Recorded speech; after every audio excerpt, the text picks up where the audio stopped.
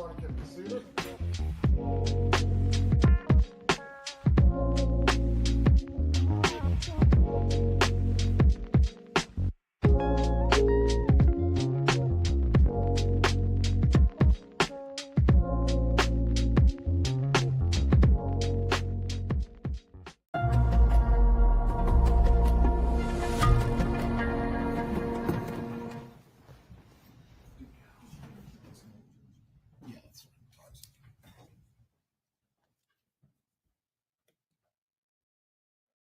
Started this morning, I just wanted to give some brief instruction to the gallery as I have on previous days. Once again, please keep your phones off or keep them on silent as the trial is taking place. Do not shake your heads or make any gesturing as the witnesses are testifying, whether you agree or disagree with any of the testimony.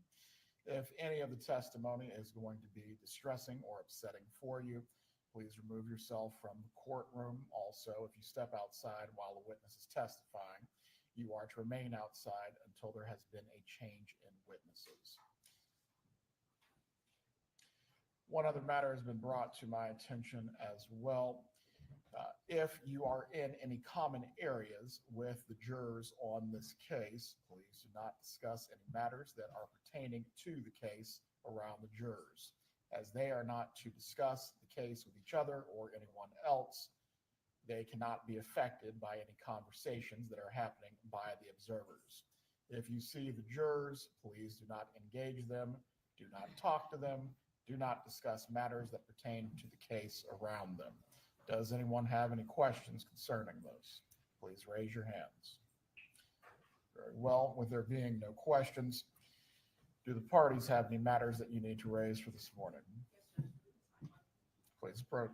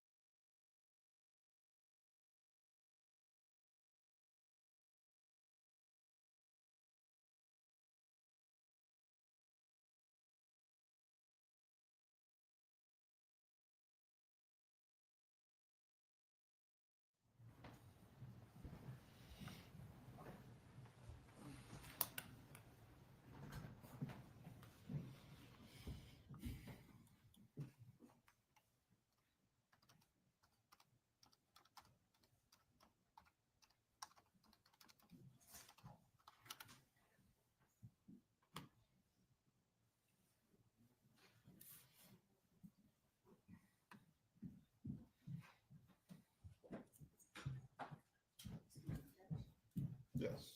Everyone's here. All right.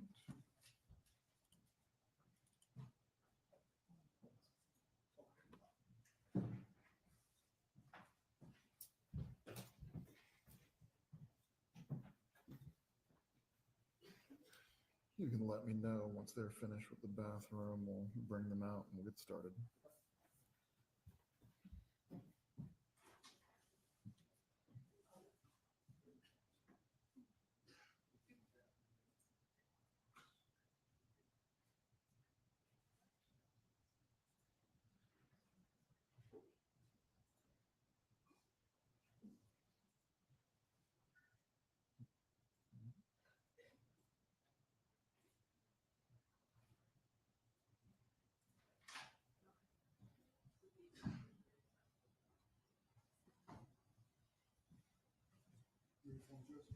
Yep.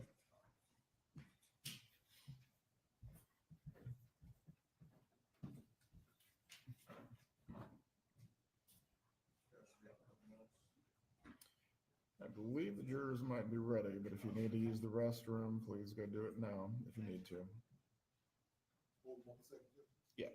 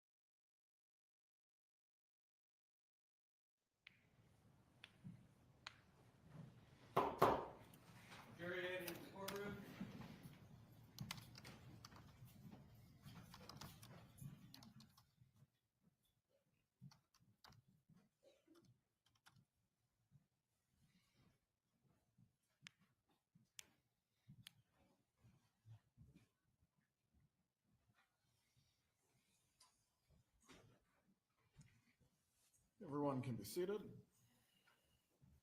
Good morning, members of the jury. Good morning. We are going to resume with the state's case once again this morning. Everyone does have their notepads and pens in their seats. All right, and for the record, the jurors have responded in the affirmative. Ms. Kappelman, you may call your next witness. State calls Jeff Lacasse.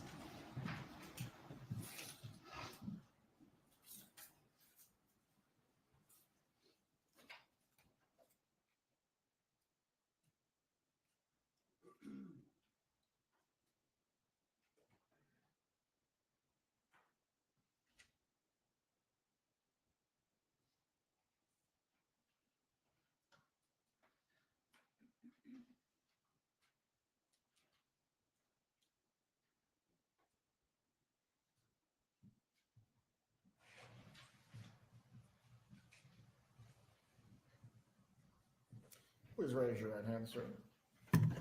Do you swear or affirm the testimony you're about to give will be the truth? Yes. You may take your seat. You may inquire when you're ready, sir.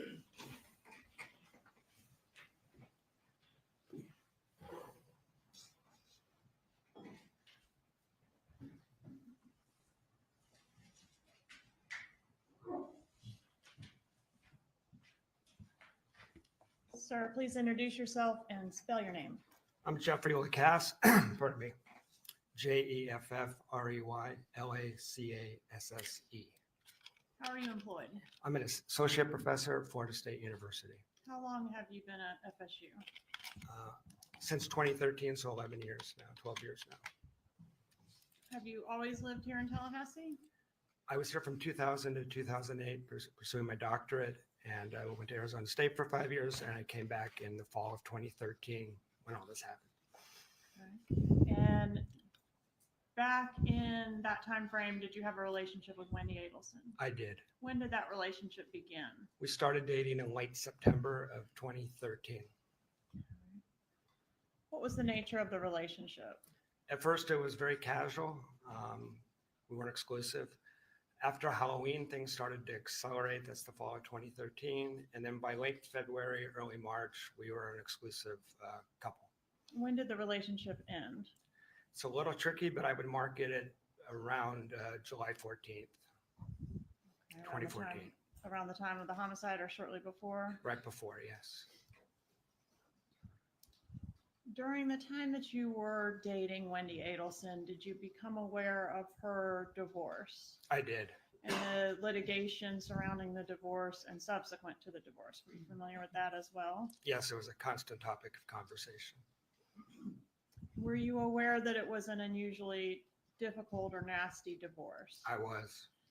And during the time that you were dating her, were you aware that litigation was still pending during that time frame? Yes. Was there a specific item of litigation that was a common topic during the time you were dating Mrs. Adelson? Well, as far as what she discussed, there were multiple. The relocation motion had just been denied a couple months before we started dating. So that was still very much on Wendy's mind. That came up a lot. Then there were the custody issues with the kids, of course. Okay.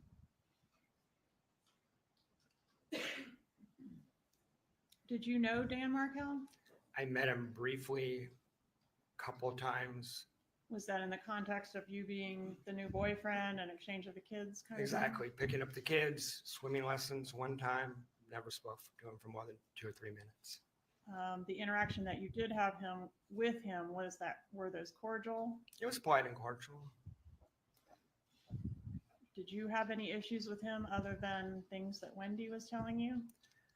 I sort of adopted the Adelson family narrative. I kind of believed what Wendy was telling me. And Wendy and I also had mutual friends from when I was here before, and they had sort of adopted that narrative as well. So I didn't have a personal beef with Dan Markel, but I did believe sort of the Adelson family story about Dan Markel. Which is that he was making it very difficult for Wendy. He was a difficult person. Yes. If you know, did Wendy Adelson want to relocate to South Florida? Yes, she did very badly. And why did she want to relocate to South Florida? She preferred to be down there with her family. She also hated Tallahassee. That's in my original, police statements. It was almost a daily topic of conversation how much she disliked Tallahassee. So it was both. She really disliked Tallahassee. She preferred to be in Miami. On our second date, she broke into tears talking about relocation and abruptly ended the date. I mean, it was still very visceral, very important to her.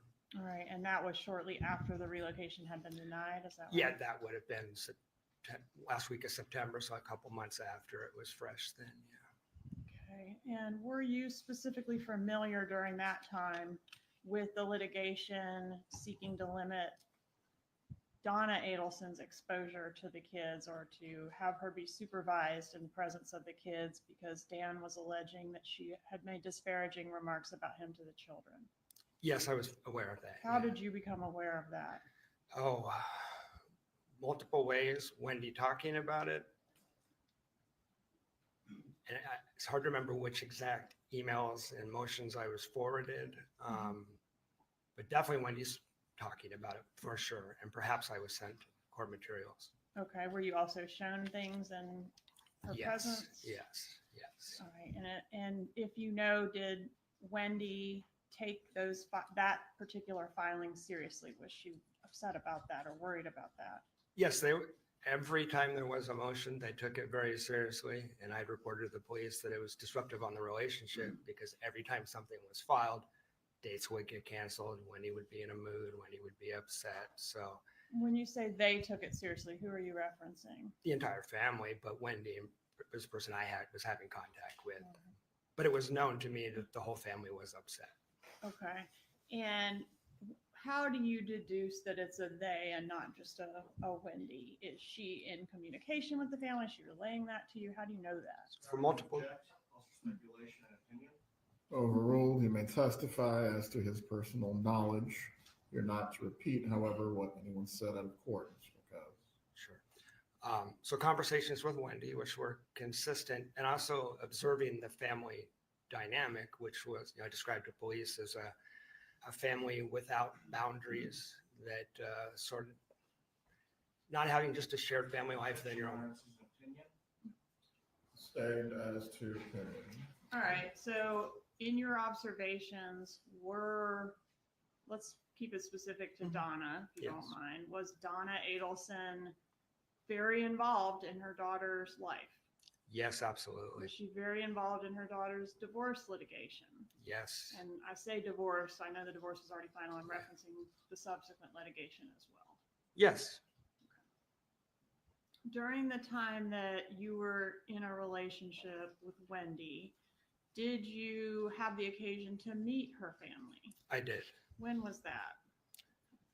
I met Donna, I met her multiple times, but Wendy had me come over to her house and had me have dinner with Donna in mid-November. So sat down and had dinner with Donna. There's about 6 or 7 other occasions that we met and or interacted. Me picking up Wendy to go on a date, and the parents would be in the living room. We went to a Hanukkah party together. We went to the circus together. Wendy's parents would use Wendy's van to transport the kids. So I would come pick Wendy up from the house to bring her to work because the parents needed the car. I met Charlie in March when I stayed with him. So that's some of the interactions. All right. And when you met Donna here in Tallahassee, was Harvey always there as well, or would sometimes? I don't believe Harvey was there. I don't believe Harvey was there that time, but he was there other times. So did it appear to you that Donna was frequently in Tallahassee? Donna was definitely frequently in Tallahassee between September and early May. After that, I'm not aware of her being in Tallahassee. Well, I think she was in Tallahassee quickly once or twice after that, but in terms of extended trips, there's an awful lot of moms here for a while going on between September and late April, early May. And when Donna was here in town staying with Wendy, what was the purpose of the visits, if you know? I think multiple purposes. The children was what almost everything revolved around. So spending time with the kids would be the main purpose that I was aware of. All right. And you said you met Charlie. Where did you meet him? Wendy and I went to, sorry. Wendy and I went to alternative spring break in Immokalee, Florida for spring break 2014.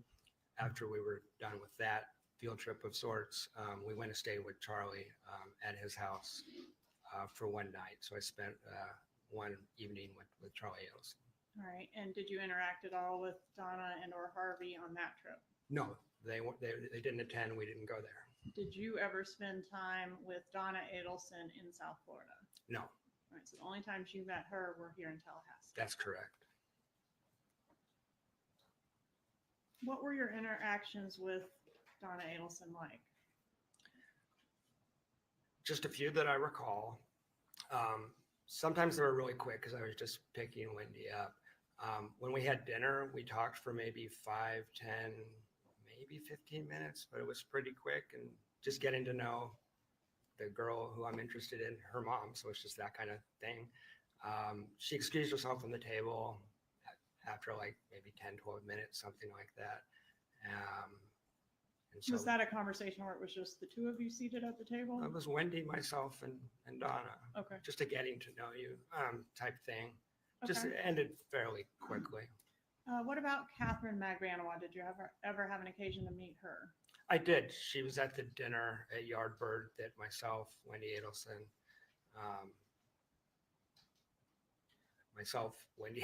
Katie, and Charlie were at. Yeah, All right, and that was the night that you spent in South Florida where you met Charlie. correct. Was that the only time you ever met Charlie? Only time I ever met Charlie. Okay. And do you know the date of that visit? I believe that's March 11th, 2014. And how was Catherine Magbanua related to the Adelson family? She was Charlie's new girlfriend at that dinner, is how I knew her. Was it your impression or knowledge that this was the first meeting between Wendy Adelson and Catherine Magbanua? That was my impression. There was a lot of getting to know you talk type stuff. All right. At the dinner table, did the subject of Dan Markel come up? Yeah, I don't remember a lot of specifics, but I think it came up kind of briefly. There was a lot of talk about Wendy's book. I remember that part. And at the dinner table, did Catherine Magbanua's ex come up at all? Yes.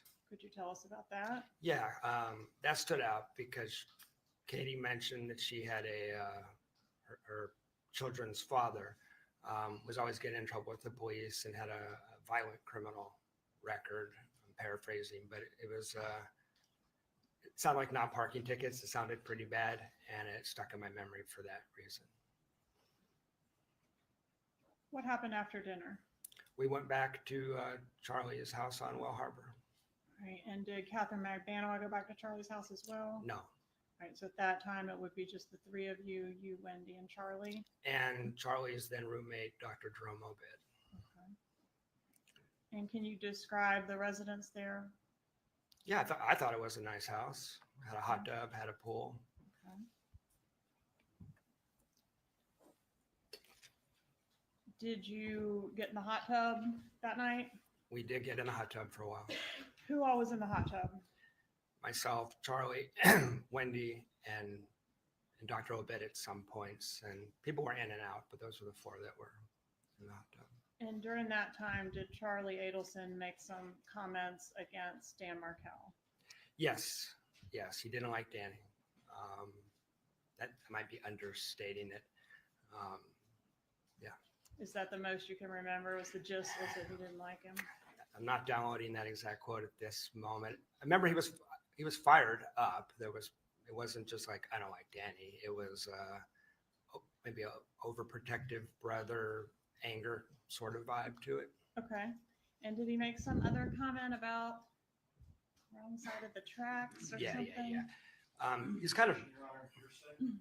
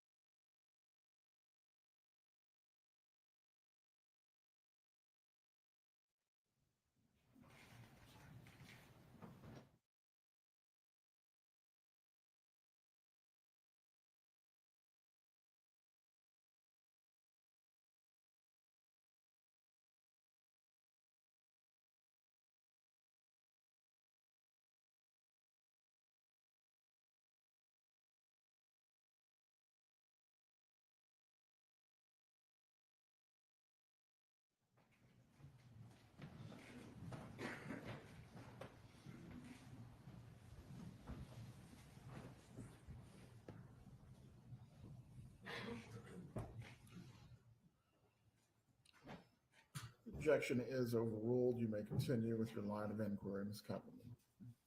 Sir, do you remember the statement that I was referencing? Yes, I do. There was a couple of statements in the hot tub. Okay. One was about the fact that Charlie knew people on both sides of the tracks. They hung out with professionals, dentists, doctors, etc. But he also knew, was familiar, had social contacts that were in the criminal element. And he's kind of bragging, and he kind of specifically mentioned Cuban neighborhoods as a place where you would find that criminal element.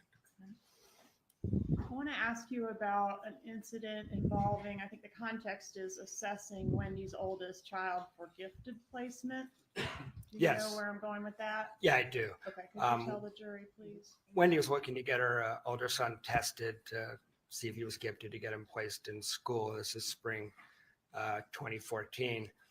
And I was trying to put her in touch with some people that could do that. And we were talking about that, and she asked me when children develop autobiographical memory. Is your training or profession such that you have some knowledge that you could offer on that topic? Your Honor, he's not disclosed as an expert. And you'll need to establish a foundation as to why this testimony could be given by this individual, Ms. Kappelman. I'm not offering it for its truth, Judge. It goes to Ms. Adelson's state of mind and motive.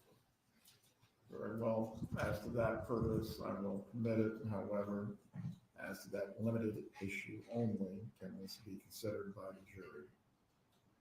So, I mean, you're not an expert on children's autobiographical memories, are you? Not really. That's in some of the textbooks I teach out of, but I think I can keep it out of those scientific realm and explain it commonsensically, which is how I responded to Wendy. Children at age 2 have amnesia, which most parents probably realize. Between 3 and 4, kids start to develop the ability to retain memories. Jeff, this is expert testimony. As to a specific thing that goes to the state of mind of the individual you are testifying about, Mr. Lacoste, you may speak. As to your knowledge of any literature or research on this matter, I do not need you to testify on that matter. What is your profession? What is your background? I'm a professor of social work. I teach mental health courses. Okay. So Wendy asks you what? She asked me when kids develop memory. At what age will kids start to remember what happened to them when they were a kid? And what was your answer?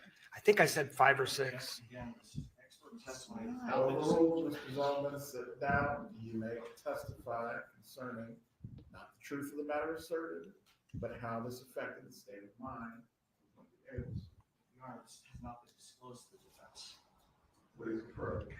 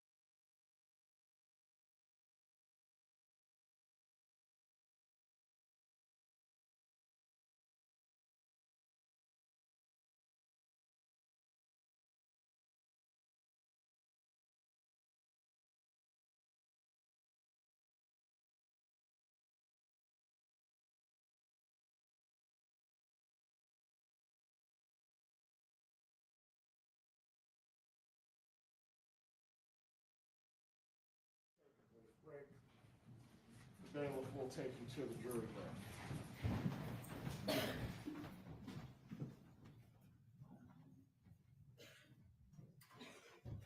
Lacoste, if you can step down, please. Step outside the courtroom doors. Don't discuss your testimony with anyone else.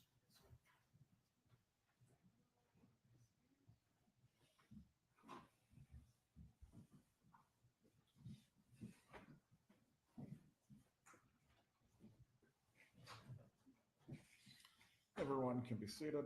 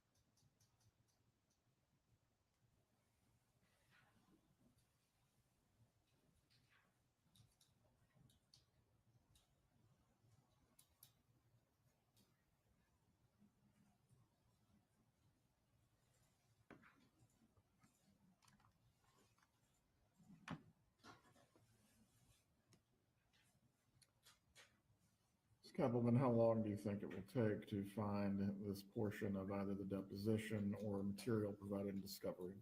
Maybe another 10 minutes, Judge? Very well. We'll take a recess then until 9:40.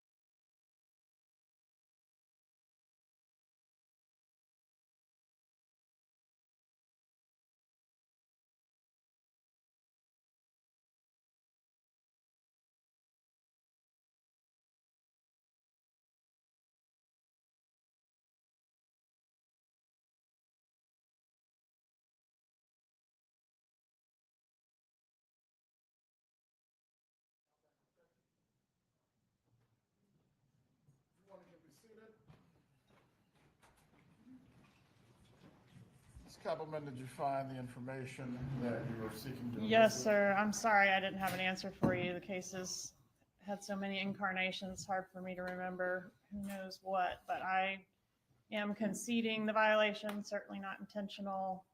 I did not find it. Mr. Rashbaum did not depose this witness, so I'll move on. Well, the defense requesting from the court to conduct a Richardson hearing. It's not intentional. I would concede that. There are a lot of materials in here. I would just, if the state's going to move on, I don't think we need to inquire further. Well, Should I get the witness, Judge? one moment, briefly, so the record is clean on this topic. I will find there has been a discovery violation with regard to the testimony of Jeffrey Lacasse on the subject matter of what was discussed with Wendy Adelson concerning any issues as to the children's memories. I will find this was inadvertent, as there have been, I believe this Kappelman is the 5th or 6th trial in this, Only the fourth, Judge. excuse me, the 4th trial that has occurred under this set of facts, and there has been a multitude of discovery or interviews or depositions of this witness, but specifically as to this defendant being able to depose this witness on this topic, that did not take place by prior counsel or current counsel. I will find it is trivial, and it has not had a prejudicial effect on the ability of the defense to prepare, since the state is conceding the matter and no further examination on this topic will take place. The court will give a curative instruction to the jury for them to disregard and not consider as evidence in this matter any testimony that has taken place concerning a conversation between Wendy Adelson and Jeffrey Lacasse as to the children's memories. You may bring in the witness.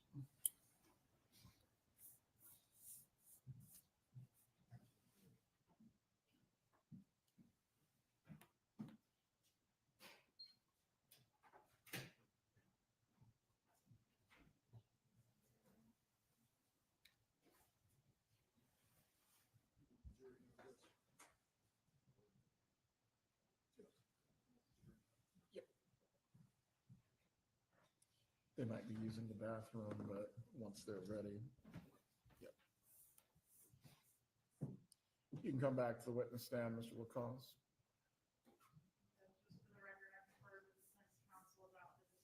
A curative instruction, even though it sounded like they weren't asking for it, and it sounds like they're in agreement with that procedure. That's correct, Your Honor. I wouldn't know why you have an adverse. Well, there could be an argument that it draws more attention to the information, so I just wanted to make sure that their agreement was clear for the record. Mr. Zelman, do you wish to have the curative or do you not? The proposed curative is acceptable, Your Honor. Very well.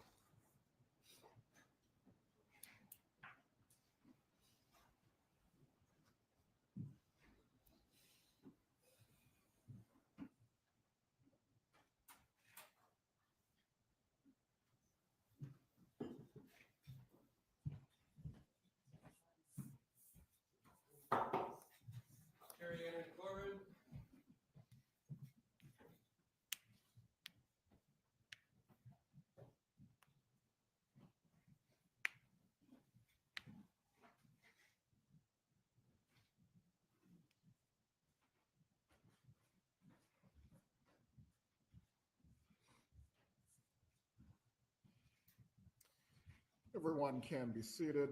Members of the jury, before the examination of this witness continues, I am going to give you a brief instruction. The last objection that was raised by the defense, it is being sustained. You are to disregard any testimony that has taken place by this witness concerning the issues of any statements or any conversation he had with Wendy Adelson about her children's memories. You are not to consider this as a part of the evidence in this case. You may continue with your examination. Thank you, Judge. Around this same time frame, I guess we're talking about maybe March of 14, somewhere in there, did Wendy Adelson, actually strike that. I'm going to move on to the coffee shop meeting. Familiar with that? The June 4th coffee shop? Yes, sir. June 4th, 2014. Did you have plans prior to that meeting to travel with Wendy Adelson over the time frame in which Dan Markel was ultimately killed? Yeah, that's right. And on June 4th, I had planned to see Wendy and the kids at her house that night. Middle of the day, she called me to sort of an impromptu meeting at Red Eye over on Thomasville. And she abruptly canceled our trip for reasons that didn't make much sense. When was the trip scheduled to happen? The 11th to the 17th. All right, so you would have returned home actually the day before the murder Correct. occurred. Okay, and did she express concern about not being home in time to pick up the children? Yeah, the reason she canceled the trip was I'm worried we're going to get strict. This is staying unless there is an exception. Ms. Kaplan. Goes to motive, Judge. Overruled. Don't care if they go on a trip or not. All right, sir, so the reason for not going on the trip? The reason for not going on the trip was tied up on a couple of things. First of all the stuff going on with Danny was a constant refrain. But given the stuff going on with Danny, she was concerned that she might not be back in time, even though our flight was to land the day before. And it wasn't so odd to me. It wasn't winter. We're going through it. It's like LA to Atlanta to Tallahassee, leaving in the morning. I didn't see any real reason why that would be a problem. She would have needed to pick up the kids on July 18th, right? Yes. She knew that then. Their schedules were planned out for like months. Okay, so you would have returned on the 17th and she would have been picking up her children from preschool on the 18th. Yeah, I think 5 p.m. on the 18th, which is why, I didn't object. I just said, okay, I didn't make a thing out of it, but it didn't make any sense. And that, just for clarification, that conversation occurred on June 4th. It did. Okay, when was the next time you saw her after that coffee shop meeting? Yeah, so that was mid-afternoon, and in the evening, I had plans to go see her and spend time with her and the kids. And then she had contacted me that she wasn't feeling well and I should rush over there essentially. She had a stomach problem. So I got there as quickly as I could.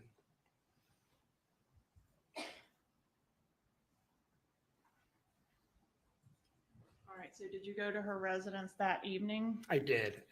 And what happened when you got there? Well, on the way there, I remember contacting her and asking her, do you want me to stop and get some stomach medicine or something like that? And didn't. I believe she told me not to. Once I got there, she hemmed and hawed a little bit, and then eventually I left because she was a complete anxious wreck. She didn't have the flu. She didn't have food poisoning. She was just a nervous, anxious wreck, and it was affecting her stomach. So after a little while, I drove to a nearby convenience store to go get her Pepto-Bismol, which I recall because I have a credit card receipt from this random convenience store a few miles from her house. All right, so she was a nervous wreck that night, and did she tell you what the problem was or not? No, there's no discernible. I couldn't figure it out. She didn't tell me. Okay. All right. Was there a time when you were over at Ms. Adelson's residence and you observed that her TV was broken? Yes. Okay, tell me about that. When did that occur? That would have been around the week of June 11th to 18th, somewhere in that time period. I went over Wendy's to spend time with her and the kids, and she asked me to take a look at the television. I turned it on. She said there was a problem with the TV. So I turned it on expecting to see input 1 flashing, or, the kids pushed the wrong button or whatever. And what I'm looking at when I turn it on is a screen that's been partially shattered, that's been struck by an object.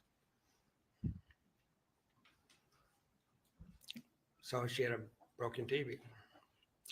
All right. And did she tell you what happened to the TV, how it got into that? No, she kind of asked me to look into the TV as if, she didn't know. I looked around. It was impossible to me that the kids would have done it, but I didn't know the better explanation at the time. So I was kind of mystified as to what happened. It looked like a human being, between 5 and 6 foot, something like that. It stood in front of it and hit it. That's what it looked like. But she was asking me. Okay, so it was like an impact mark, like a round impact with spider webs. Exactly. The image, the pixels are distorted. Most people have probably seen this. So it's, and it wasn't completely shattered. You could sort of see what was going on the television, but it's not a TV anybody would normally watch. Okay. All right, so let's move away from the TV for now. Was there a date that you had with Wendy Adelson on, gosh, have I gone backwards in time here? It was the day before her birthday. What was the date of that? We were scheduled to have a date, day before her birthday is April 21st. We were scheduled to have kind of a special date night that night. Wendy didn't answer her phone, didn't answer texts, and I got so concerned about her. A few hours after the date was supposed to have started, I just drove over there to check on her, knocked on the door for a while. She finally came to the door. Appeared to be intoxicated, and not just on alcohol. I mean, weary-eyed. I'm not sure what substances, but it wasn't good. She wanted me to stay, and I was annoyed enough that I actually just left. I didn't stay the night. So. Okay, so I kind of got our timeline out of order, but some erratic behavior from her on April 21st and then again on June 4th. That's right. Okay. I'm going to approach and show you a text message that was sent on June 28th of 2014. And I've marked it as States Exhibit 141. Have you ever had a chance to review this text message before? Yeah, you showed this to me last week.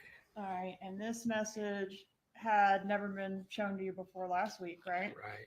And it's been testified that this was from Wendy Adelson to her brother, Rob Adelson, but it concerns you. Yes. Is there anything factually incorrect in what Wendy Adelson is stating in that text message? Well, when she says I haven't told mom and dad about me, I met them multiple times. It's impossible that they didn't know we were dating. For example, I was aware that Donna wasn't thrilled that I wasn't Jewish, so that doesn't add it. This doesn't make sense to me in terms of like seeing me for 6 or 7 months. So in that text message, she's saying, that you're a secret boyfriend from the parents. Were you a secret boyfriend from the parents at that time? It's implausible. No, I don't think so. In fact, you'd met the parents several times. Yeah, and had conversations with them, limited conversations, but conversations. And the other part that's, I think, really significant is the kids talked about me constantly. I have all kinds of text messages and emails where Wendy's mentioning the kids are down in South Florida talking about me. So to this time, I'd ask to move into evidence case 141. Any objection? Can I see that, please?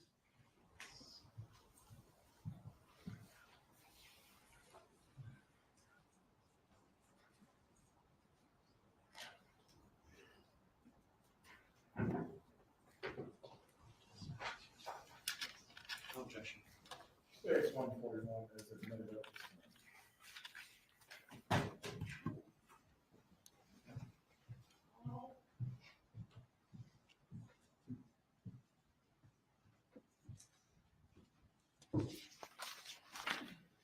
Okay, I want to draw your attention next to a disagreement that occurred with Wendy Adelson on June 29th of 2014. Do you recall that incident? I do.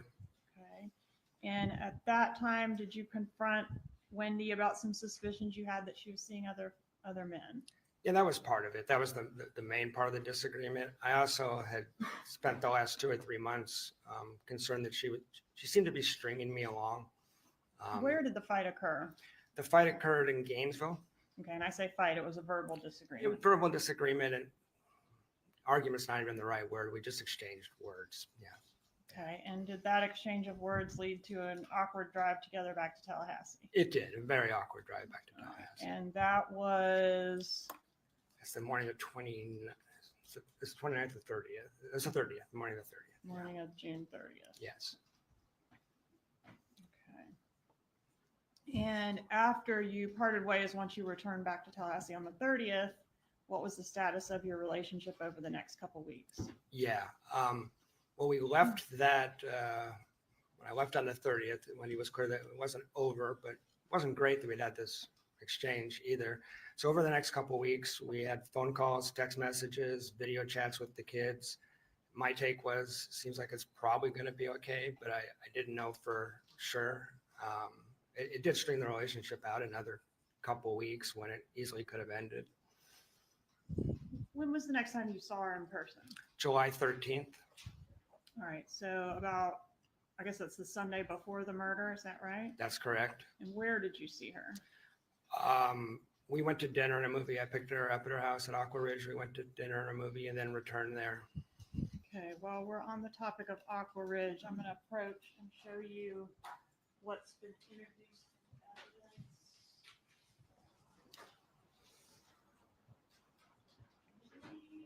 Is that in evidence, Mr. Dugan?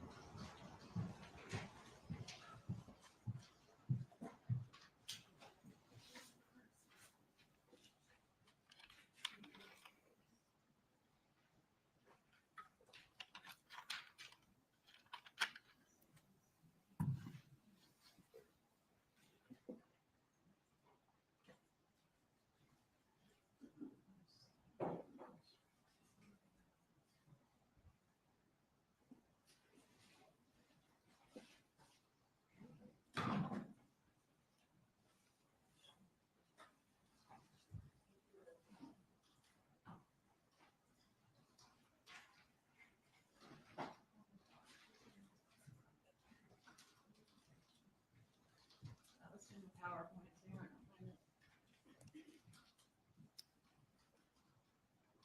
All right, we'll circle back to Aqua Ridge. So we're on the disagreement, didn't see her for a while, saw her on July 13th. And you were at her residence. What was the plan for that evening? I didn't know. It was just to spend time together and maybe talk about the relationship some, but we were conversing. We had conversations. Were the kids there that night? They were not. Okay, so it's just the two of you at the residence? Just the two of us. All right, and did the subject of relocation come up? Yes. In what context? It came up in the context of whenever Wendy got back from Miami, she was always very upset about the fact that the relocation had previously been denied. I mean, it had been legally denied, but she wasn't over it. It was a constant refrain about how much she hated Tallahassee. So we're talking about the future of our relationship. And I'm asking, are you going to be here? Because with the constant complaining about how hard it was on her parents to transport the kids and just the constant complaining, just thinking, is she even going to be here? Is it worth trying to push forward in the relationship? And she said the only way that I'd ever relocate is if something would have to happen to Danny. Subject to the same ruling at sidebar. The objection is overruled pending the other matters that do have to be addressed. You may continue, Ms. Kappelman. Please repeat your answer. Yeah, the only way she'd ever be able to relocate is if something happened to Danny, was the first statement. Okay, and did she mention anything further about something Well, happening to Danny? Can I give the context before the next? Yes. Yeah, so I was getting a little tired of this whole drama around the relocation. And so I pushed back on Wendy a little bit and said, like, you're going to have to kind of make your peace with this. You're going to have to take some responsibility for this. You're linked to Dan Markel for life. Kind of challenged her a little bit. And she said, well, can I tell you something confidentially? And I said, sure. And she said, last summer. Same ruling remains. The objection is overruled. You may continue with your answer. She Can said, I tell you something in confidence? yeah, can I tell you something? After I challenge her, can I tell you something in confidence? Sure. Well, last summer, my brother looked into all options possible to take care of the Danny Markel problem, including hiring a hitman, and it would cost about $15,000. Okay, and when she referred to her brother, she's got two of those, right? She said Charlie. And when she said Charlie looked into hiring a hitman, are you familiar with Charlie's joke? I looked into hiring a hitman, but got you a TV as a divorce present because it was cheaper. Yeah, Wendy told me that joke a couple of times. This was not that joke. Okay, so this was something different. Yeah, the joke was said with levity. It's a dark joke, but well, this I found chilling. I found disturbing. It made my stomach flip. It kind of took me aback. She was dead serious when she Okay. said this. And she'd asked to tell me in confidence, which you don't do before you tell a joke. Okay. So I want to take you to the next day then. So we're at July 14th, the Monday before the murder. Yes. Did you see Wendy Adelson on that date? Yes. We had contact throughout the day trying to arrange some kind of date. It kind of ebbed and flowed. But she was real enthusiastic about seeing me at one point. And then like mid-afternoon, let's just meet at yoga is what was decided. So we went to yoga. Okay. What happened after yoga? Well, I was wondering why we were at yoga because when he was being very strange, I felt like the relationship was over. She wasn't feeling well. I'm not a big yoga guy, so I didn't understand why we were at yoga for like 80 minutes, stretching. But then when we left yoga, we barely spoke, and I was just getting a vibe that this is over. Tried to talk about the relationship, didn't go very well. It was pretty clear to me. My internal thoughts were like, well, this is over. So she didn't want to spend time with me the rest of the week. So I just put my hands up like this. I remember this vividly and just turned around and walked away. Where were you when that was happening? We're in the parking lot of Journey's Yoga over by Winn-Dixie. Okay, so you have your two respective vehicles there and Yes. you're parting ways. Yes. Okay, what happens as you walk away? Get about 10, 15 feet away from her and she calls after me. I turn around and she had a series of detailed questions about what I would be doing on Friday.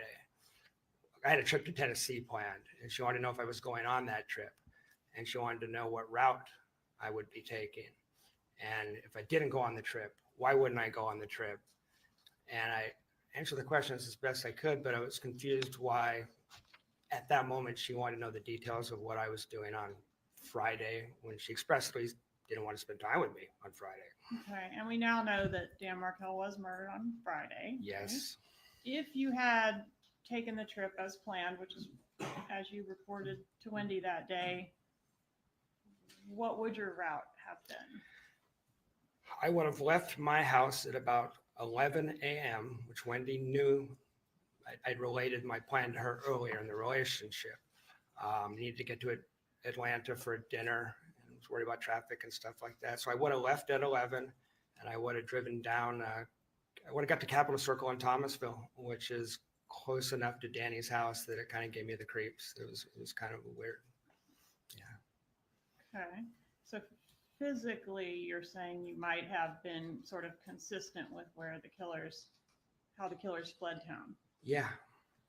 Okay, and after this yoga date and the discussion of your travel plans, did you get an email from Wendy? I did. I'm going to publish what's been introduced into evidence as states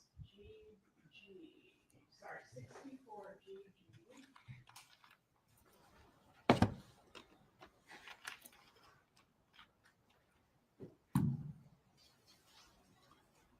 Is this the email she sent you after the yoga date?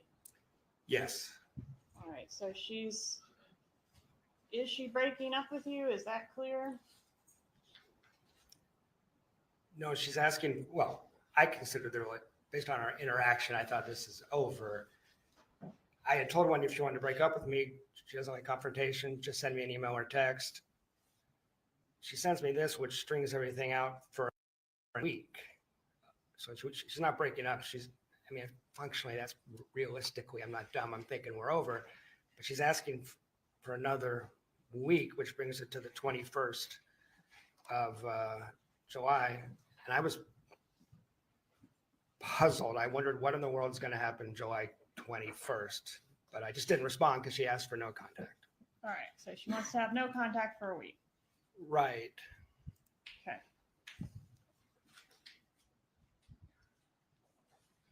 was able to find that photo I was looking for earlier, 86A. I can show you that.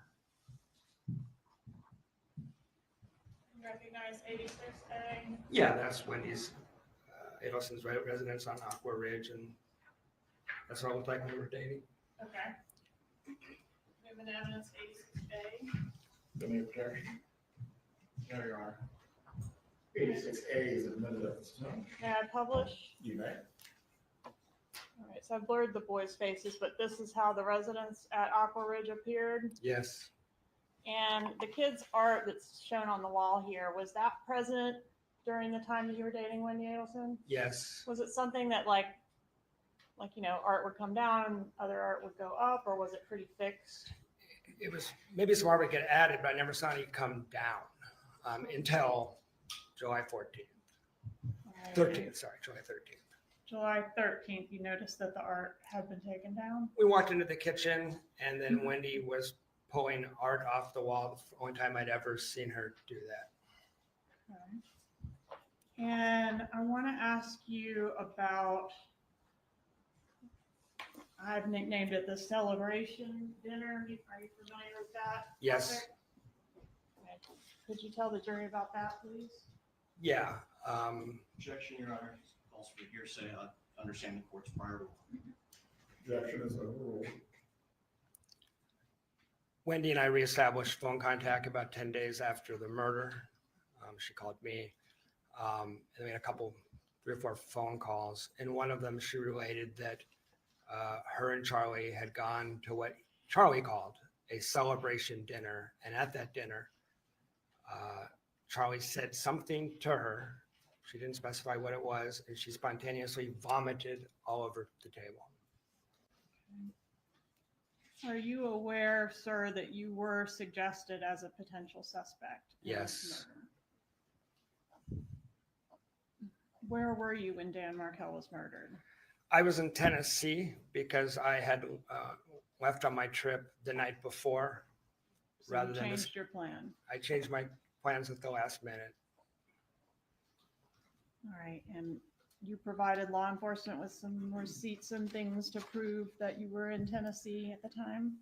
All that, and I got a flat tire, so I ended up getting videotaped at a Kmart. And I know the TPD used that to exclude me with the timestamp on the surveillance footage. May I have one moment, Your Honor?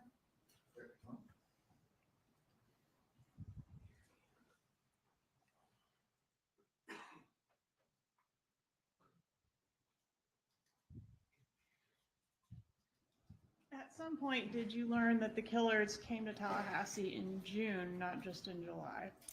Yes, when the arrests were made and the documents were released, I learned that, yes. And did you put together some facts about your travel plans that day that could have potentially made you a suspect on that trip as well if the murder had happened as Yeah, planned? that Friday, I was scheduled to go to a business trip in Gainesville, leaving at 11 a.m. So 2 times in 2014, I leave town on a trip by myself in my car, and both times hitmen are in town trying to kill Danny Markel, once successfully, obviously. Are you familiar with the type of vehicle that was originally rented by the killers in June to make that June trip? I am. And was that significant to you? Yeah, I mean, this is long after this all happened. I'm learning this from court proceedings in 2016. But when I heard they rented a gray Altima initially, I had a 2004 Nissan Sentra. That freaked me out because that's about as close as you were going to get to my car on the rental market. I'm going to show you what I marked as state's demonstrative exhibit G. You recognize this exhibit? Yes, ma'am. All right, is this the make and model of it's not the actual rental car, but the make and model of the rental car compared to the make and model of your vehicle? Yeah, my car's right on top. That looks just like the car I had at the time. Permission to publish G, Your Honor? You may.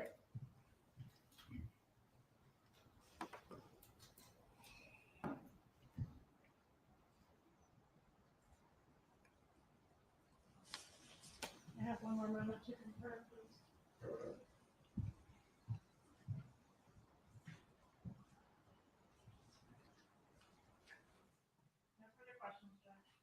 cross-examination. Yes, Your Honor, just a moment.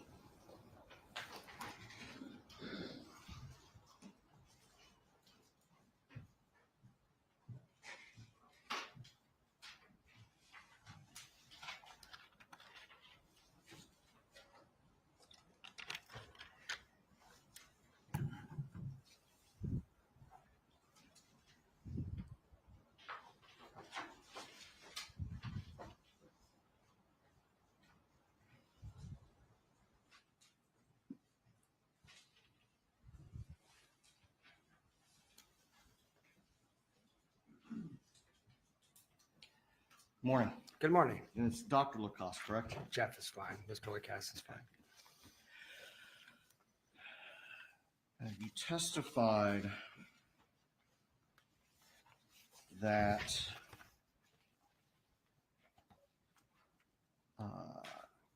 it was your understanding that my client, Donna Adelson, was aware of the motion that the state has called the grandmother motion. Yes. Okay. Do you know how she took that?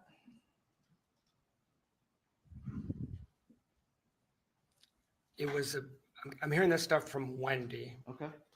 Um, Well, do you know how she took it? I mean, I wasn't there to observe her reaction. The whole family was upset about every one of these motions, was my impression, information coming from Wendy. Okay. And so the only person that you spoke with about how the family took things was from Wendy.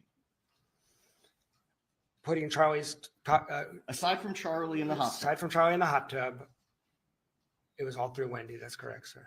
isn't it true that you found Wendy? Let me find the exact quote.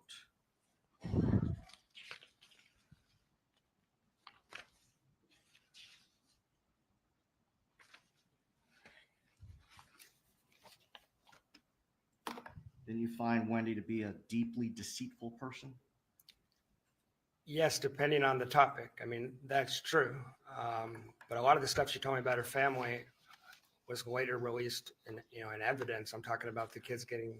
Your Honor, I'd move to strike that response. Stay. Mr. Lacoste, you are only to respond to the question that you are asked. Members of the jury, the portions of the answer that were non-responsive, you were not considered. You may continue. Thank you, Your Honor.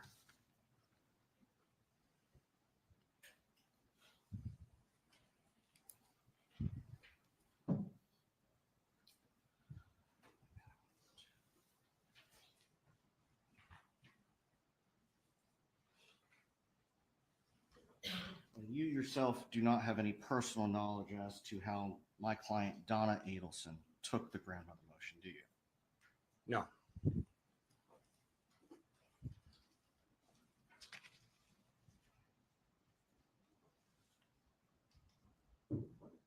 Isn't it true that you only had limited small talk with my client, Donna Adelson? That's correct.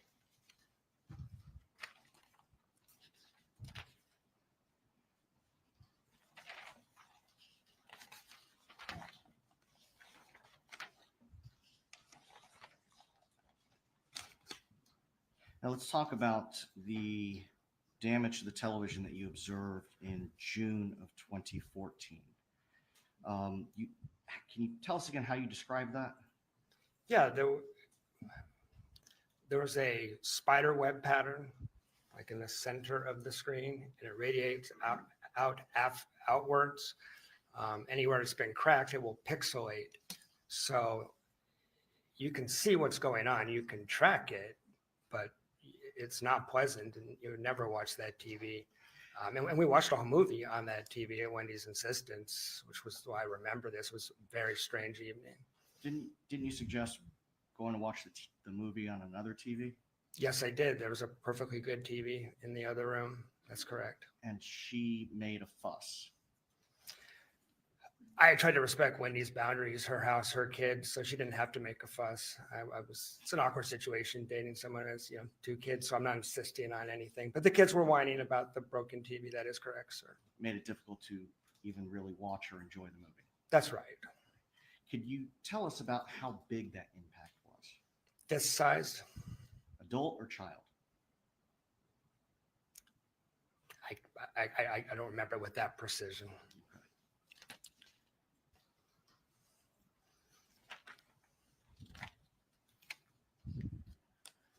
You testified about a statement that Wendy Adelson said to you on July 13th of 2014, that she wanted to say to you in confidence. Yes. And it was that her brother looked into hiring a hitman. Her brother, Charlie. Her brother, Charlie. Yes, sir. That's correct.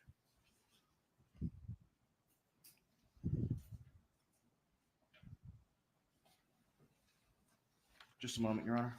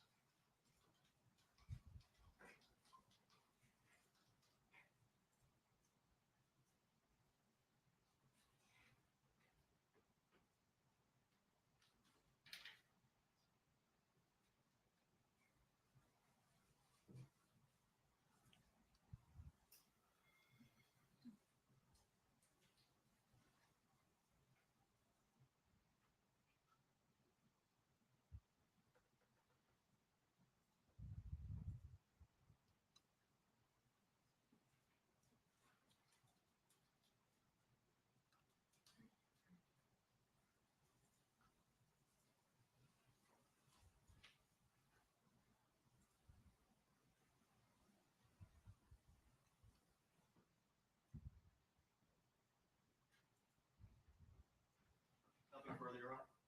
Redirect examination. You may step down, Mr. Lacoste. Please call your next witness.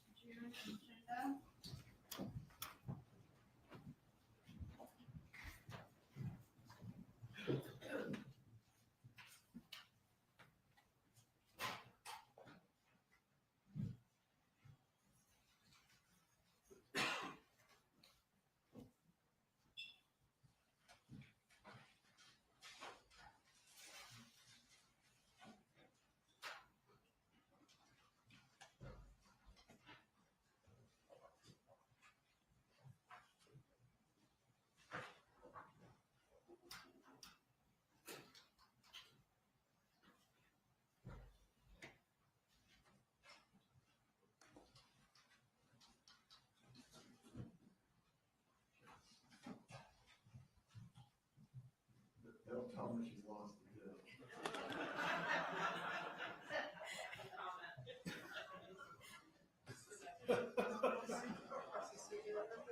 the to all bailiffs, United States Marshals, the FBI, please track down our next witness.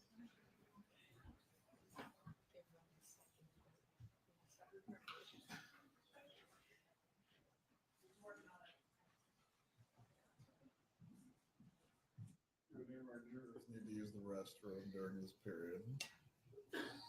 Yes, we Bailiff, do. please take the jurors to the restroom.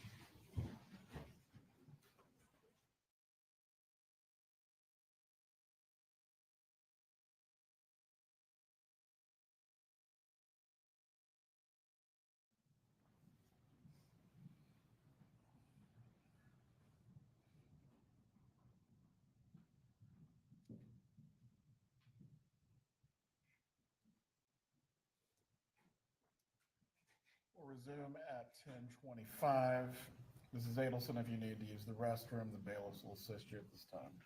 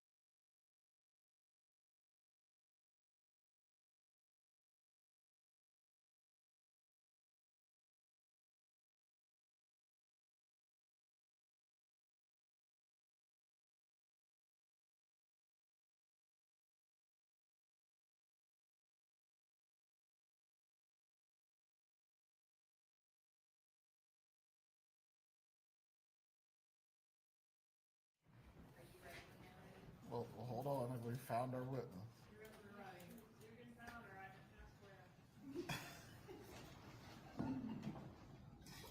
Duke and a jack of all trades, bring them on.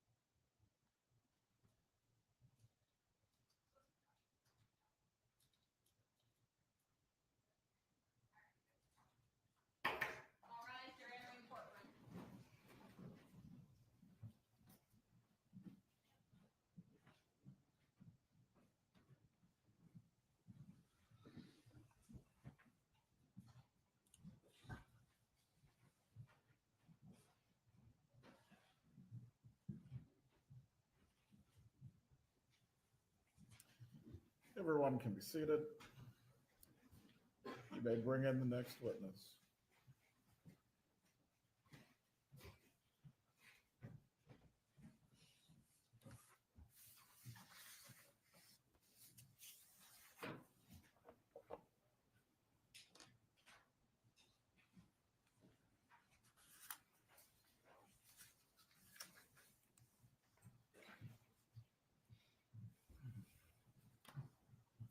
Here. Please raise your right hand to be sworn. Do you swear or affirm the testimony you're about to give will be the truth? Yes. You may take your seat. Please speak loudly and clearly so you can be heard. You may examine. Hi, what is your name? Hi, my name's June Umchinda. Will you spell that, please? The first name is June and the last name is Umchinda. Where do you live, ma'am? I live in Boca Raton, Florida. Do you know Donna Adelson, the defendant in this case? I do, yes. How do you know her? I was Charlie Adelson, her son's ex-girlfriend at one point. Okay, when did you date Charlie Adelson? I dated him in 2015 to 2017. I met him after the murder. Okay, do you recall what month in 2015 you began dating It Charlie was Adelson? October. And then broke up in what month of 17? In June. Okay, can you describe for the jury what the beginning of your relationship with Mr. Adelson was like? Well, in the beginning, him and his family were not being investigated by anything. So it was just a normal relationship. We had, everything was great. Did you describe it as a fairy tale? I did. Had you met his mother? I have. How many times did you meet his mom? Not more than 5 or 6, I would say. And when you met her, was that at family events or what type of events? Some family events and some weekends or dinners or just get-togethers. Did you notice during the time you spent around Donna Adelson that she was very involved with her grandchildren? I did notice, yes. How close was she to Charlie Adelson? They were very close. They worked together? At times, Charlie worked at many offices, so when he was at his office, yes. Okay, because there was a family business as well that he was a part of, right? Yes. And Donna Adelson worked at that business? I believe so at times. Okay, and did they speak on the phone daily? Yes. Did it seem like Donna Adelson was in control of the family?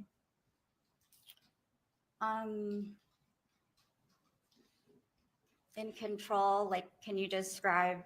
Like the What do you matriarch of the family. She was the one that everyone looked to be in charge.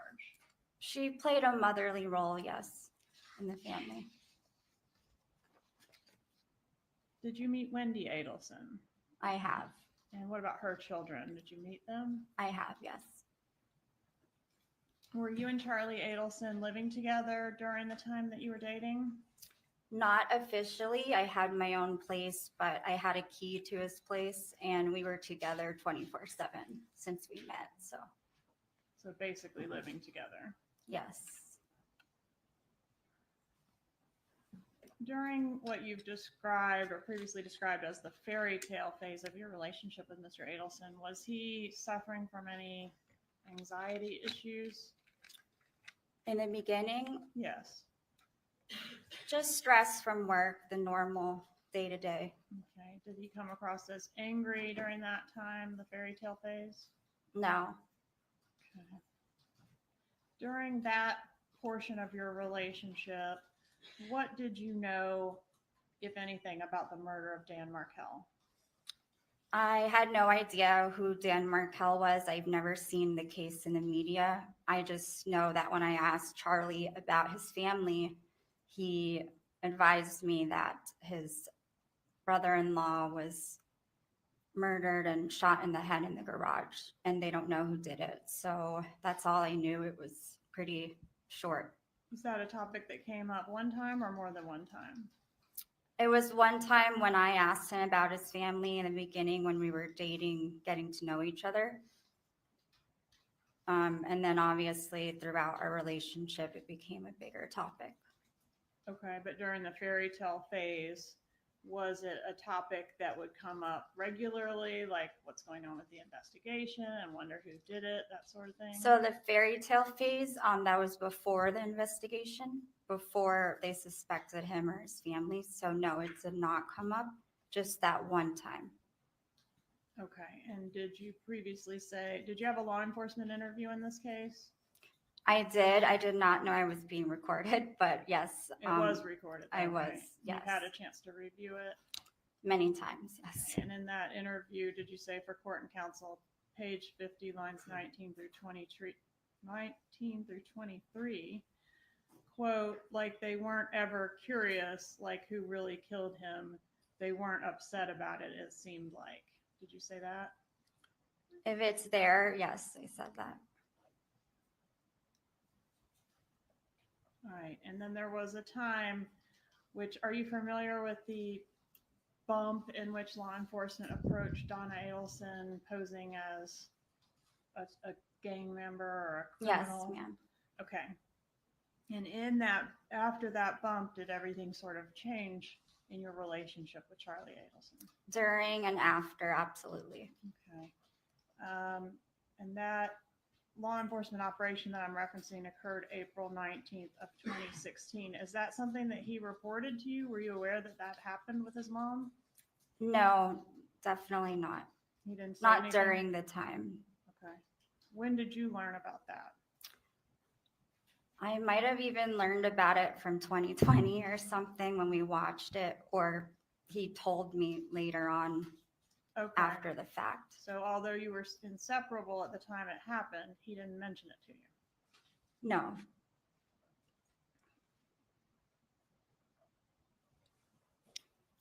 In what ways did Charlie Adelson's behavior begin to change around that time? Around that time, I noticed he wasn't sleeping.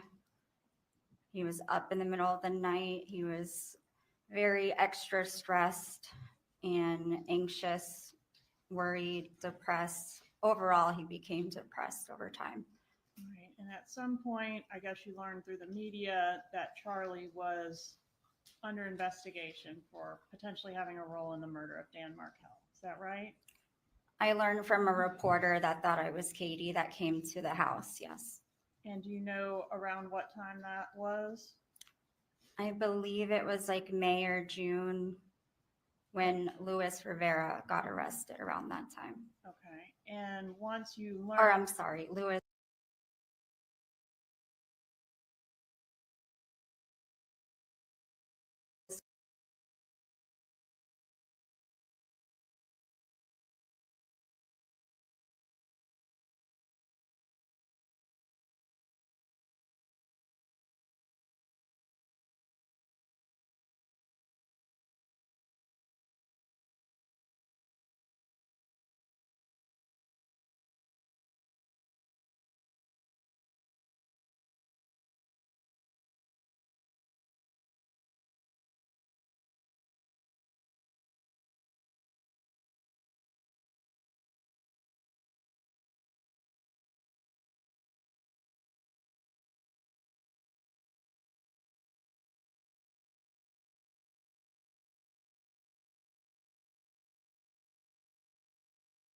you did learn some things from the media about this case. Was there something that stood out to you about how the hitmen said they were paid?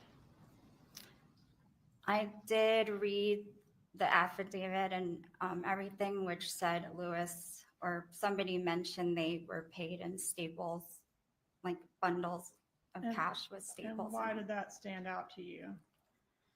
Because I noticed that Charlie stapled his money, or he had money that was stapled. Okay, so you had seen that in his residence before? Right after I read that, so after I After you- found out that the money was stapled. After you found out the money was stapled, you saw the stapled money? Or no, sorry, let me think.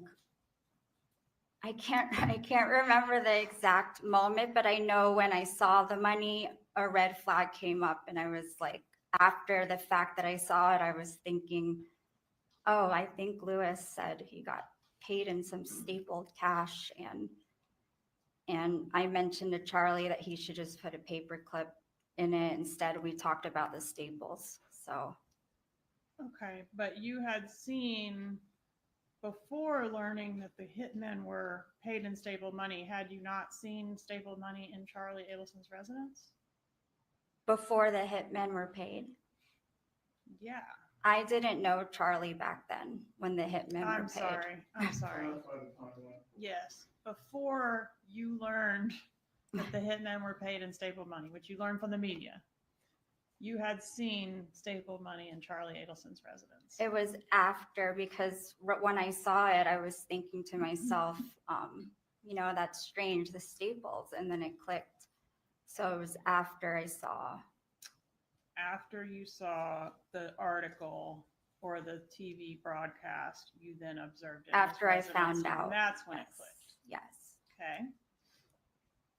And the stapled money that you saw was $100 bills stapled into $1,000 bundles. Is that right? Yes. And there was quite a few of them that you saw, right? Right. Okay.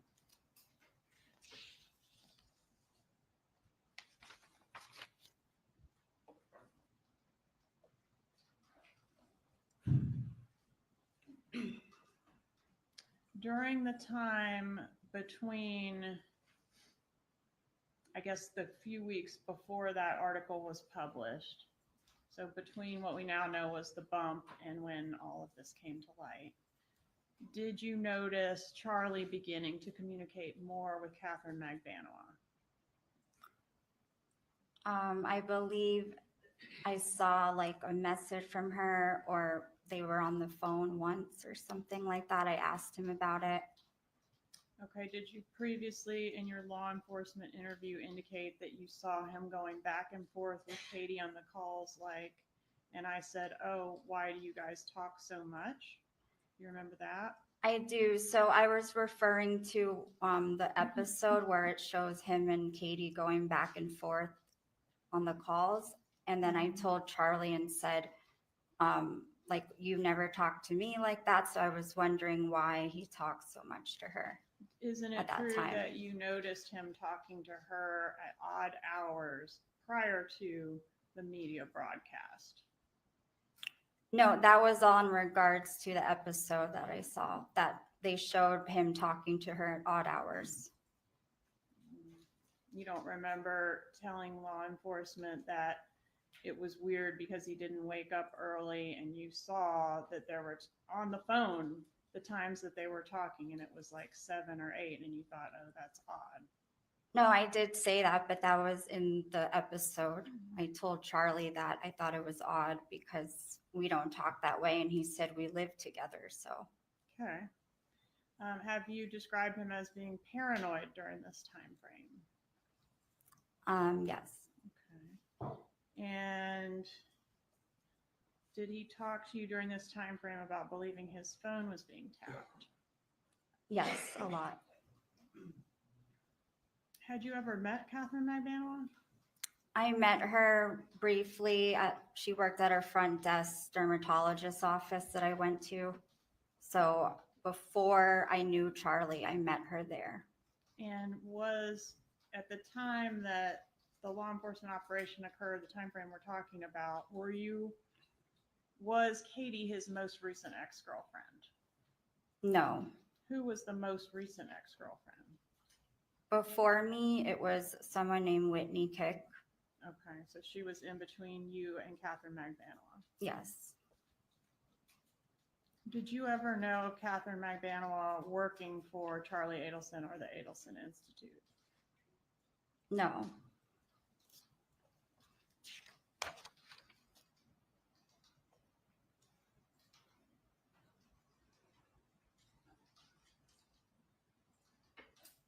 right. And then when you mentioned you were still with him at the time that Magbanua was arrested, did his erratic behaviors get better or worse at the time of her arrest? It was worse. Okay.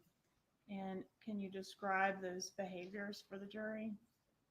Well, it was a lot mixed with what I said earlier, the no sleeping, depression, and our whole relationship just took a big turn, and I wasn't sure why. In the beginning, he was just acting strange and would go to his friend's house, and our routine kind of got disrupted, and I wasn't sure why. So it was just like I knew something was going on, but I didn't know exactly what the problem was. So Did he become angry, short fused?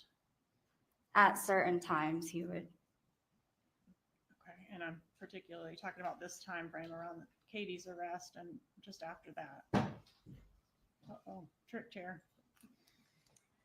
Around the time right after Katie's arrest, is that the time frame where these behaviors escalated?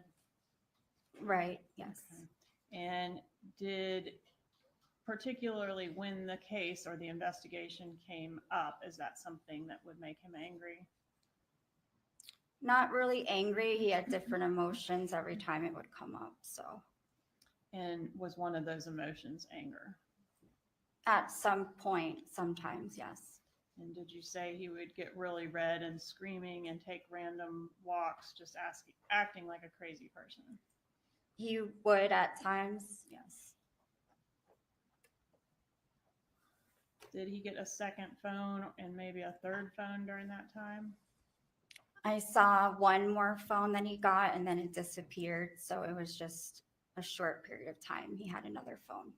At some point during this time frame, did Charlie Adelson begin communicating with you via WhatsApp? He did actually when he went to Asia because it's like, I guess you can talk to anyone in the country on WhatsApp. So he thought it was easier that we spoke there. Was he only communicating with you via WhatsApp when he was in Asia, or did he do it when he We came just back? developed the habit after he got back. We just spoke on there all the time. Do you know if he was communicating with Magbanua via WhatsApp? I don't know. Did he start keeping a bag of clothes by his bed around this time? I saw him keep a change of clothes one time or a few times, yes. Did he sleep with a gun around this time? He always has guns around because he has his license to carry. So he didn't physically sleep with the gun, but he has one in his nightstand and all over the place. So What about Wendy Adelson? Did you notice an issue between Charlie Adelson and Wendy Adelson during this time frame? I wasn't too involved with them, but I did notice one time they got into an argument. All right, and did he tell you it was a fight about this case? He just said that it was something about the case. Yes. Okay, do you remember exactly when that was? Not exactly. I don't know if I should guess or not. but- No, please don't. So was there a time frame where Wendy and Charlie were not speaking because of some type of a disagreement about this case? Yes. What about Donna Adelson? Did her behavior change at all around this time frame that we're talking about? So I wasn't around her a lot, but when I did see her, yes, she was upset. Okay, and did you describe her as a mess? Yes, if it's there, yes. What does a mess mean? Just like mentally upset and physically drained or not their usual self. All right, was she crying when you saw her? At a point in time, yes. And did Charlie Adelson advise you that she was taking painkillers for stress during that time frame? Yes. And was there a time when you were on the balcony of Donna Adelson's residence and she made a statement to you about Dan Markel?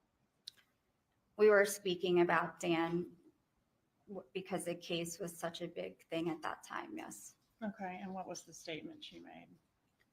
Well, her life was crumbling down in her family's life. So she said everything felt like Dan was haunting her from the grave or them. I don't know. Whatever it says there. She feels like Dan's back from the grave, like haunting her or something. In reference to that, yes. I don't, yeah. No further questions. Cross-examination. Thank you. Please remain seated. The attorneys will discuss your representation. Okay.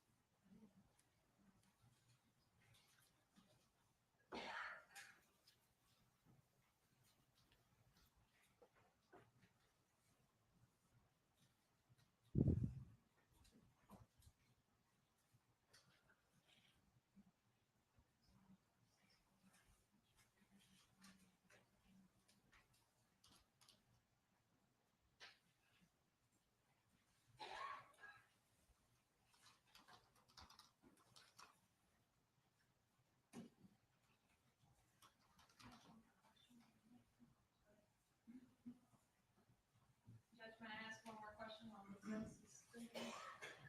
Go ahead. Did Charlie Adelson make a statement to you about Catherine Magdanoa's breast augmentation? After the 2020 episode, he made a statement and joked about it. Yes. What did he say? He was saying they were thinking that he paid for the whole thing. And then he said, like he said he paid for one or something and laughed.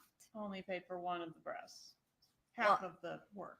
Right. But he was laughing. So it was just a joke. Okay.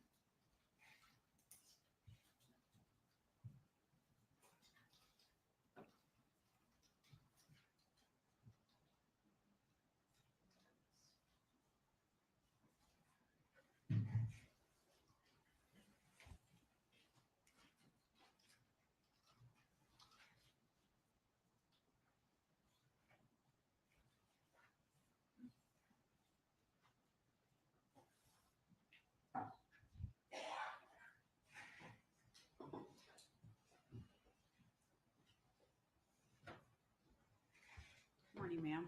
Morning. My name's Jackie Fulford, and I, along with Josh Zellman, we represent Donna Adelson. I've never met you before, correct? No, never. I just really have a few questions. There's been some discussion in your direct examination about what you might have told law enforcement during an initial interview, correct? Correct. And you were told that that was not being recorded, correct? Yes. And that whatever you said wasn't going to be used, right? Yes. Okay. And you gave a lengthy interview then that day. Yes. And at the time that you did that, you were broken up with Charlie, correct? We were going through a horrible breakup at that time. Yes. Okay. You've previously said that Charlie's really good at persuading people. He lies and he makes it believable. You recall that? I do. I want to talk about the cash for a minute. He had a lot of cash, right? From what I saw, I don't really know his bank account, but I'm just talking about the cash that you saw. yes. Okay.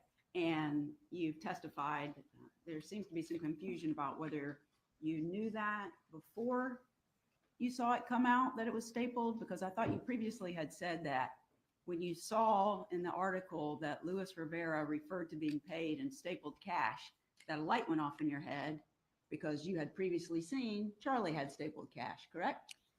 Correct. Okay. And he had it stacked in $100 bills in groups of 1,000. He'd put 10 together and he stapled them, right? Right. I didn't see him staple them, but you they saw were that it was- stapled already. You saw that it was stapled, Hmm. correct? Yes, And he had a safe in his room that he kept money in, he did. and it was a very large safe, correct? He had guns in there too, so it was large. And I think at one point you told law enforcement that it was about the size of a refrigerator, right? Right.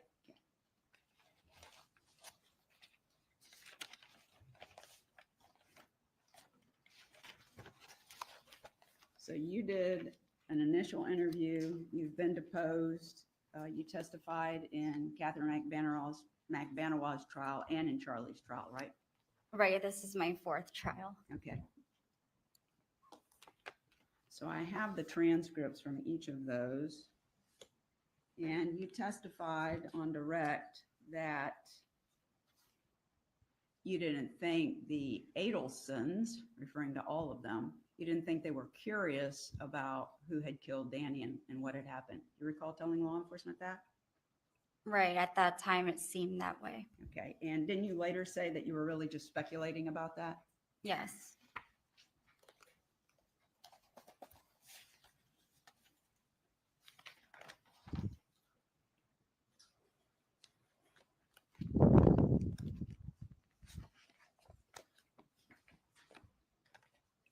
When you testified, let's see, when you testified in Katie McBanawaz's second trial, referring to this statement about attributing to Donna that she said those words about Danny coming back from the grave and haunting her, in Katie's second trial, you actually kind of came off of that, didn't you? Wait, I'm sorry. Can you say it again? Yeah, sure. When you Lost train of testified, thought. so you originally made that statement to law enforcement. You used those words. Yes, He came back from the grave, haunting her, something to that effect. right. Okay. But when you testified in Katie's trial, didn't you say that those weren't the exact words that she said?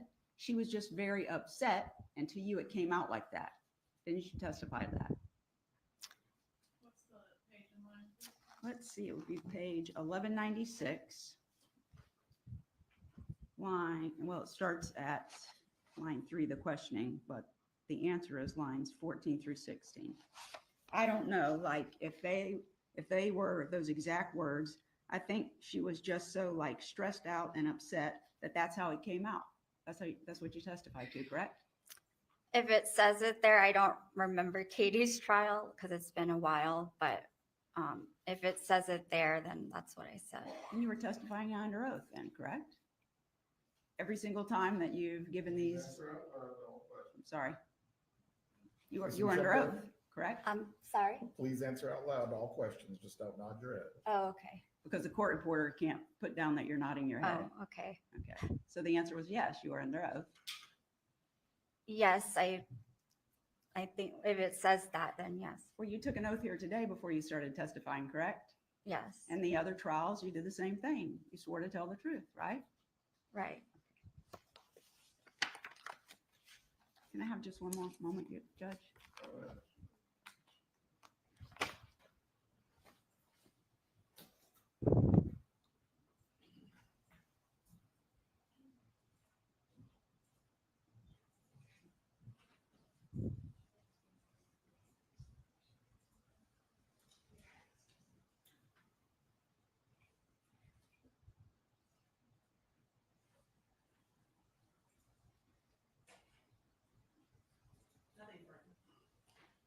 Any redirect examination?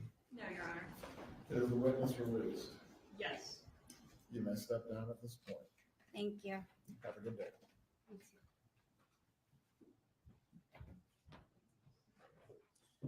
Please call your next witness. State calls Ryan Fitzpatrick.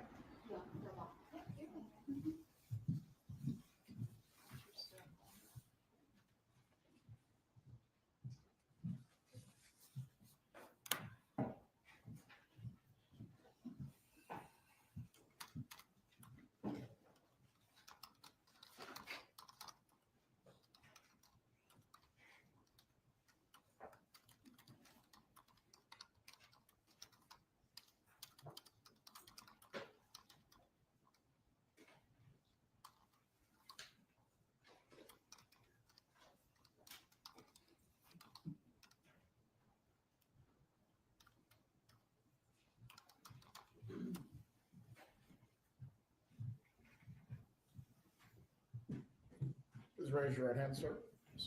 Do you swear or affirm the testimony you're about to give will be the truth? Yes, Your Honor. You may take your seat. Please speak loudly and clearly. Sir, please introduce yourself and spell your name. Ryan Fitzpatrick, RyanFitzpatrick. Sir, do you know the defendant in this case, Donna Adelson? Yes, ma'am. How do you know her? She was Charlie's mother. Okay, were you friends with Charlie? Yes, ma'am. What was the time frame that you all were friends? Probably 2013, 2014 to 2019, 2020. I can't really. Okay. And during the time y'all were friends, were you like best friends? We're very close Acquaintances? friends. Yes, ma'am. Close friends.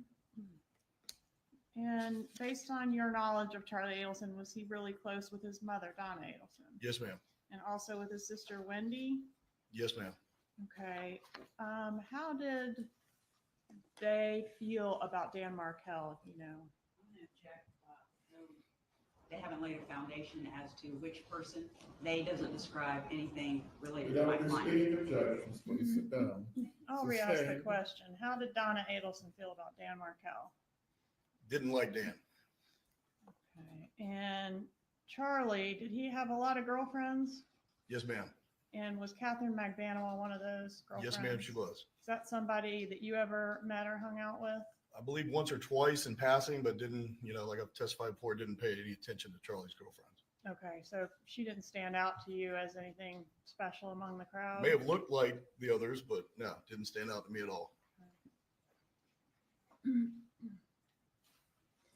Are you familiar with Charlie Adelson's practice of how he keeps his cash? Yes, ma'am. I am. And how is that? Stapled money, 10-100 equals 1,000. I've been paid by stapled money by Charlie Adelson before. That's how I know. Okay.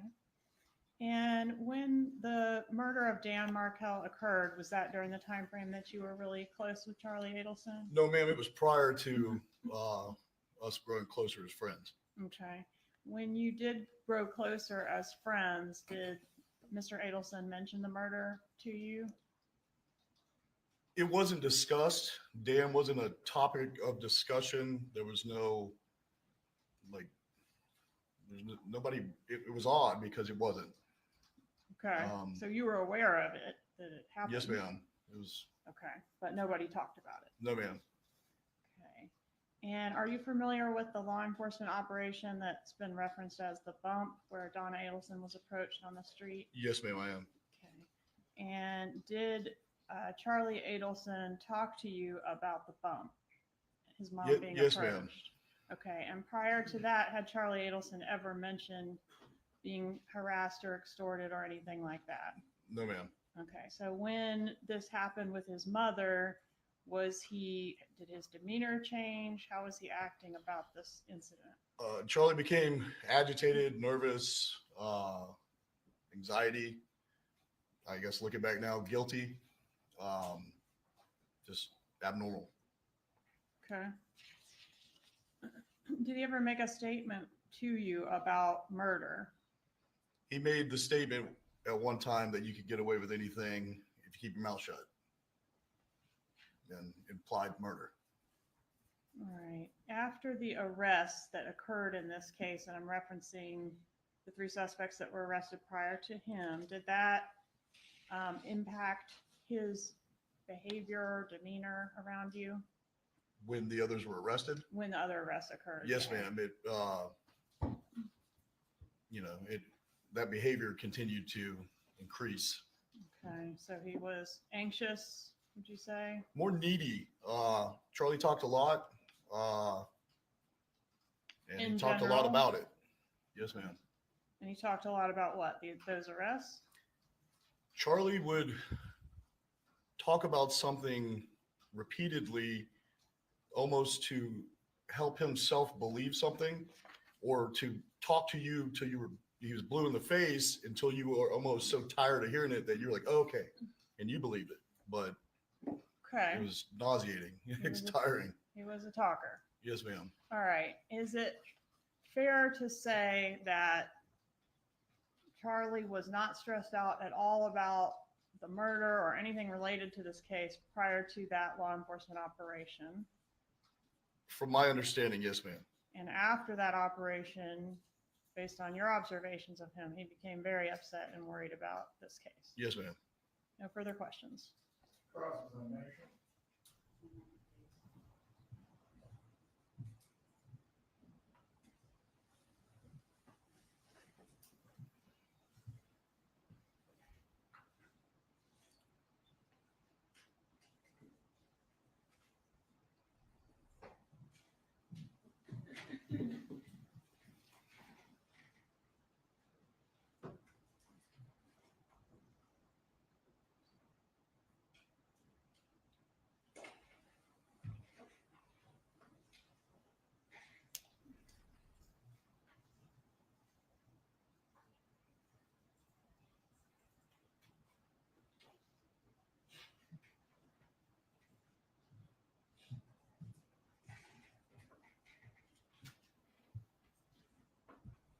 Morning, sir. Morning. I've never met you, but we spoke on the phone once and then you did a deposition. You recall that? Yes, ma'am, I did. The deposition was recently, I think August the 14th. You recall that? Yes, ma'am. I think you appeared by video. Yes, Right. ma'am. Okay. When you gave your deposition, you indicated that you barely know Donna Adelson, correct? I didn't know her like I knew Charlie. No, ma'am. And you've been around her many times. Yes, ma'am. And she was always nice to you. Very nice. She and Harvey were pleasant to be around. Very pleasant. You knew Charlie very well, as you've testified, Yes, ma'am. and you were friends, Yes, ma'am. correct? But that ended, didn't it? Yes, ma'am. And it was an ugly ending. Yes, ma'am. Okay.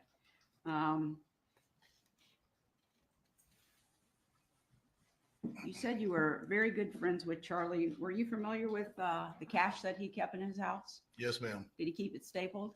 Yes, ma'am. Yeah, $100 bills, 10 of them, so 1,000 at a time. Yes, ma'am. He had a safe in his house, and that's where he kept his money, correct? Yes, ma'am.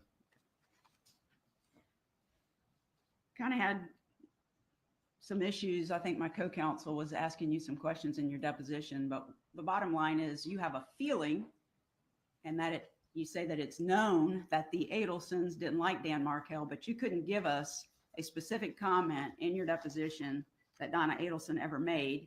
It's just well known, correct? It was implied. Yes, ma'am. Thank you. No further questions. To the record, examination. You may step down. Will the witness be recalled at any time? No, Your Honor. You are released, sir. Have a good day. Please call your next witness. State called Mary Hall. Yeah, we're going to need a screen reader first. We were provided with some information before today or to report. Speaking objection.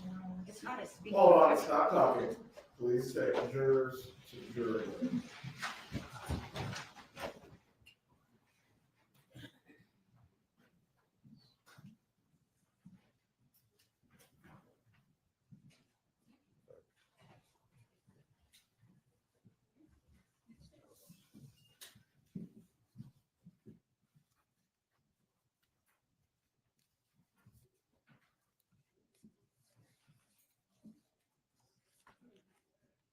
You can be seated.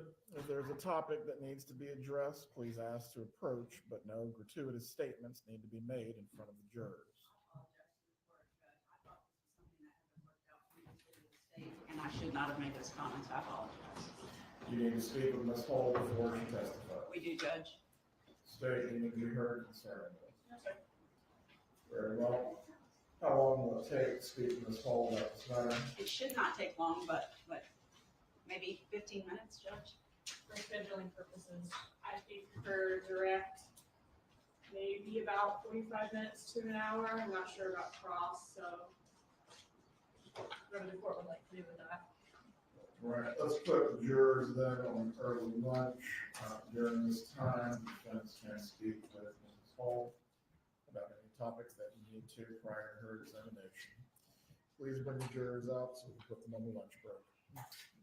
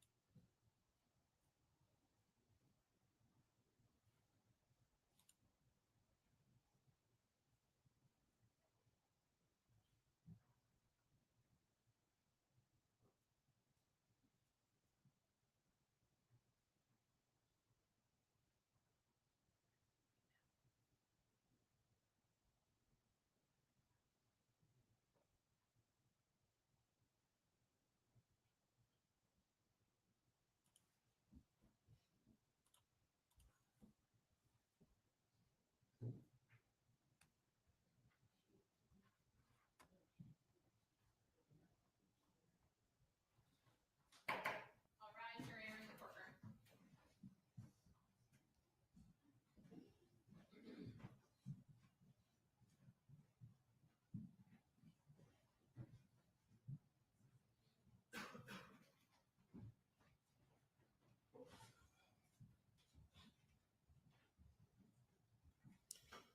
Everyone can be seated. Members of the jury, we're going to take an early lunch break today. Once again, I'm going to remind you of the instructions that you have received before, not to discuss this case with each other or anyone else. If anyone attempts in any way to speak to you about this case or talk to you, please make sure you report that matter to the bailiff so I can deal with it appropriately. Also, during the lunch break, do not look at any information about this case or any of the news reporting. Again, you may eat together if you choose to do so, but the only prohibition is discussing this case. We will get started again at 12:35. Please make sure you have reported by 12:30. Enjoy your break. We'll resume at that point.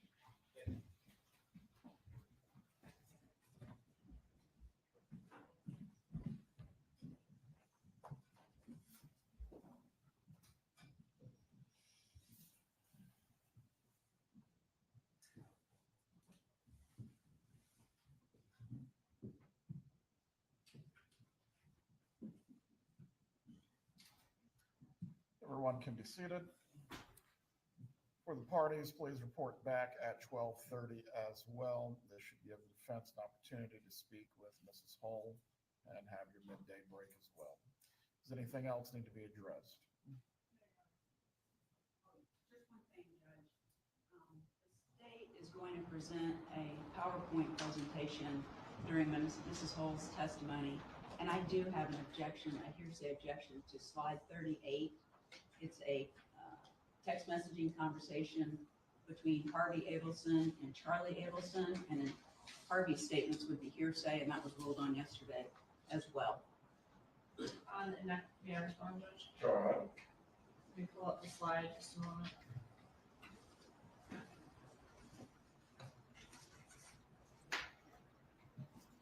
And it was also a statement before the conspiracy judges, December 14th of 2012. So Judge, I believe the court has seen this before, but I can also provide the court with a copy. Slide 38 is a text message exchange between Harvey Adelson and Charlie Adelson from 2012, where they are discussing having a large amount of cash.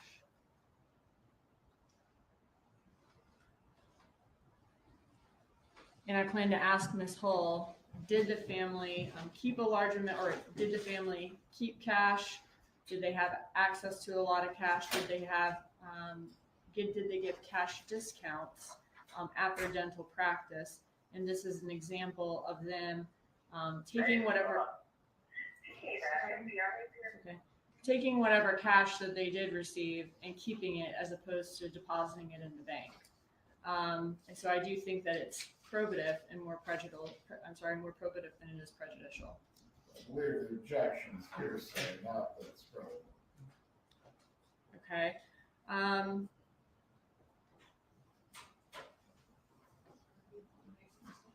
Yeah, let me see. Harvey is the one making the statement.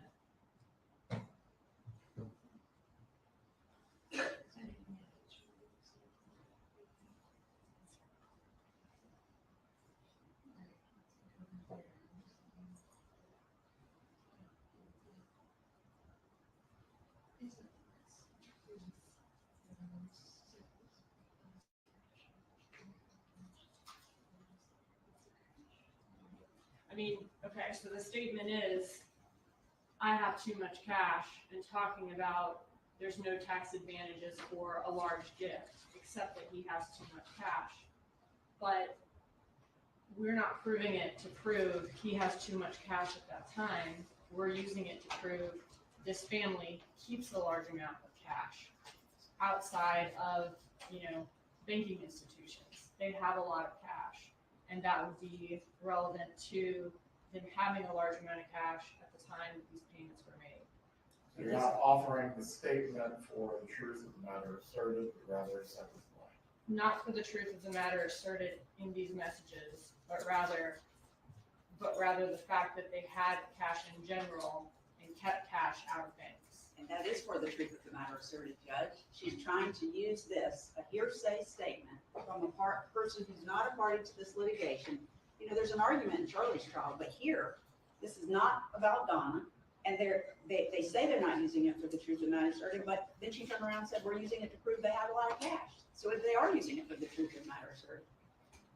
What would be the other issue that is being offered for Ms. Dugan? It's not for the truth of the matter asserted. Ms. Fulford is making a good point.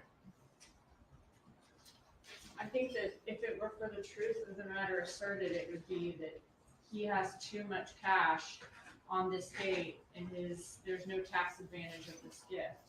But we're using it to show that they keep a large amount of cash outside of banking institutions, that they have a large amount of cash in general. That's just the distinction I'm saying. But the statement is, I have too much cash. Splitting the hair is pretty thin. On that matter, I'll reserve a ruling for now. Do you have a copy of slide 38 that I can review? Yes, sir.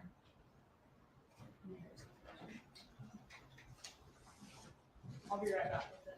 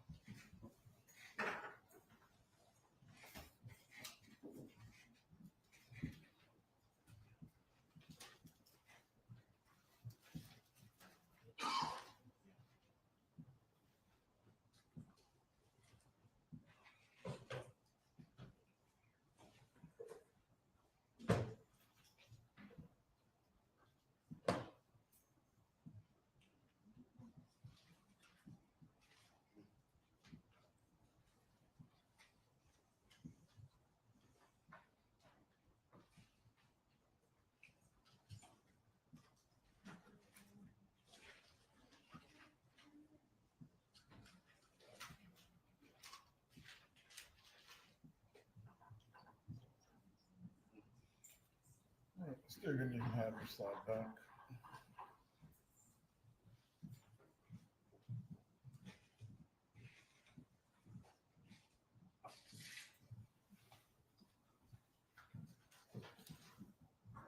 Right, as to slide 38, I will find that this does predate the conspiracy, at least as it's been alleged during this trial. Additionally, as to the discussion of cash and it flowing from one party to the next between the two Adelsons, as to that, it cannot be offered for the truth of the matter asserted. It is hearsay.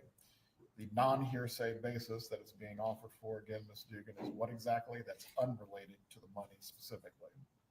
Can you say the last part is unrelated to what? What is the unrelated aspect of this exhibit that's unrelated to the money that you're offering it for?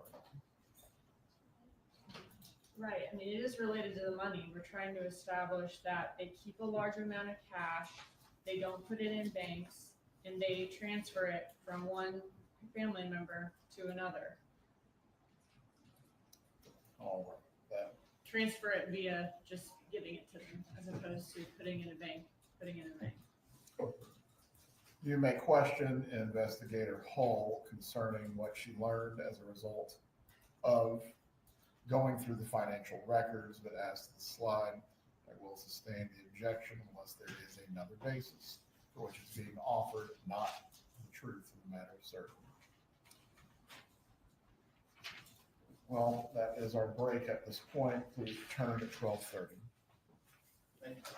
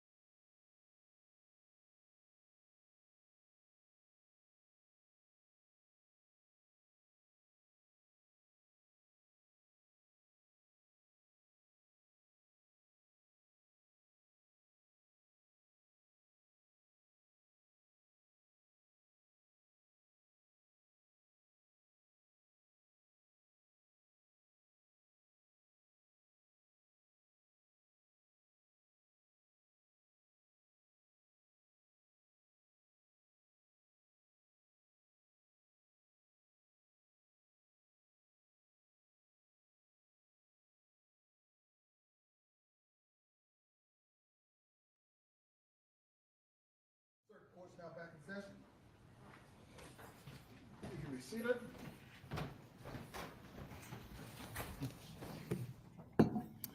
Do we have our jurors, or are we still collecting them?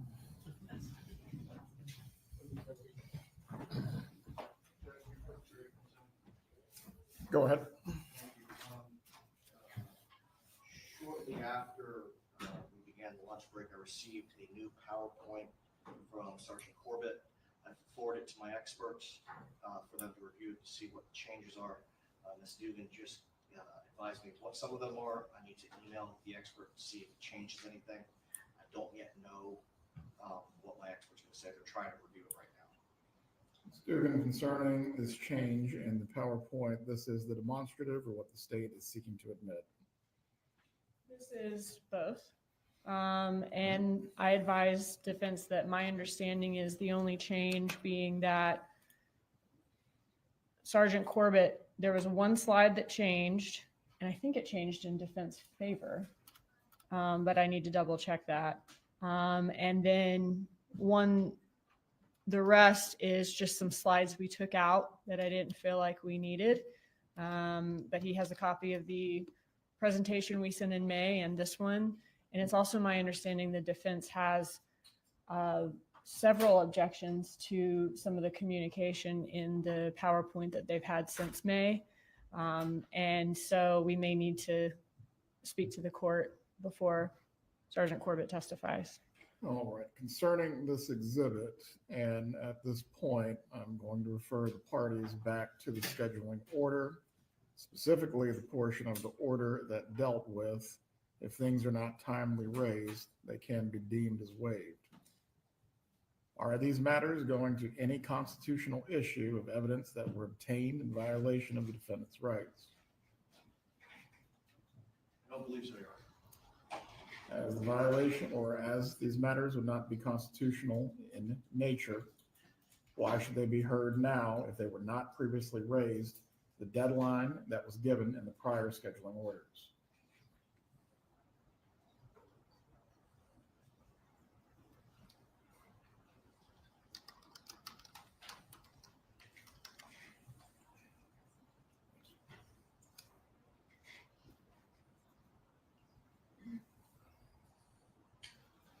Judge, the only explanation I have for not having raised this previously is the amount of information that we were provided beginning in April. And several continuances were granted to accommodate you on that basis. There was one trial continuance, yes, Your Honor. And multiple, I believe, deadlines were extended as well, That's at correct. least 3 or 4 times. Yes, Your Honor. On that basis, why was this not raised? Just didn't have time, Your Honor. Right. What are you raising for the record? I don't know how this applies to the new one. It's one of the reasons why I forwarded it immediately to my expert to see how it has changed. I don't know how the pagination has changed. So if we could have some time to review that, it might resolve some of what I'm objecting to. Some of the objections had to do with hearsay. I understand the court's ruling concerning allowing the state to prove up the co-conspirator exception as we move through the trial. So that would probably apply to the vast majority of what the objections were. But if I could have a few moments to review this, please. Ms. Dugan, as you stated, you may have a few moments. As you stated before, we're not talking about new information. This is just being packaged in a different way. Correct, and all the communication that defense let me know that he is objecting to, which is essentially all the text message communication, all of that remains the same and has remained the same not only in what we sent him in May before the deadline, but I believe it was all the same as well in the presentation that was provided to Ms. Adelson's previous attorneys before that trial. Very well. Deputy Phillips, if you can inform the jurors that we'll get started in about 10 minutes. I'll give you this opportunity, Mr. Zellman, to look at the document. But again, on these issues of exhibits specifically, there was the pretrial scheduling order. Also last Friday, I provided each party the opportunity to go through these items if they were still disputed. Neither side took me up on it. At this point, we're not going to be wasting time on exhibits that could have been objected to and ruled upon. Take your 10 minutes now.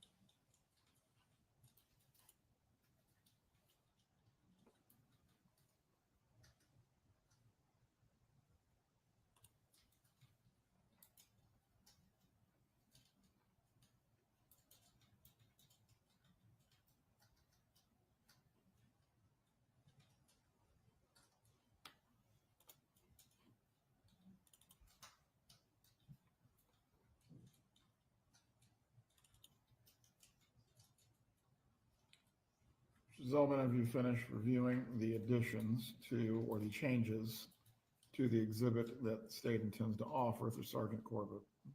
Still trying to locate some of them, Your Honor. Have not yet heard back from my expert as to their review. Who is cross-examining Ms. Holden? I am, Your Honor. Very well, and you can continue your search while the examination of Ms. Holden is taking place. At this point, you do need to move forward with resuming the trial. Yes, sir. Thank you. Please bring in the jurors.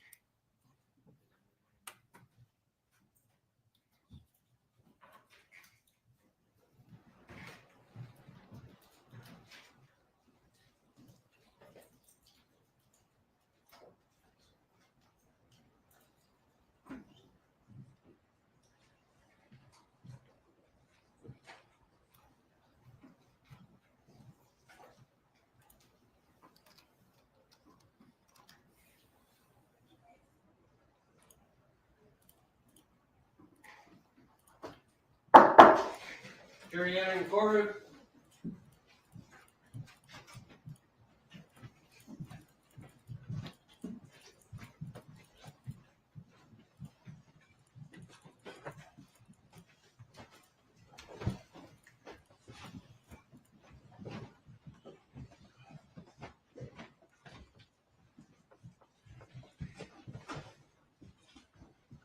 Everyone can be seated.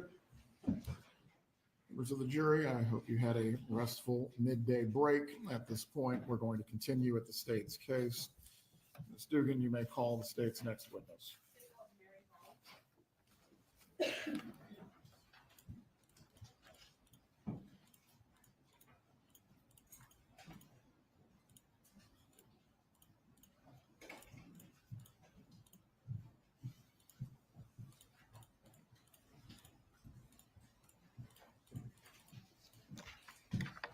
Please raise your right hand. Do you swear or affirm the testimony you're about to offer will be the truth? It will. You may take your seat. Please speak loudly and clearly. You can adjust the microphone if you need to. Thank you. Good afternoon. Will you introduce yourself to the jury and spell your name for the court reporter, please? Yes, my name is Mary Hull, Maryhull. Where do you currently work? The Executive Office of the Governor in the Chief Inspector General's office, And where did you work when you first became involved in this case? the Department of Financial Services in the Office of Fiscal Integrity. And what was your role there and in your current job? Currently, I'm an auditor. In the position in DFS, I was a financial investigator. All right. And were you a financial investigator with DFS back in the summer of 2016? Yes, Okay. As a financial investigator there, did you investigate economic crimes? we did. It was a criminal investigative unit for the state of Florida. And how long did you work in investigations there? Investigations there 7 years. Okay. Can you tell me a little bit about your education and your experience in order to be a financial investigator? Sure. I hold a Bachelor of Science degree in finance from Florida State University. I'm a certified fraud examiner in good standing with the Association of Certified Fraud Examiners. I have 22 years of financial analysis, auditing, and financial investigative work for both the state of Florida and the United States Attorney's Office. And has much of that 20 years been doing white collar crime investigations? 10 years, I did white collar crime investigations to include money laundering, contract fraud, identity theft, and embezzlement. Okay. And were these like multi-agency financial investigations for both state courts and federal?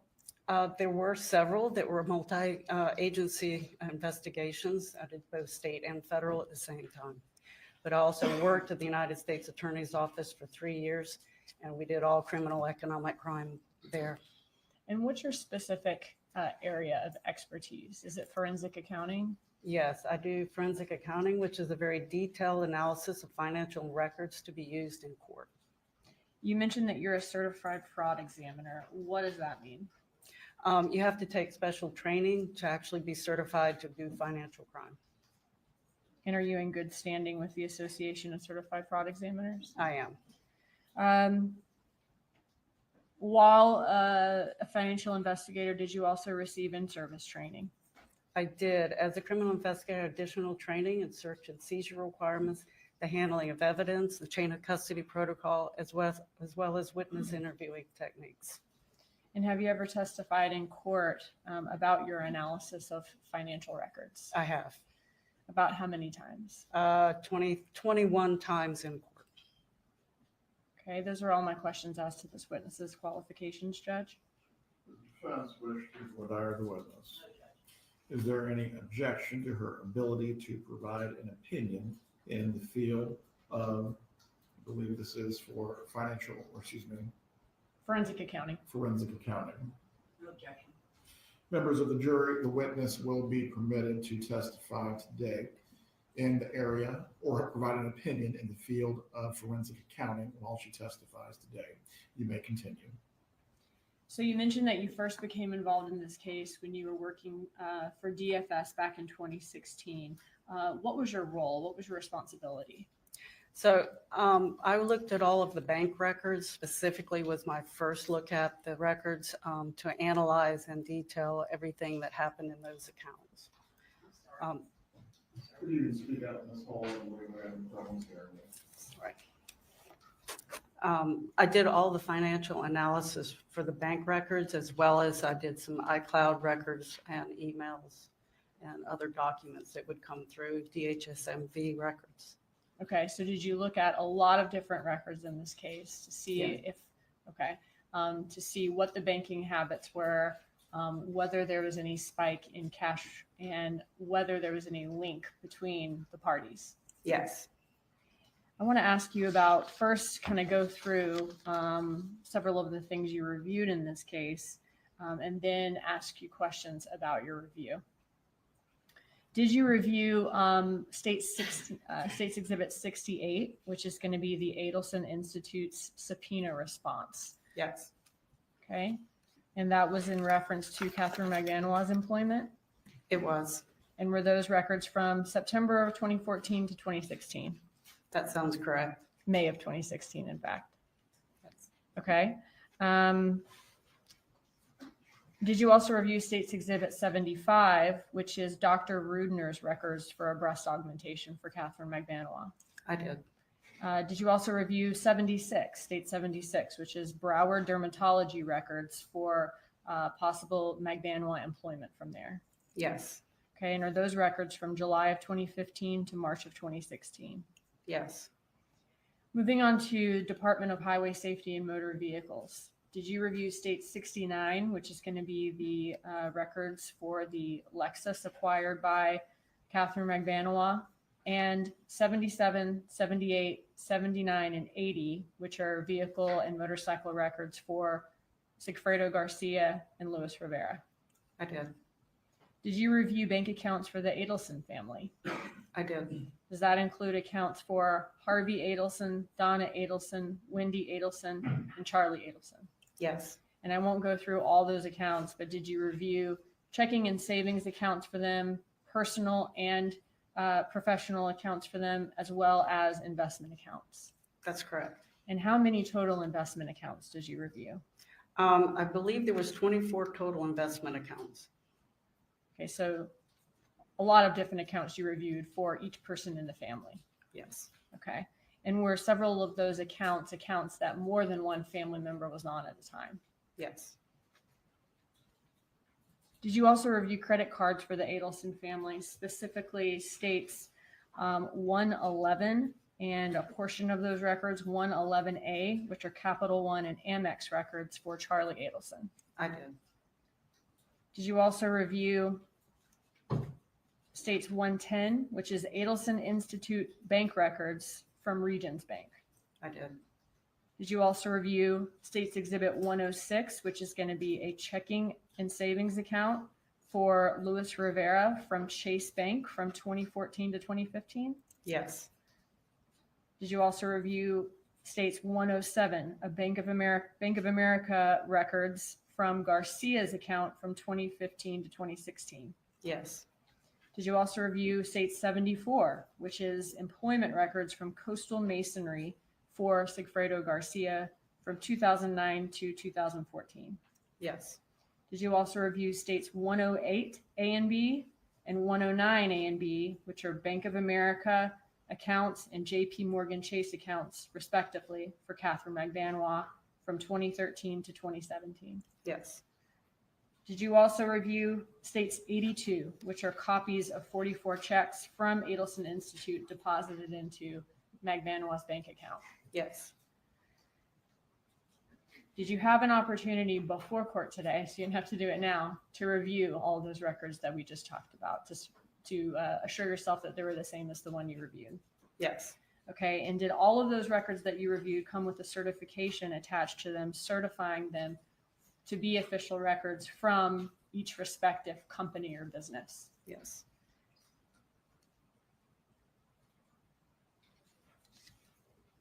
At this time, Judge, I would enter into evidence states 68, 75, 76, 69, 77 through 80, 106, 107, 108 A and B, 109 A and B, 110, 74, and 82. Any objection to the items being offered? Just a real quick, Judge. Go ahead.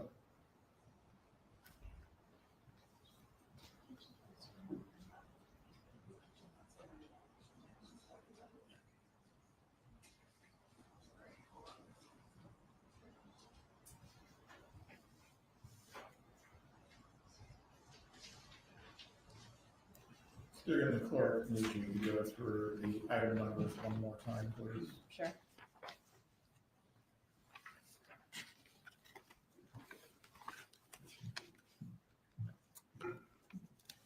So we're going to have 69. One Seven. moment. When does that sound?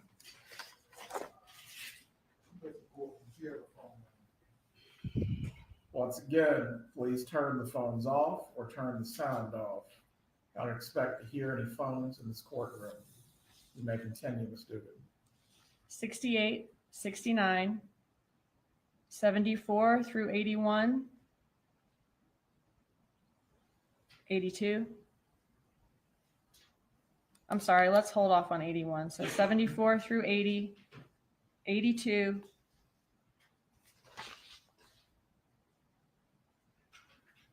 106 through 111A.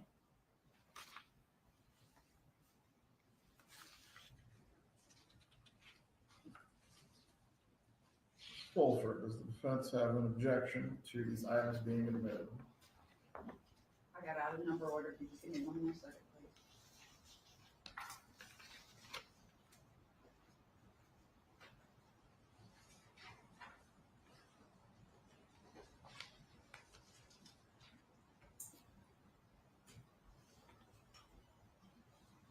No objection, Judge. The item numbers are admitted as previously stated with the exception of states 81. You may continue. Thank you. Did you also review, you mentioned iClouds as far as written communications, whether that be emails or text messages between the parties to determine the financial relationship between them or whether there are any money or gift transfers between them? I did. Okay, and did you also review those items to determine how the Adelson family received or kept their cash? Yes.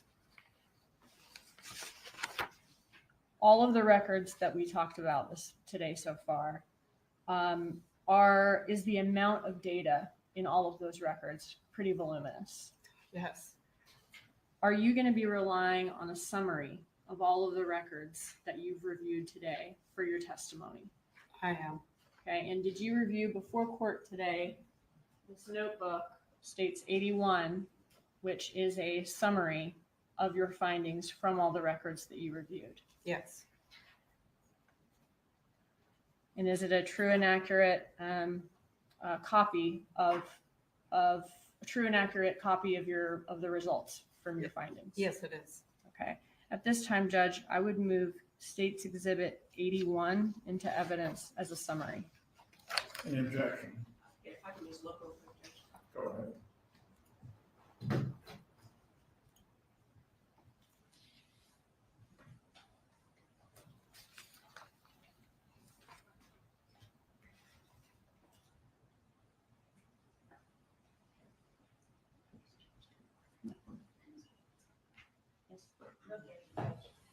States everyone is admitted at this time. Thank you. And just for the record, that's going to be a composite exhibit. Now, in this composite states 81, for each of the graphs that we see that were created, after each graph, is there also information from the accounts kind of showing your work of how you made those findings? Yes. Okay. And is there a PowerPoint that's been created showing the graphs in the case that report your results? Yes. All right. Judge, I'd ask for permission to use a demonstrative in this case, which is going to be a demonstrative of parts of the records and the witness's graphs in this case. You may proceed. Okay. Now, the graphs that we see, we're not going to see portions of the records in the notebook on the PowerPoint, right? Yes. Okay. But those portions are in the notebook. If the jury wants to review them in the jury room, they're there for each graph. Yes. Which is what I'm saying is the portion that's kind of showing your work for each graph. Correct. Okay.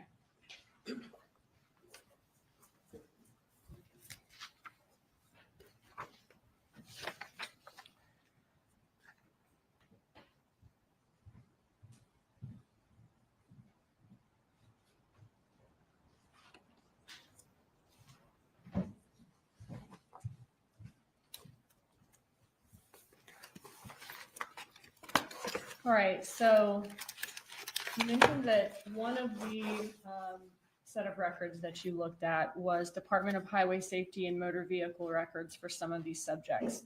Did you review the Department of Highway Safety Motor Vehicle records for Luis Rivera? I did. And what, if any, vehicles did Rivera acquire after the murder of Dan Markel on July 18th of 2014? He purchased a 2003 Suzuki motorcycle on July 28th, 2014, and a 1996 Toyota Camry on July 31st, 2014. And here are these pictures from the social media records in this case of Luis Rivera and Garcia on motorcycles. Yes, it is. And the one that Rivera's on is on a yellow motorcycle. Yes. Looking at Luis Rivera's bank accounts in this case, the Chase bank account from May 2014 to November of 2015, were his checks from his workplace direct deposited into that account? They were. About how much was direct deposited every week? Every week was about $500 or $600. And where were his paychecks coming from? Coastal Masonry. So he had a steady job at Coastal Masonry throughout the time that you reviewed his bank records for in 2014 and 2015? Yes. What did you learn about how his banking patterns or banking habits changed following the murder of Dan Markel? Yeah, he had a very interesting banking pattern. All his bank checks were deposited into his account, but then he would go by and withdraw virtually all of it. And he had certain preset auto drafts that would come in, and then they would bounce because there wouldn't be any money in the account. So he had a lot of overdraft charges. And how did that change after the murder of Dan Markel? Right after the murder, he all of a sudden left the money in the account, and then nothing overdrafted for about 4 months. When was his last large cash withdrawal before the murder of Dan Markel? It was 7/15/2014. And you said it was about 4 months then that his old habits of, Yeah, the next overdraft didn't happen until November 1st of 2014. and what do we see here?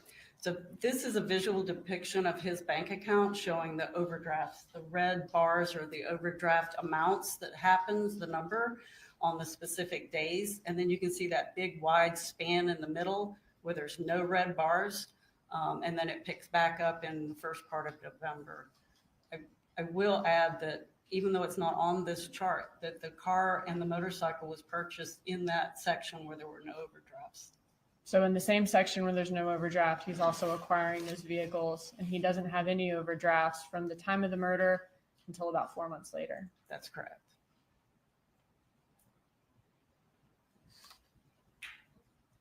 And could that be indicative of him having another source of cash during that time? Yes.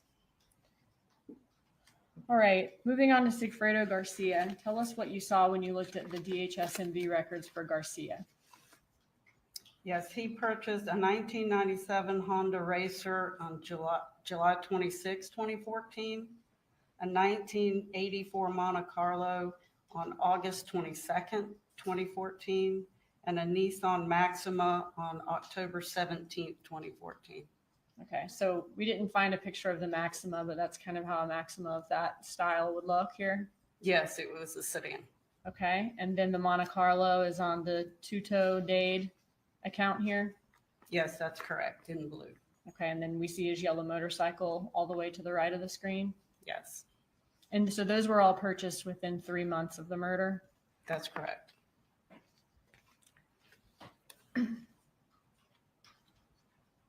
And can you tell us about Garcia's bank accounts? There was not a bank account located during the time or shortly after the murder. He did have one. Let's see, from June 15th to July 16th. Okay, so from June of 2015 to July 2016, he established a bank account and maintained it. Yes. All right, and during that time, was he having paychecks being direct deposited into that account? Yes. From what company? He was employed at Rapid Capital Funding at that time. Okay. But before of June 2015, there were no bank records that we could find to review for Garcia. There was no account located for him. All right. And did he work regularly in 2014 around the time of the murder? Actually, his employment record, at least with Coastal Masonry, was very sporadic. He worked 2 months from February of 9 to December of 2009. In April 2010 to July 2010, he worked 3 months. October from 2012 to August of 2013, he worked 10 months. In April of 14, he worked 1 month. Okay, and we have no record of him being employed at the time of the murder. No. So both Luis Garcia and Luis Rivera and Garcia both work for Coastal Masonry. Rivera's job was consistent and steady, and Garcia's was more sporadic. Correct. All right. For Catherine McVanois, did she already own a car according to the DHS-MV records at the time of the murder? She did. And what type of car was that? That was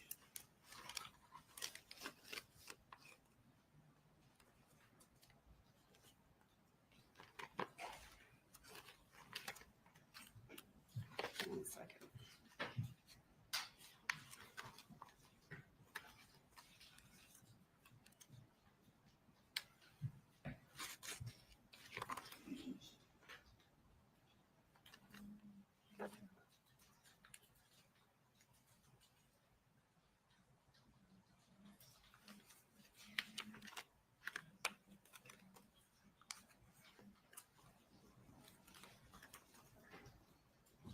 Here, I might be able to show you something to help move it along. Sorry, if you're having trouble finding it. Yeah. Did you, when you're reviewing the messages in this case, did you find some evidence that Charlie Adelson helped her financially with the car that she had in 2014? Yes. Okay, and was that car in these messages, did they refer to this car as her needing to get it fixed, the parts alone are expensive, and she's asking, I need a loan, buddy, frowny face. That's correct. Okay, and does she say, you know, just imagine if I took it to another mechanic? Yes, All right. Did Charlie Adelson in the messages have a mechanic that was a friend of his that he would refer people, especially Catherine McVanois, to? he did. And was that person named Sully? Yes, it was. And does Charlie Adelson then respond, LOL, you'll be fine. I got you. I just texted Sully my CC. That's correct. And she says, stop paying for S word. She misspells it on your card. Yes, And this was in November of 2014. it is. Okay. So he's offering to give her the loan she wants and is texting Sully his, what appears to be his credit card number. That's correct. All right. In May of 2015, are they still discussing her car repairs? Yes, they are. And it says it's a Mazda. Okay. So in this one, she needs her time. He says you need your belt changed. Just bring it to Mazda. And does he offer to take care of it for her? Yes, And she's saying, yes, she needs to take it ASAP. yes.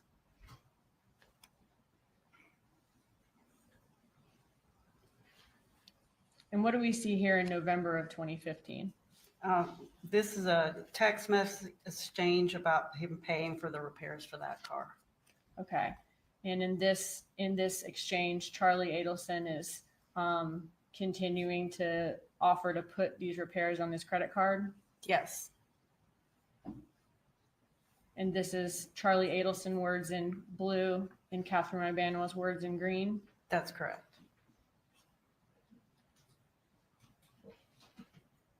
And at the end of that conversation, does Catherine McVanois let Charlie Adelson know how much the repairs ended up being? Yes, And what was the amount? $1,650. Okay, I'm sorry. I'm on the next page. I think you are correct at the bottom of that. That's what he authorized to put on his card, but the actual payment was for $1,620.77. Okay, thank you. So looking at the bottom of this exchange, Catherine McVanois estimates, she says, just put 1630, and Charlie Adelson offers, how about I put 1650? Yes, So he offers, I'll even pay $30 more. yes, And then she says it came out to 1620. She says, thanks again, I'll pay you back. Is that right? that's correct. And then when you looked at Charlie Adelson's Amex, what did you find? I found the payment to Mazda for the $1,620.77. At the end of 2015, after all these repairs and Charlie Adelson offering to help her financially with these repairs, at the end of 2015, does it appear that Catherine McVanois got a different car? She did. And what's the first indication of that? There was the title, we looked up for the GHSMV records and saw where it was purchased. Okay. Were there also messages where they discuss basically her having the Lexus now? Charlie Adelson needs to cancel his insurance on the Lexus. Yes, that's correct. Okay. Can you go through what we see here? This is where he's discussing on December 14, 2015, that he's canceling the Lexus insurance. And she said she would get to it. She has a kid, she would do it later. And then he says, I just paid for it. Okay. And in these messages, when he says he's going to cancel the Lexus insurance today on December 14th of 2015, does he say, just spoke to my mom. She's paying the insurance now. Just please go this Saturday, smiley face. Yes, And that's when she's saying, I'll do it. I've got my kids. mm-hmm. And Yes, then ma'am. does Charlie Adelson then say, just paid it. They'll prorate it back to us. Just go Saturday. Don't rush today. And she's saying, I'll take care of it. Don't worry. Yes, Does he say, already paid it 5 minutes ago. Just chill. You are still the best. that's correct.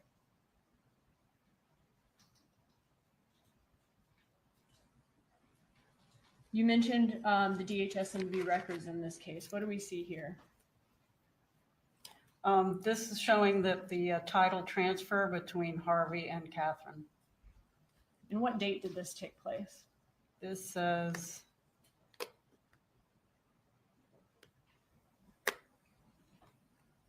Let me see if I can zoom in a little.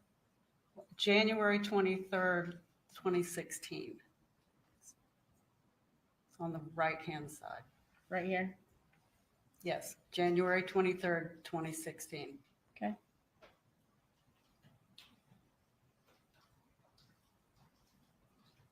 And what type of vehicle was that? That was a Lexus, 2001 Lexus? black four-door. That's correct. And the previous owner is listed as Harvey Jerome Adelson? Yes. How much did this DHSMV title indicate that it was sold to Magbanwa for? $1,700. And that's there on the right side of the screen? Yes.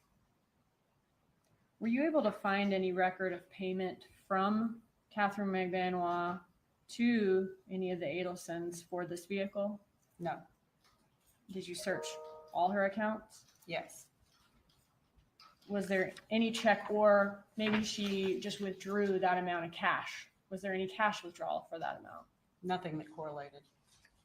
Were you able to find any deposit into, if she, let's say she already had that cash at home, any deposit into the Adelson's account for that amount?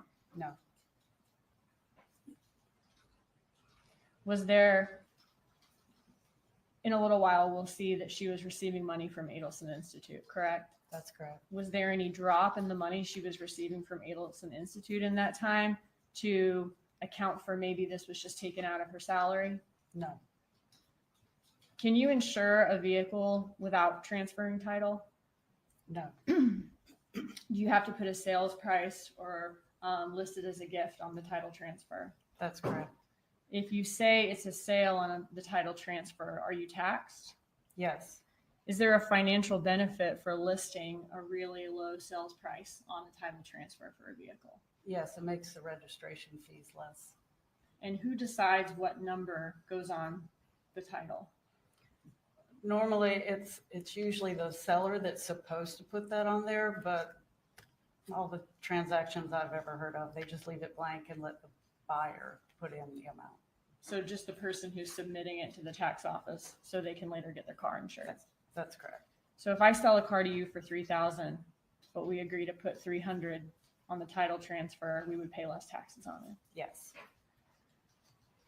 Looking at other written communications between Charlie Adelson and Catherine Magbanwa, did it appear that Charlie Adelson provided other financial assistance or gifts to Catherine Magbanwa? Yes. Just trying to go to the next slide, but I think I got to zoom out first.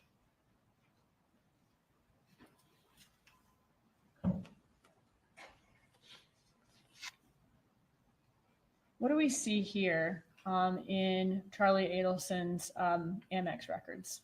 So this is a purchase of airline tickets for Catherine Magbanwa on March 6, 2015 for a flight to Santo Domingo, and that was $970.74. And the passenger name is there at the bottom, Catherine Magbanwa. Yes.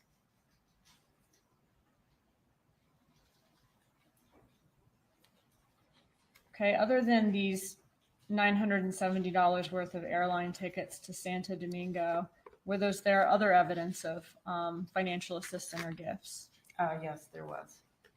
Looking here on October 19th of 2015. This is a set of text messages from Catherine, between Catherine and Charlie, that she's asking for, she wants to take her kids. I'm sorry. You don't have to look up with plane tickets. I want to leave for Thanksgiving. I want to take my mom. It's her 60th on November 9th. And then he's discussing cruise options. She wants to take a trip with her mom. Okay, so she wants to leave for Thanksgiving. She wants to take her mom too. It's her 60th birthday. And at the bottom, he asks, where do you want to take your mom? Correct.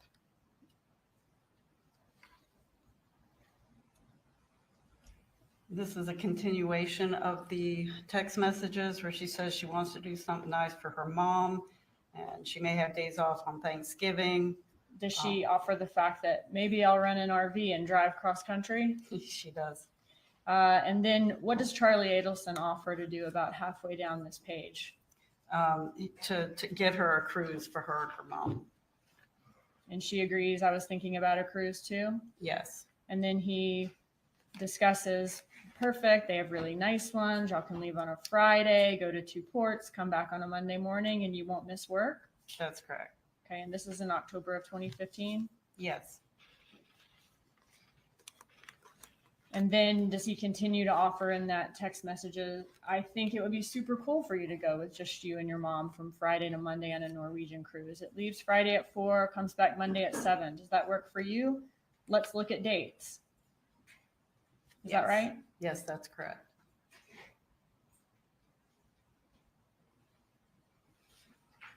So in that exchange, maybe I want to mention something she might want to do. Charlie Adelson is the one offering to do this. Yes.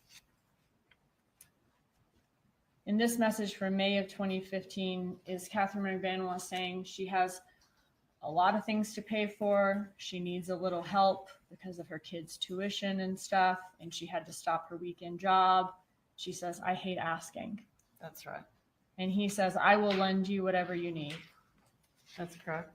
And then shortly after this text message exchange on May 20th, what do we see in the bank records? We see an ATM cash deposit for $1,400 into Catherine McVanois' account. And was that a large amount of cash for her to deposit for her? Yes.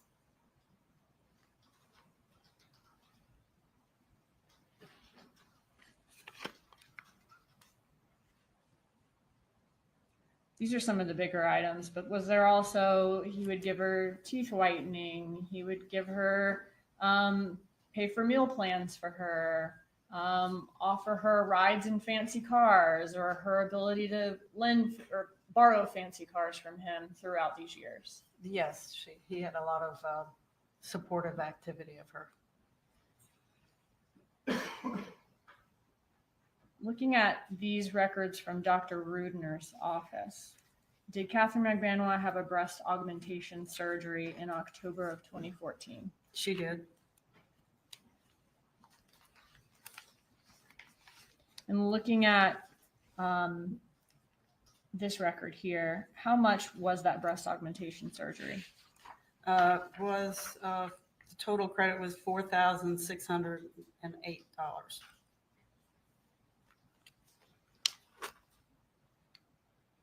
Looking at the records, how was that paid? Oh, I'm sorry, let me go back. How was that paid? Was it paid by cash or credit card or both?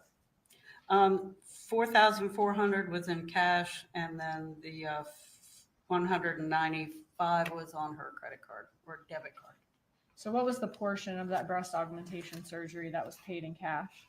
96%. Are there corresponding withdrawals of cash from any of Catherine McVanois' accounts to No. reach 4,400 No, or even 4,000 no, around that time or before that time? no. Did you actually add up all her cash withdrawals from January 2014 to October of 2014, and they only totaled a little over $2,000? That's correct. And what date was her surgery? Surgery was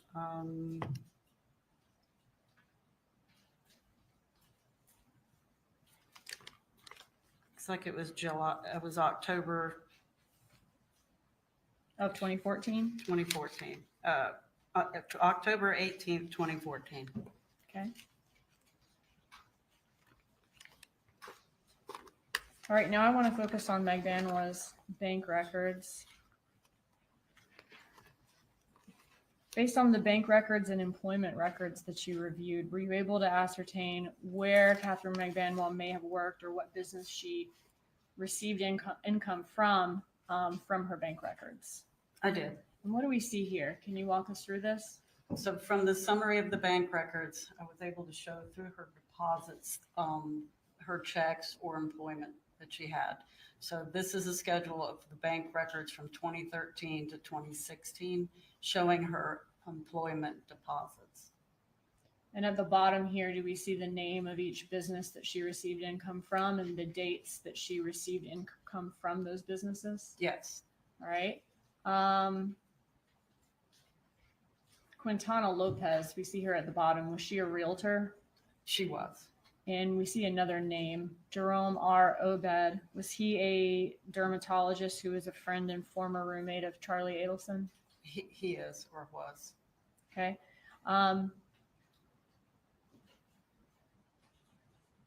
And when, according to this, when did she work for Adelson Institute?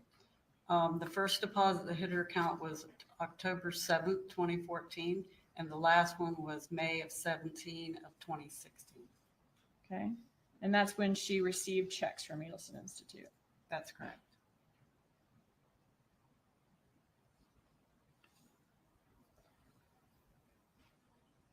What do we have here? So this shows the horizontal bars show her employment time frame, and then the murder and the bumper also showed on as a time frame. When was her last check from Sophie Dental Care, the dental company she was working at before the murder? The first part of July 2014. Okay. And then she didn't have any more checks or didn't receive any more checks from them after that point? That's correct. Is there any record of her being employed anywhere at the time of the murder? No.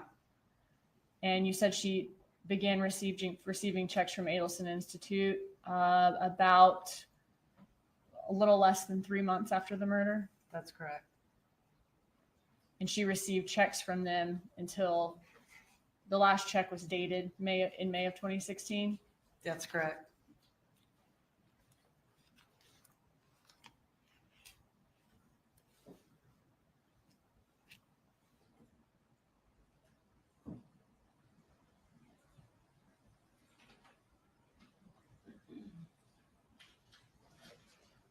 Did she receive any checks from any other company anytime between the time of the murder and when she received checks from Adelson Institute?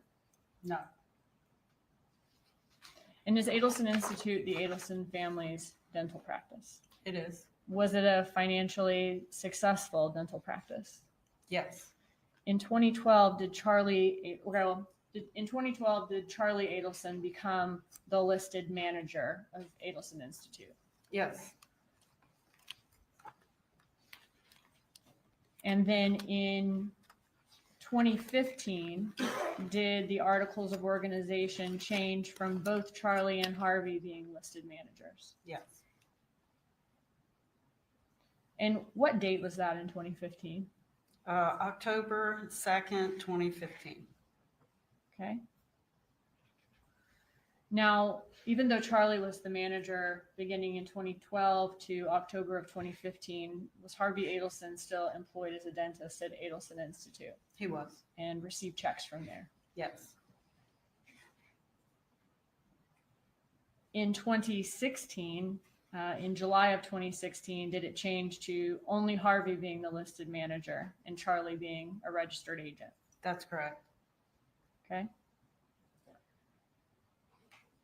Now, throughout all those years, 2012 to 2016, did Donna Adelson have signing authority for the Adelson Institute? She did. And what does that mean?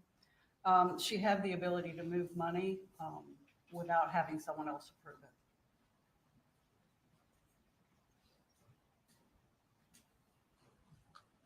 Was there evidence from Charlie Adelson's iCloud in reference to how or why Magbanua began receiving income from Adelson Institute?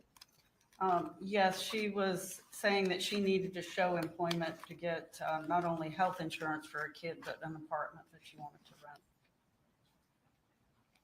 Okay, so looking at this text, is this a text from June 24th of 2014? It is. So this is about maybe 3 to 4 weeks before the murder of Dan Markel. That's correct. And in this text, does she say, "Baby, I'm going to need help on the employment info. I have to send to DCF for my kids' INS. Could that be short for insurance? Insurance. Also, if I have to end up moving later on, I need to show I'm working for you or else I won't be able to get an apartment. Does she say that at 12:33 p.m.? She did. And what does he say back at 12:36? No problem. No prob, short for no problem? prob. Okay. And is this a time when his mother is signing authority there That's correct. and he's manager? Yes.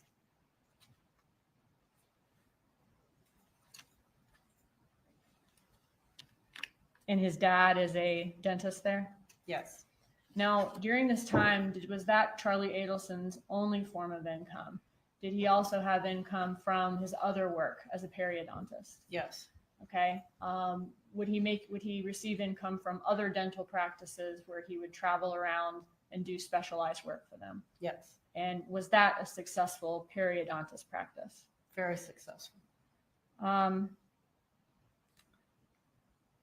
want to ask you about this text message. She says she needs employment to send to DCF for her kids' insurance or if she moves later on. In order to rent an apartment, do people sometimes have to show proof of employment? Yes. In order to get public assistance, health insurance, do people need to show they're employed, but they don't make above a certain amount of money? That's correct. Did you review checks from Adelson Institute to Catherine McVanois? I did. And in what accounts did you find those checks? They were deposited into Catherine McVanois, sometimes in her checking, but a couple of times they went into her savings. Okay, and they were coming out of Adelson Institute's business account with Regions? Yes. How many total checks were there from Adelson Institute to Catherine McVanois? There was 44 checks.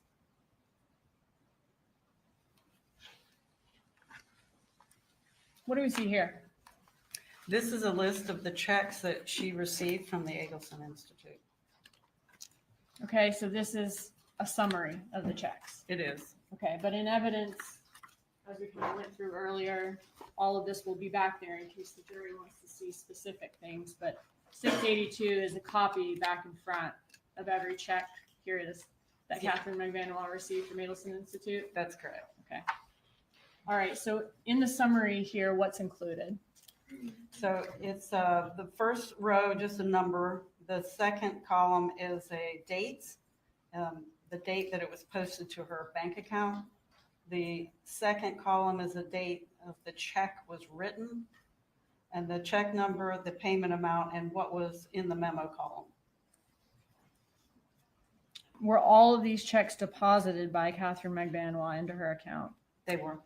And who were each and every one of these checks signed by? Donna Adelson was signing the checks.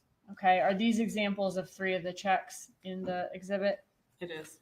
Okay, but she signs all 44? She does. And you did say that she did have signing authority for the business during those years? Yes. In addition to signing these checks from McVanois, did Donna Adelson also sign all the other checks to the Adelson Institute employees, their front desk people, their hygienists, the dentists, Yes. all of the people who work there? Yes, Was she the person who did payroll every month? that's correct. And looking back at this summary, you mentioned that Harvey Adelson was listed as manager again in October 2nd of 2015. Looking at this chart here, would that be just between number 26 and 27 there? At that point, he would become manager again? Yes, Okay, but all throughout the rest of the time he worked there? yes, Okay, so about 3/4 of the second chart we see, Harvey Adelson was manager during that time that's right. for all those checks that were written. That's correct. And for both of those charts, Donna Adelson had signing authority. Yes. Who else had signing authority at Adelson Institute when these 44 checks were written? There would have been Charlie and Harvey and her.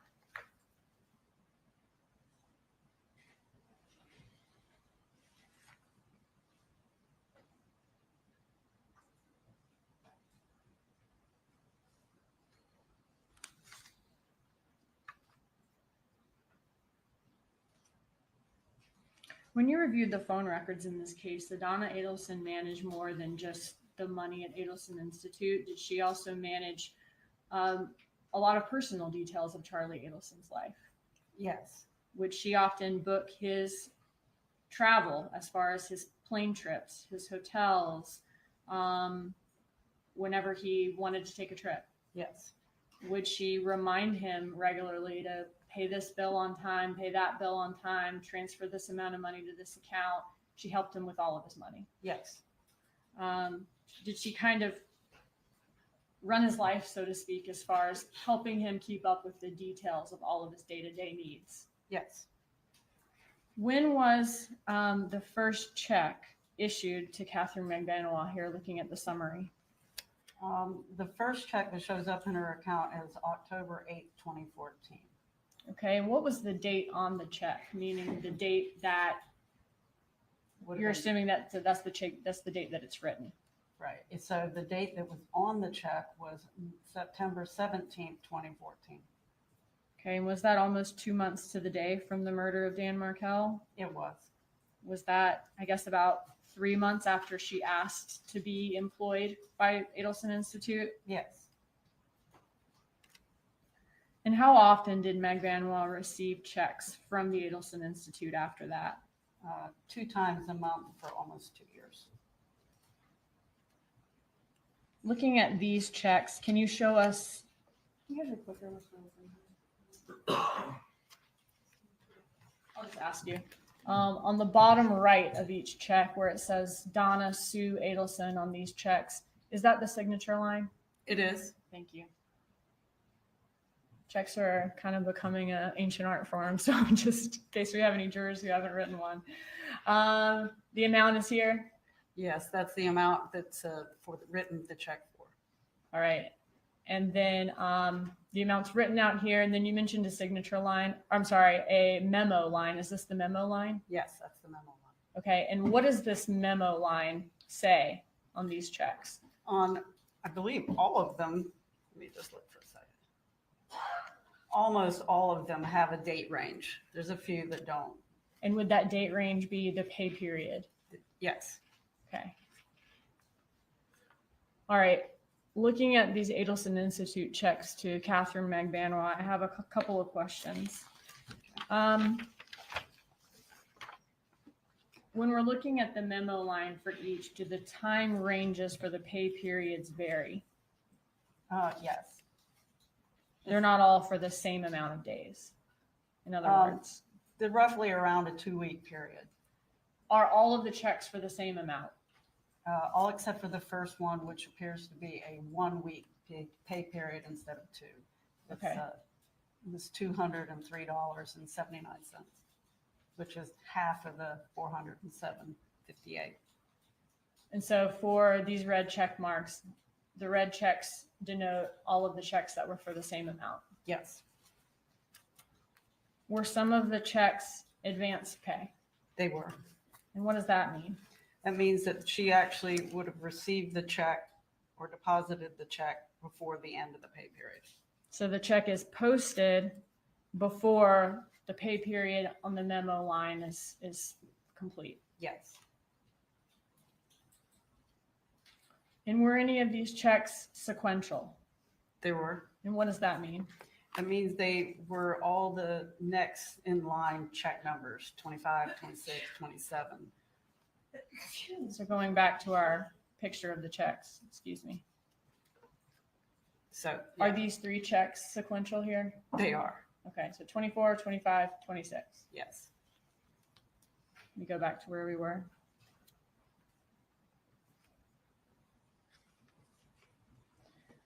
Since they were sequential, were they dated all at the same time, showing that they were written at all the same time? No, they just have the sequential check numbers. How many sequential checks did she receive in a row? There was a total of 18 sequential checks. There's one set of 3, another set of 6, and another long set there. 1, 2.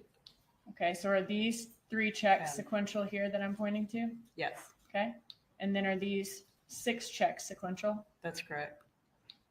And then these first 6 check marks, were these sequential? They were. And then the final 3 here, checks that she received, are they sequential? They are. So this isn't 9 sequential checks. It's a set of 6 sequential checks and then another set of 3 sequential. That's correct. Okay.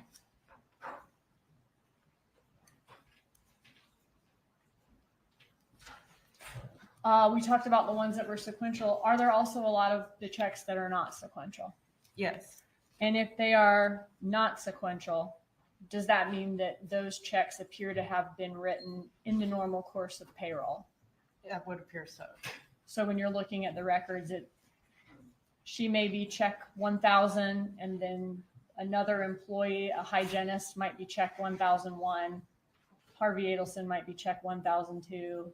And a front desk employee might be check 1,003. That's correct. And are the ones that are not sequential, do they not have a check mark in the summary in the sequential column? That's correct.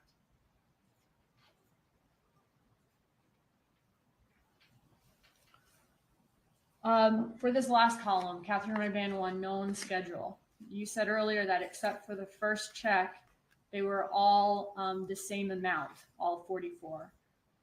We know that she received a breast augmentation surgery in October of 2014. Was she receiving checks at that time in October 2014? Was Meg Banwell receiving checks? She was. Was there any disruption in her paychecks from Adelson Institute during that time to reflect needing time off from a major surgery? No, there wasn't. After her surgery, was there any decrease in the amount she received from Adelson Institute that might reflect her being off or having a reduction in pay? No.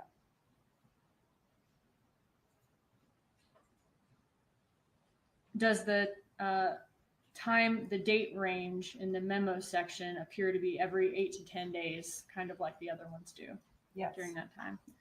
Now, what about the time of her trip? We saw she went to Santo Domingo on March 22nd of 2015.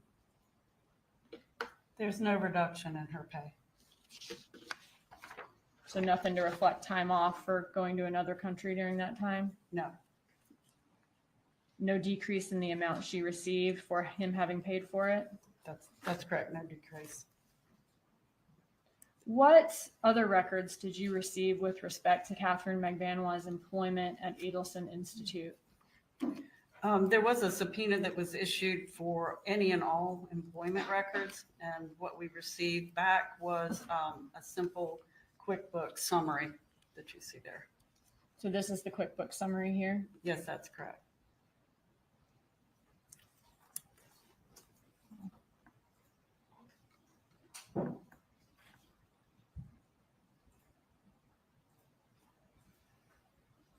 Did the subpoena ask for any and all records of her employment from Adelson Institute? It did.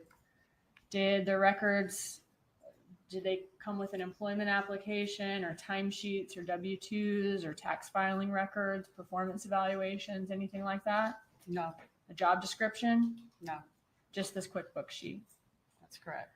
What time period does this sheet cover? This covers from the September 18th, 2014 to March 31st of 2016. In your time doing forensic accounting, have you seen subpoenas for any and all employment records? I have. When a person has been employed with a business for 2 years, do you usually see some of those things I just listed out? Yes. Okay. So was it a surprise to you to just receive this QuickBooks printout? Yes.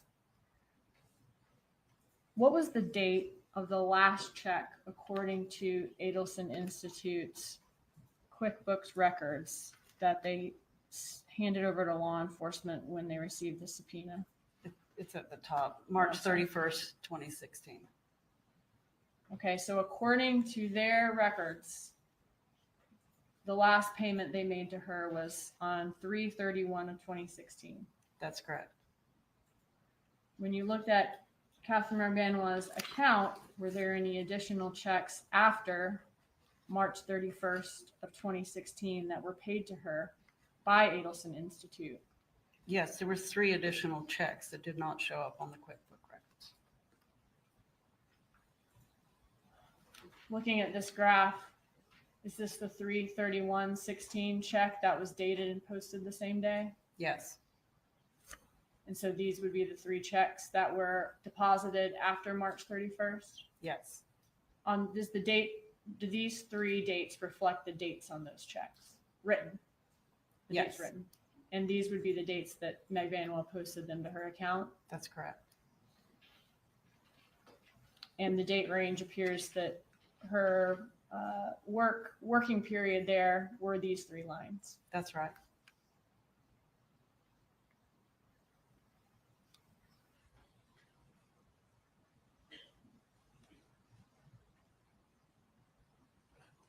Was the last check deposited into her bank account dated on May 12th, 2016 and posted on May 17th of 2016? Yes, If Garcia was arrested on May 25th of 2016 and the last check to Meg Vanwell was May 12th, did it appear that she did not receive any checks according to her records after he was arrested on May 25th? that's correct. What was the total net amount received by Meg Vanwell from Adelson Institute from September 2014 to May 2016? The net amount that went into her account was $17,729.73. Okay. I want to ask you a little bit more about this timing. Are you familiar with what law enforcement called the bump on April 19th of 2016? I am. All right. Looking at these last 3 checks that were deposited into her account, was there evidence of a check later than those in sequence that was actually posted to the bank account before the bump on April 19th of 2016? Yes, Okay. Is that the check here to Harvey Adelson on April 4th? that's correct. And that would have been before the bump, It would. but after in sequence of McVanwa's checks? Yes, So is it possible, given the sequence, that Donna Adelson stopped writing McVanwa checks after she was approached by the agent during the bump? it appears that way.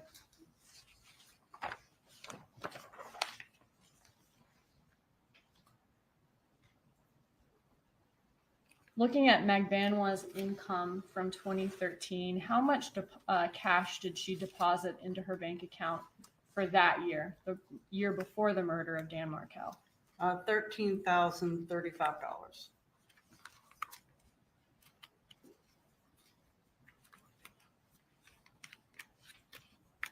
Looking at 2014, the year that Dan Markel was murdered, how much cash did she deposit into her account that year?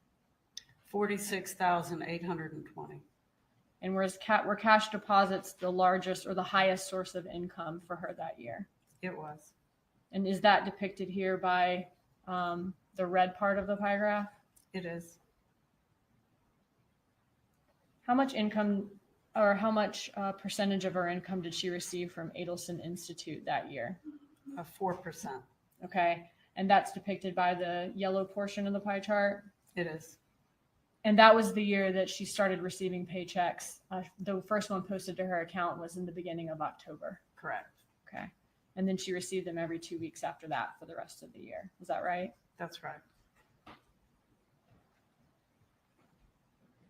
Combined with Adelson Institute was 68% of her income from either Adelson Institute or cash deposits that year. Yes. Moving on to 2015, the year after Dan Markel's murder, what was the total amount of cash deposits for that year? $26,523.77. Was that about 51% of her income? It is. Was about 20% of her total income from Adelson Institute that year at a little over 10,000, Yes. and a little over 5,000 at 10% of her income was her income from Dr. Obed's dermatology practice. It was. Okay. And he was Charlie Adelson's roommate. That's right. They were good friends. Okay. So about 81% of her total income was from Adelson Institute cash or an Adelson friend, Dr. Obed, that year. Yes. Looking at 2016, how does the amount of cash she deposited that year? This is now 2 years after the murder of Dan Markel and the year that the bump took place in April, the first part of that year. Mhm. How does her cash deposits compare that year to the two previous years? It's $11,921.33. So significantly less. Yes.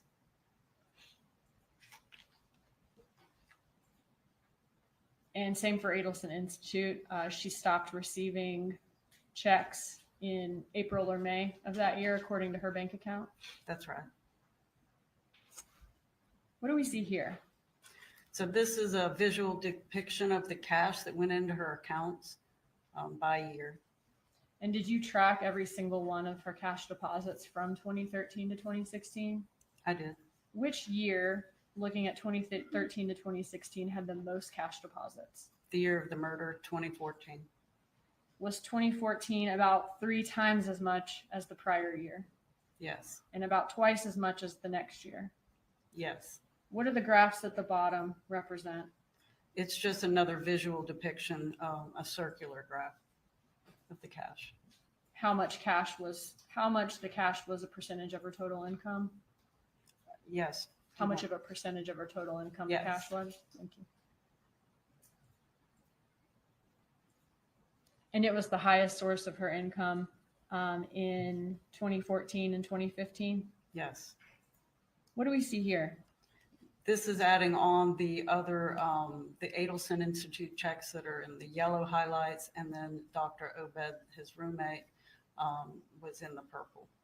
Showing the total amounts from all those sources, and then the percentage of her income all of those sources were. Yes.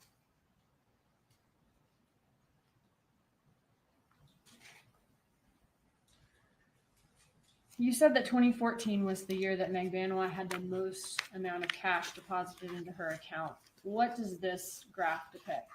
So this is a line graph showing the level of cash for each month, and then they're connected. The dots are connected by a line for you to have the visual look, the visual representation. And was the month in 2014 that she had the most cash deposited into her account August, It was. the month after Dan Markel was murdered? Yes.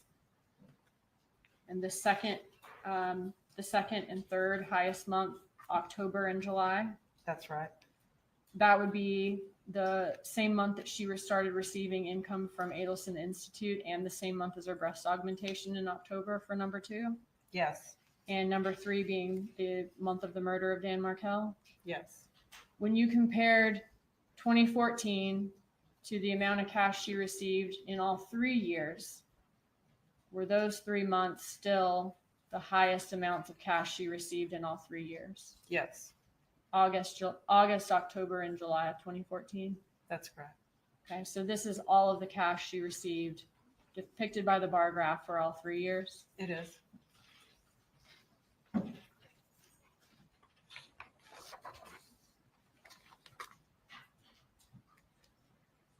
What do we see here? So this is a composite graph showing both her employment, that are the horizontal bars show her employment, and that line graph showing the cash deposits that went into her account. Kind of just represents that she was receiving cash when she was not being employed. Okay, so these bars are the employment chart that we already saw, right? Yes. The red is all of the cash she received throughout those 3 years. Yes. Okay, and then is this black line the date of the murder of Dan Markel? It is. And this other black line the date of the bomb? That's right. What was the amount of cash deposits in the year before Dan Markel's murder for Catherine McBanois? The year before was 15,600. And what were the total cash deposits in the 12 months after the murder? 12 months after was 44,963. So about 3 times as much as the year before. Yes. What is this cash spike? The cash spike was August, 13,200. And that was the most cash she received?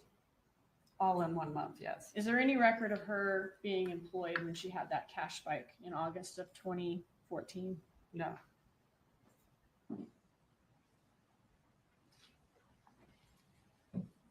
And how much did she deposit in the 6 weeks after Markel's murder? She deposited 17,300. And that was during a time when there's no record of employment. There's a break in these bar graphs. That's correct. And the next bar graph is her income from Adelson Institute. It is. And then the month after that is the breast augmentation in October. Yes. Okay.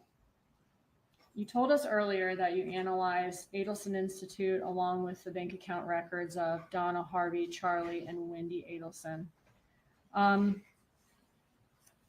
Well, first I want to show you a contract that's been shown to defense for the purchase by Wendy Adelson of a home, I won't say the whole address, but on Whittendale Drive in Tallahassee. Mhm. Okay. And what date did she sign this to purchase this home? October 24th, 2013. Okay, so she signed the contract about a week before Halloween of 2013. Yes. Okay, and how much was the purchase price of this home? It's listed as 371,000. Did Wendy Adelson have the means in her account to pay for a down payment for this home on Whittendale? Yes.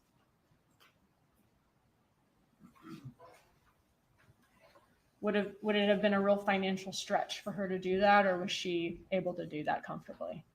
Oh, she could do that comfortably for sure. Did each of these members of the Adelson family, and when I say members, I mean Donna Adelson, Harvey Adelson, Charlie Adelson, and Wendy Adelson, have the means in their respective accounts in 2013 to pay the $1 million bribe that was discussed in the messages? Yes. Did each of the members of the Adelson family have the means in their respective accounts in 2014 to pay the 130 something thousand, let's say $140,000 given to Garcia, Magbanua, and Rivera? Yes. Did Charlie Adelson have the means in his account to pay for all of the different benefits and gifts that he gave to or offered Catherine Magbanua over the years from 2014 to 2016? Yes. And when I say means in their account, is that money that's available for withdrawal? I'm not talking about homes or properties or cars or other assets. Yes, that's correct. Okay. And would that amount, would those means obviously not include cash that is not deposited in any bank, right? That's right. We wouldn't know that amount. Right. Based on your review of Adelson Institute's records and messages in this case, did the Adelsons prefer to be paid in cash for their services at Adelson Institute, or did they prefer a credit card or check? It appeared that they preferred cash. Okay, were there lots of messages where they discuss giving discounts for cash, certain clients being willing to pay cash, and that being preferred? Yes. Are these just some of the examples? Just some of them, yes.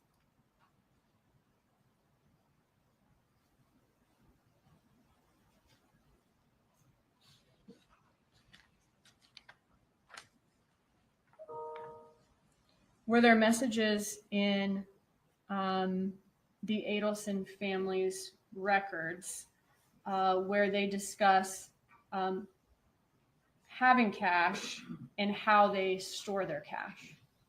Yes. I want to turn your attention to this text message we see here on the screen. Can you read these messages to us? And these are from 2011, but what I'm looking for here is dimensions of cash and how the cash is kept. If you could read those for us. Okay. So the first block is from Donna. It says, "Good morning, Charlie. I need to take 25,000 from your office checkbook and put it in Dad's office checkbook in order to break even this month. Can we do that? Do you have enough money in your office account for us to write that check? If you do, then Dad will move 25,000 in cash in the safe into your pile. Please let me know as soon as possible so Dad can take care of it today. You can call, I am home, or text me, whatever is best for you. I love you, honey, Mom." And he says, no problem. He says, no problem. Okay, so here, do they discuss having large amounts of cash and keeping it in piles in a safe? Yes. Were there other messages besides this one in the records where they discuss things, cash being in the safe or piles in the safe? Yes. Is this just one example? Yes. And as we talked about earlier, is it common for Donna Adelson to move money around between the Adelson family accounts? Yes. And does this safe appear to be at a place where Donna Adelson would have access to it or control of it? In the rule, you may answer based on your review of the records if you are capable, Ms. Holland. Could you restate the question? From the messages here, does the safe appear to be in a place where Donna Adelson would have access to it or control of it? Yes. Just a second.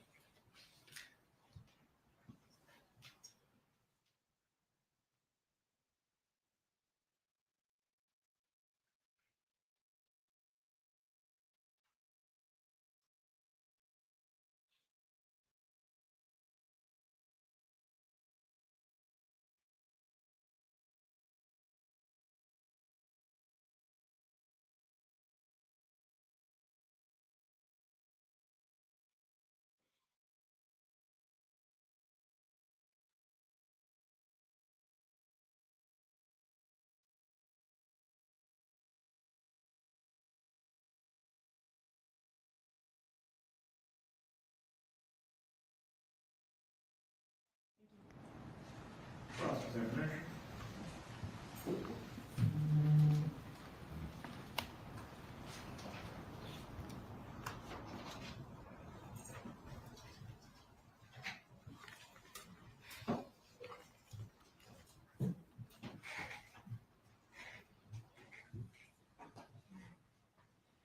Good afternoon, ma'am. Good afternoon. Quite a bit of testimony. I only have a few questions, okay? Okay. What credit card account statements did you review in your analysis for Donna and or Harvey Adelson? I believe there was only two, an American Express and a Capital One, two different credit cards. An Amex and a Capital One? Yes, ma'am. The car that you were referring to that had previously been in Harvey Adelson's name, that shows that Catherine McBanois paid $1,700 for, you didn't find bank account transactions for that, but that could have been a cash transaction, correct? That's correct. And it was a 15-year-old car, right? Yes. And it had over 150,000 miles on it, right? I'd have to look, but I think you're right. Would you like to look? If you want me to be exact. Just want to make sure I can't testify, so I need to make sure that you do. Sure, hold on a second.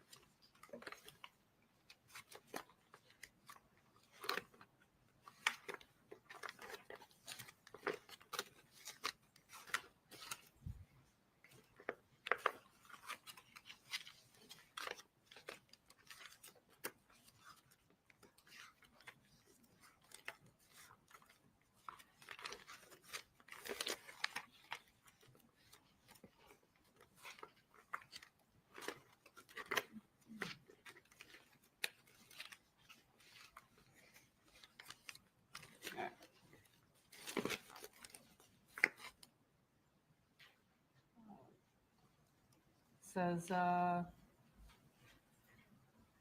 odometer was 17,058 miles. Ma'am, I think that's the original, last time it had been checked. The mileage at the time of the transfer would be down lower on the bottom. Oh my, I can't hardly see it from this one. It's either 140,000 or 160,000.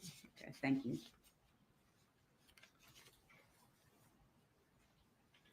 Now, we saw the slide where Charlie Adelson was talking about cash discounts for his travel periodontist work that he was doing for different dentists, correct? Yes. Are you aware from your analysis that the cash discount that was offered at Adelson Institute was simply the same amount as what they would be charged if someone used a credit card for the fee, a 5%. So the difference in the discount was if you paid by cash or check, so there wasn't a credit card fee, they gave them a 5% reduction. There was no explanation in the text messages to say why there was a discount for cash. Okay.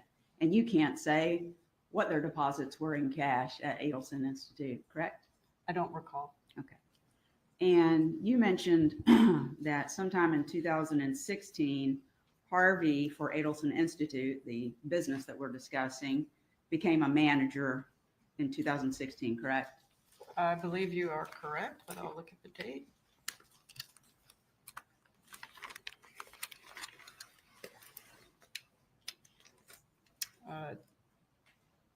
Harvey becomes manager in July of 2016. Okay. And you would agree with me that there's a difference between being a manager and being an owner, right? Yes, And it wasn't until 2020 that Harvey actually became the owner of the business again, according to the records that you reviewed. Is that right? that's correct. Just one moment, please.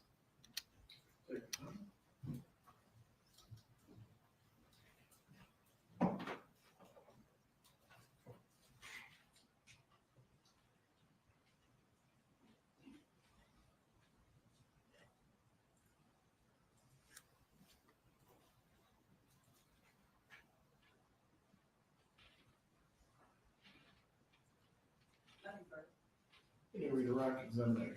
Yes, sir. You may proceed.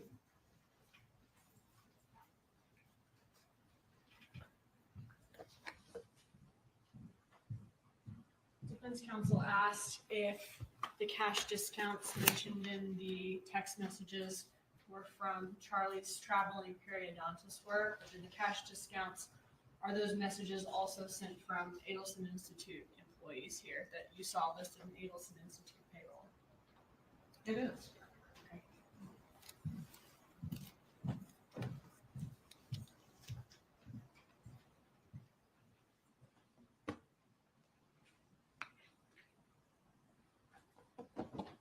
The only other thing I had was on direct, you mentioned that Harvey Adelson was taken off as manager in 2012. He continued working there as a dentist. But then on October 2nd of 2015, he became manager again. Is Yes. that correct? Yes, that's correct. Okay. And then in 2015, were Harvey and Charlie both managers? That's correct. Okay. In October of 2015. Yes, But then in 2016, July of 2016, only Harvey's a manager then at that point. Charlie has now dropped off to a registered agent. that's right. And these are on their articles of incorporation. Yes, Okay. They could still be both working there as dentists and have their own understanding of their role in the practice. But we're talking about what's listed on the articles of incorporation. right. Okay. So it went from Harvey and Charlie both being managers in October of 2015.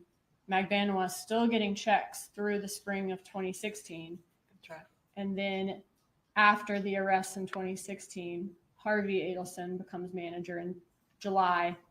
Charlie is now a registered agent. That's right. Okay, thank you. You may step down. Will this witness be recalled? I don't plan to, Judge, but if you could just remain under the rule just in case you can go about her business stuff. Very well. Please do not discuss with anyone else the substance of your testimony. You may step down. Thank you. If you and any of the jurors need to take a restroom break, the bailiff will take you to the jury room.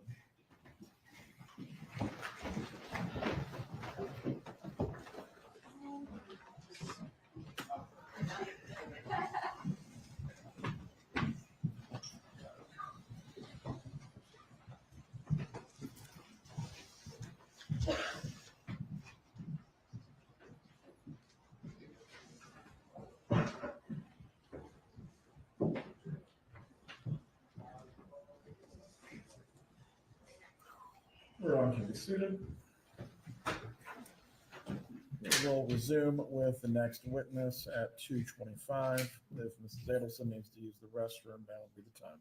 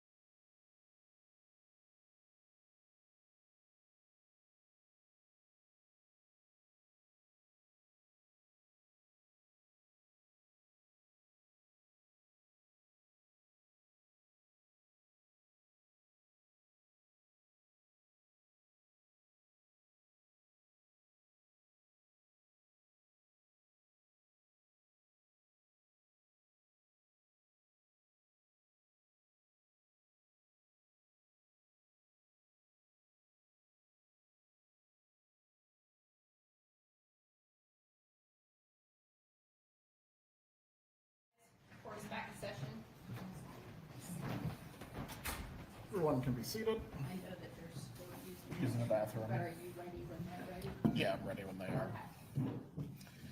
Ms. Kappelman, who will be the next witness?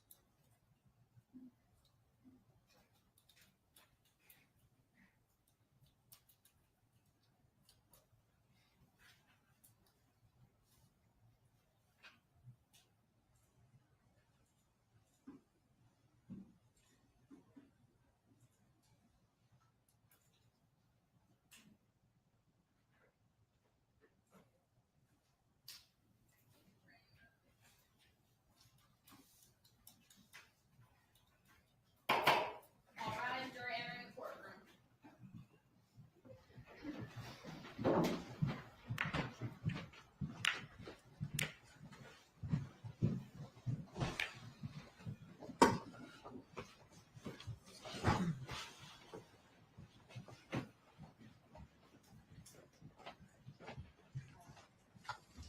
Everyone can be seated. State, you may call your next witness.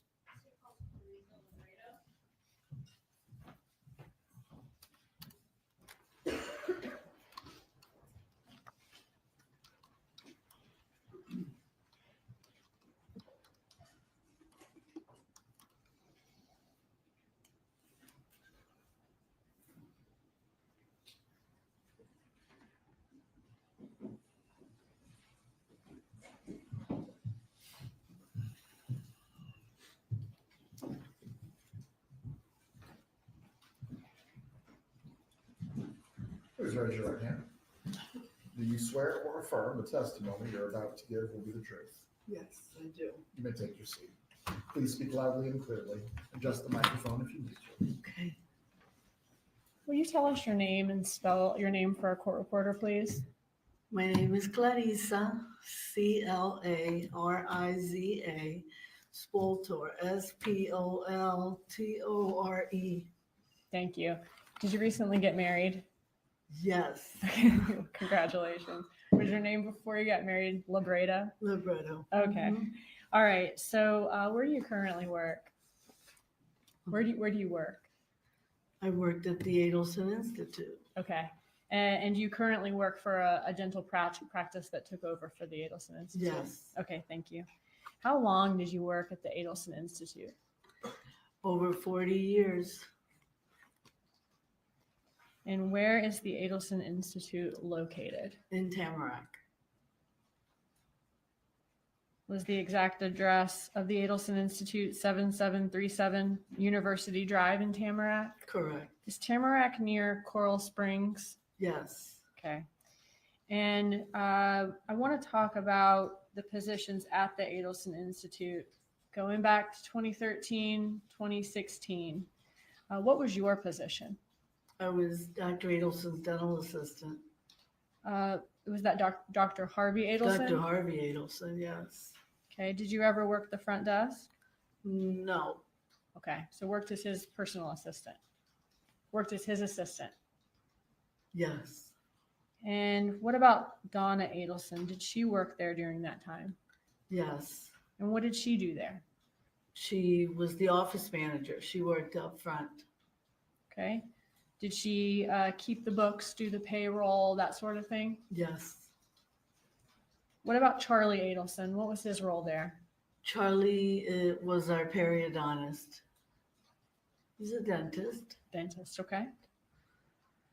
And the 40 years that you worked there, you worked for Harvey Adelson all of those 40 years. Yes. Was there also an employee during, and I'm talking about the years 2014 to 2016, in addition to yourself, Dr. Harvey Adelson, Dr. Charlie Adelson, was there also an employee named Erica Johnson? Yes. Okay, and what was her role? She worked up front and she was Charlie's assistant. Okay. And we got talked about Donna Adelson and her role. What about, did you have a hygienist named Amy? Yes, we always had a hygienist. Okay. Were there any other employees that you can think of during that time at the Adelson Institute other than the ones I just named? No, Any other dentists besides Harvey and Charlie? no. You mentioned that Charlie is a periodontist. Did he also, in addition to working at the Adelson Institute, did he travel around and do that type of work for other dental offices as well? Yes. How often was he in the Adelson Institute office? Ballpark. Once a month. Okay, so one time a month, he's going to serve his clients for the Adelson Institute. And other than that, he's traveling around to all different offices. Yes. Who was the boss at the Adelson Institute in your understanding? Who did you think was the boss? Dr. Harvey Adelson. What were the Adelson Institute's business hours back in 2014, 2016? Did y'all have Monday, Tuesday, and Thursday, 8 to 5? Monday, yes, and we had one late night. Was It was 11 to 7 okay. Was that Wednesday? was Wednesday. And then off on Fridays? We were off on Friday. And no work on Saturday or Sunday? No.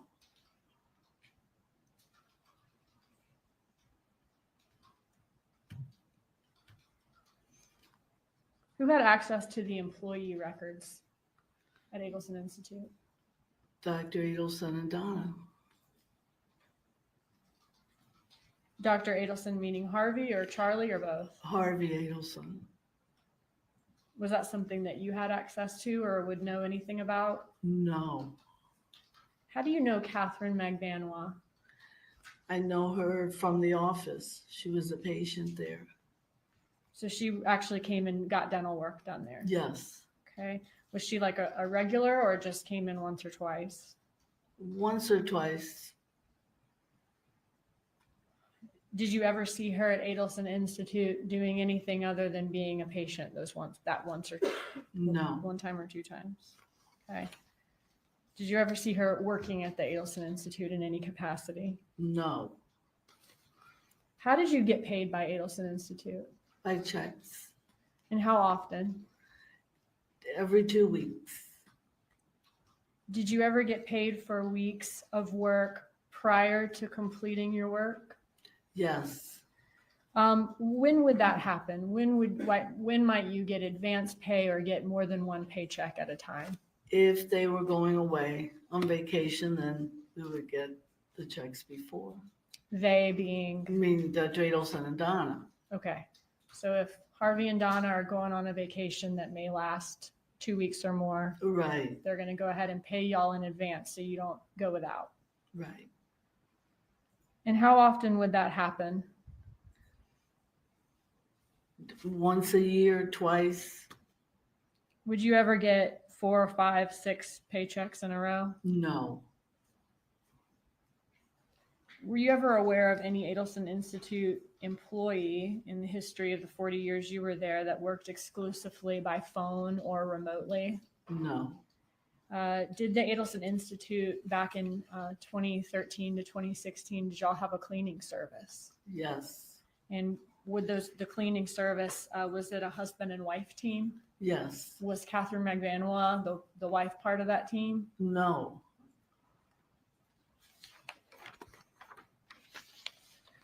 Do you remember back in 2016, okay, when 2 law enforcement officers came to Adelson Institute and were asking some questions? yes, Okay, and were they asking questions about Catherine Magbanwa?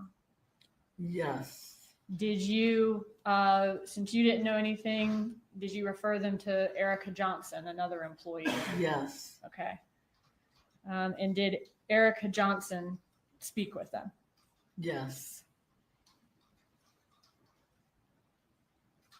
Prior to court today, did you have an opportunity to listen to States 100, which is the recorded call that you were played, which was a conversation between a man and a woman? Is that a yes? yes. Okay, thank you. I saw you nodding. I know. I've got to ask you. When you listened to that conversation, did you recognize the voices in States 100? Yes, Who was the woman in the call? Erica Johnson. Okay.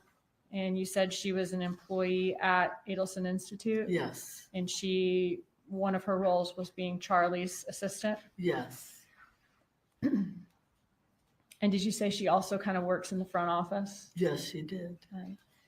Okay. Who was the male voice on States 100? Charlie Adelson? Charlie Adelson. And did you work with both of them for many years? Yes, At this time, Judge, I'm not going to admit States 100. I just wanted to lay that foundation, and we will seek to admit it through another witness later in the trial. That's all the questions I have. Thank you.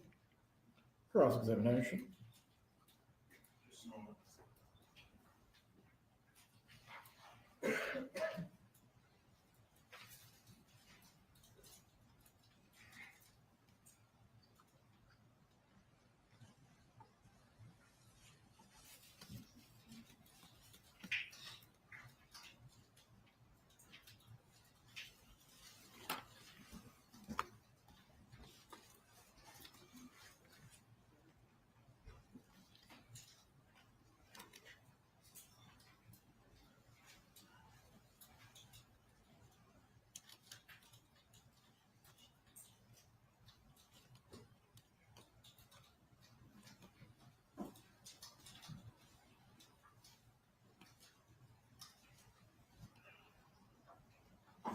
Good afternoon. hello.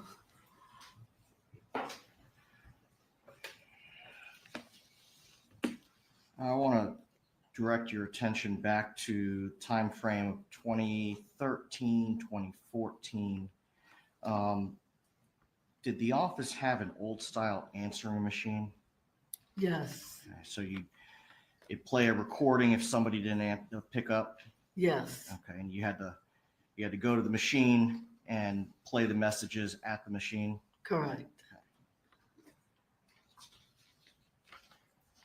Now, in your 40 years of knowing my client, Mrs. Adelson, did she ever speak badly about Dan Markel? No,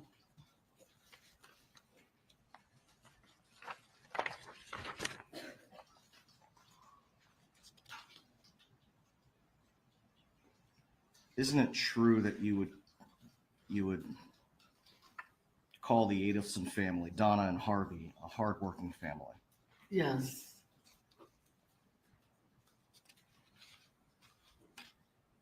Just a moment, Your Honor.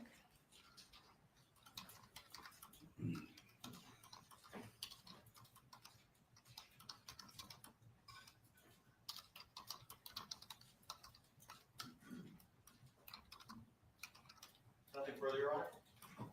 Any redirect to the witness?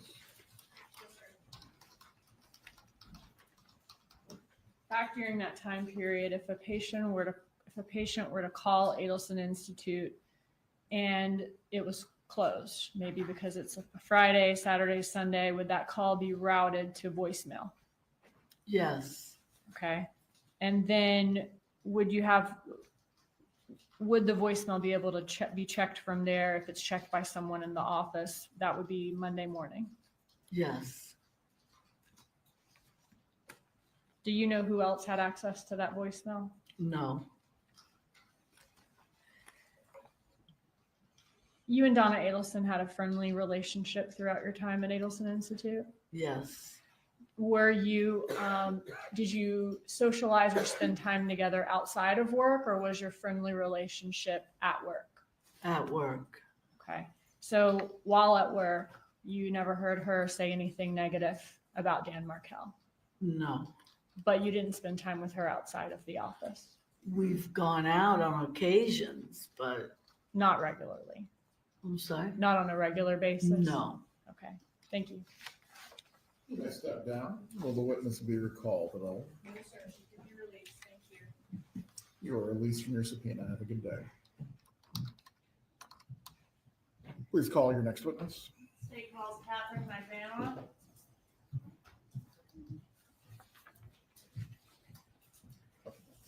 Members of the jury will take a brief break. The bailiff will take you to the jury room.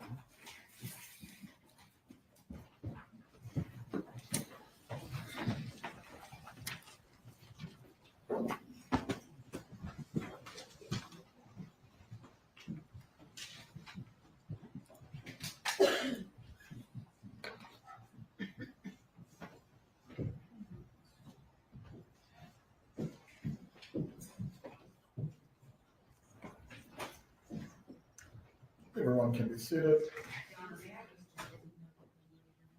I see. Yes. Go ahead. Preemptively, before this comes up during the testimony, Mrs. Adelson, I'm going to remind you again not to have any emotional reactions while the testimony is going on. No head shaking, no nodding, nothing to indicate that you either disagree or agree with what's happening. Do you understand?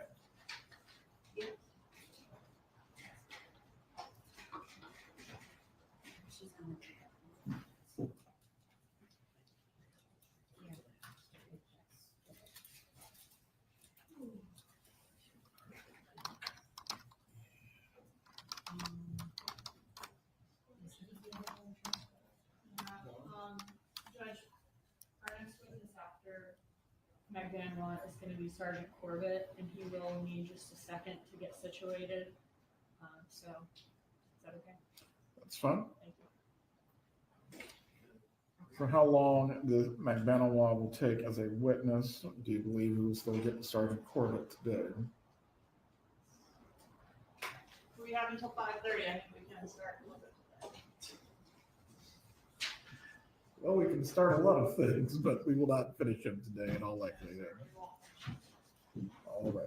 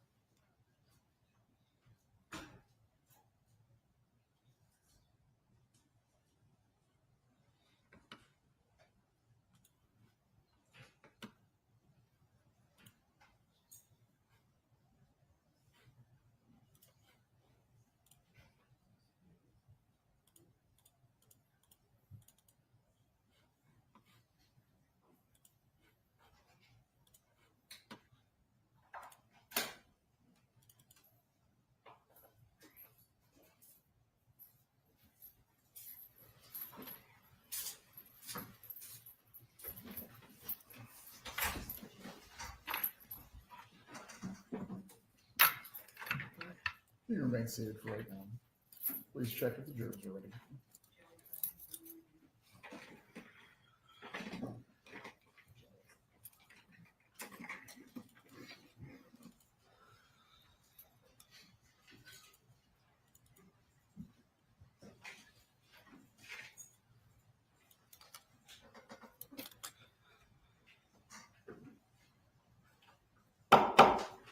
Jury entering courtroom.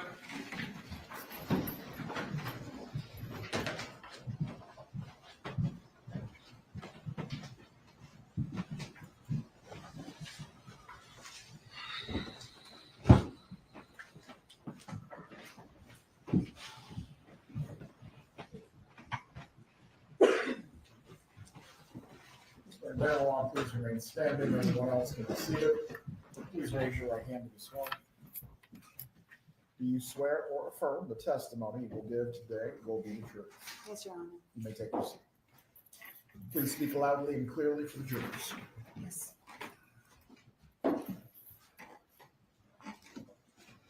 Please say your name and spell your name. Catherine Magbanua, KATHERINE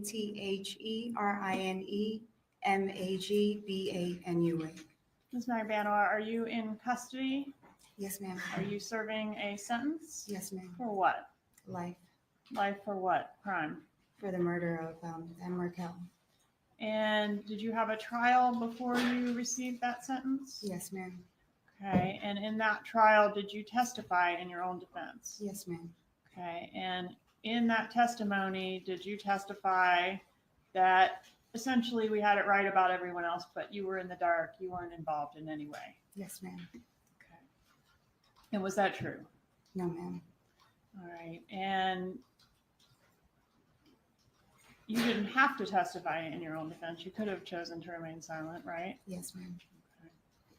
And you testified also in the trial in which Garcia was convicted, right? Yes, ma'am. And same thing there. You testified, you did not tell the truth. Yes, ma'am. Okay. And why then come now with a different story? I think that the truth needed to come out and the people responsible needed to get arrested. Okay. Are you hoping to get something out of this? I would eventually like to see my children again one day. And are you hoping that something can be done for you even after being sentenced? Yes, ma'am. I'm hoping so. Okay. Have you been promised anything No, in ma'am, I exchange for your testimony? No, ma'am, I have not. Okay. By me or by anyone? No, ma'am, nobody. Okay. Has anybody told you what you need to say here today? No, ma'am. Has anybody told you, well, you need to implicate a certain person? No, ma'am. Weren't you originally offered immunity in this case to come forward with the truth? Yes, ma'am, I was. Why did you not take that opportunity? Well, in the first trial, I was tried with Secretary Garcia, and he was facing the death penalty, and I just couldn't do it. Okay, because the truth would implicate your child's father. Yes, ma'am. Okay. What about the second time? I've been living a lie this whole time, and it was just so hard to come out with the truth that I kept fighting. Did anybody threaten you or harm you to prevent you from coming forward with the truth? No, ma'am.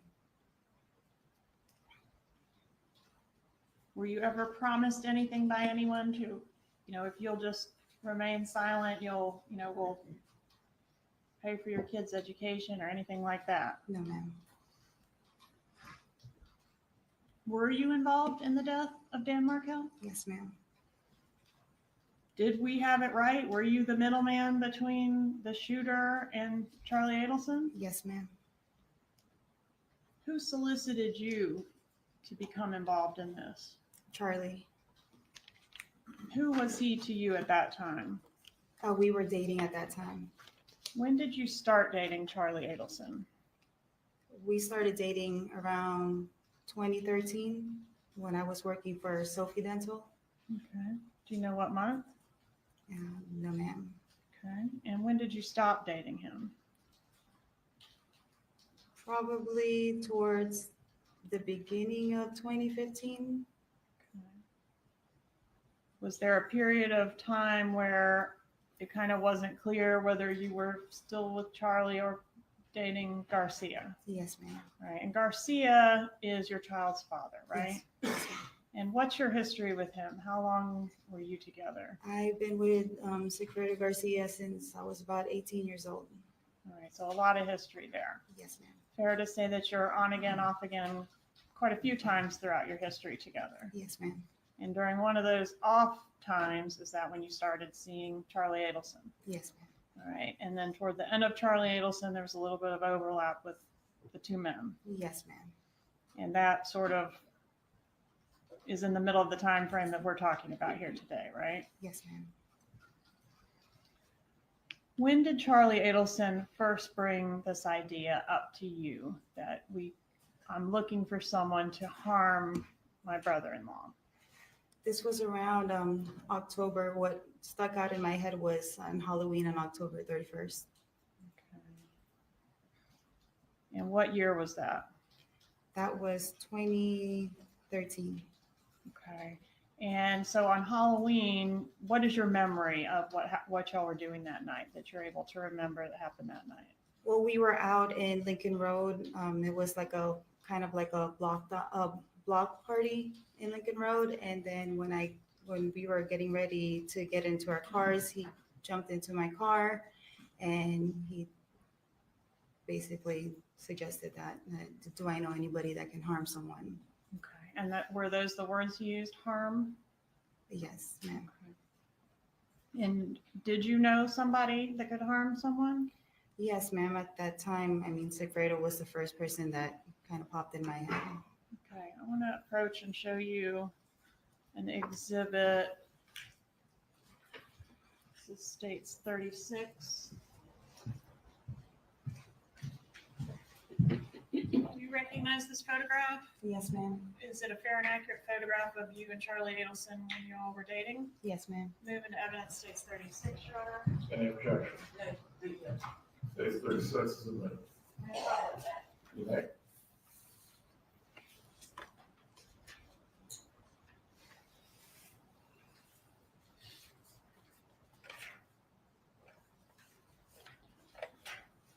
Where was this photograph taken? That was down at the Keys. When was it taken? I believe that was his birthday, Charlie's birthday? Charlie's birthday. In 2013? Yes, ma'am. When was his birthday? October 27th, I believe. And y'all drove down to the Keys? Yes, ma'am. So that would have been just a few days before he broached this subject of harming someone to you on Lincoln Road. Yes, ma'am. Were you aware of him sending this photograph to his sister that night? No, Or ma'am. I that wasn't. day?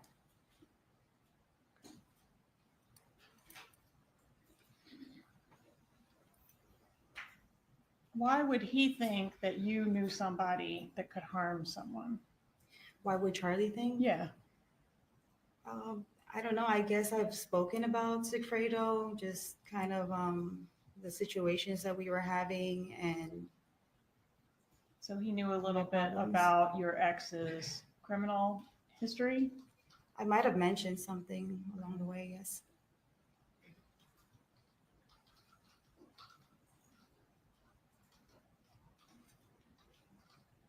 What did Sigfredo Garcia know about Charlie Adelson? At that time, I don't think he really knew of him yet. At some time, did he become aware that you had started dating someone else? Yes, ma'am. Right. And there's one phone call in the phone records that we're going to hear more about with the next witness. It's from Sigfredo Garcia to Harvey Adelson on July 1st, 2014. Do you know anything about that phone call? Yes, ma'am. There was a bit of an altercation between Charlie and Sigfredo. I believe prior to that, like a couple hours before that, where like he saw us leaving and then he kind of blocked off where I was like residing. Like we were already in the car, me and Charlie were, and he stopped and started screaming some stuff, but we didn't know what he was talking about. Okay. So when you first started dating Charlie back sometime shortly before around Halloween of 2013 or October of 2013. Yes, Is that ma'am. right? Garcia didn't know about it. I But believe it's- he didn't know Okay, anything but about at it. some point he learned and was jealous and there was a confrontation. Yes, ma'am. Okay, so how does that confrontation explain a phone call to Harvey Adelson? I think he was trying to contact Charlie, and maybe he somewhat probably Googled, try to find, and that's the number that he had gotten, which was, Okay, maybe he was looking for Dr. Adelson or something like that? yes, ma'am. Okay, but to your knowledge, there's no connection between Garcia and any member of the Adelson family other than you? No, ma'am. Who is Luis Rivera? Sigfredo Garcia's friend. Okay. And how long have you known him? For a number of years, over a decade probably. Okay. Why did you agree when Charlie asked you to enlist somebody to harm someone? Why did you agree to do that? Oh, at that time, Charlie knew that I was going through financial situations, so I guess he thought, hey, you can make some money. You needed the money. Yes, ma'am. And Garcia and Rivera, they were also motivated by money, right? Of course. Did Charlie Adelson tell you why he wanted to harm Dan Markel? At that time, no, ma'am. What did you learn about Dan Markel over the course of your relationship with Charlie Adelson? Well, through the course, he was just mentioning that his parents were going through it, that his sister was going through it, that he basically painted a bad picture of Mr. Markel. And since he knew that I was going through stuff with Sigfredo, it was I was like sympathizing with his sister because I know how it feels to go through. Okay, so you knew that his sister was having a terrible time with her ex, Yes, ma'am. and you had some things going on with Garcia that felt relatable. Yes, ma'am. Okay, and what does it mean that his parents are going through it? He just said that they couldn't sleep, that at some point, I think somebody was throwing up. I don't know if it was his mom or his dad, and that it was just becoming a big problem to them. Okay, and the big problem was Dan Markel. Yes, ma'am.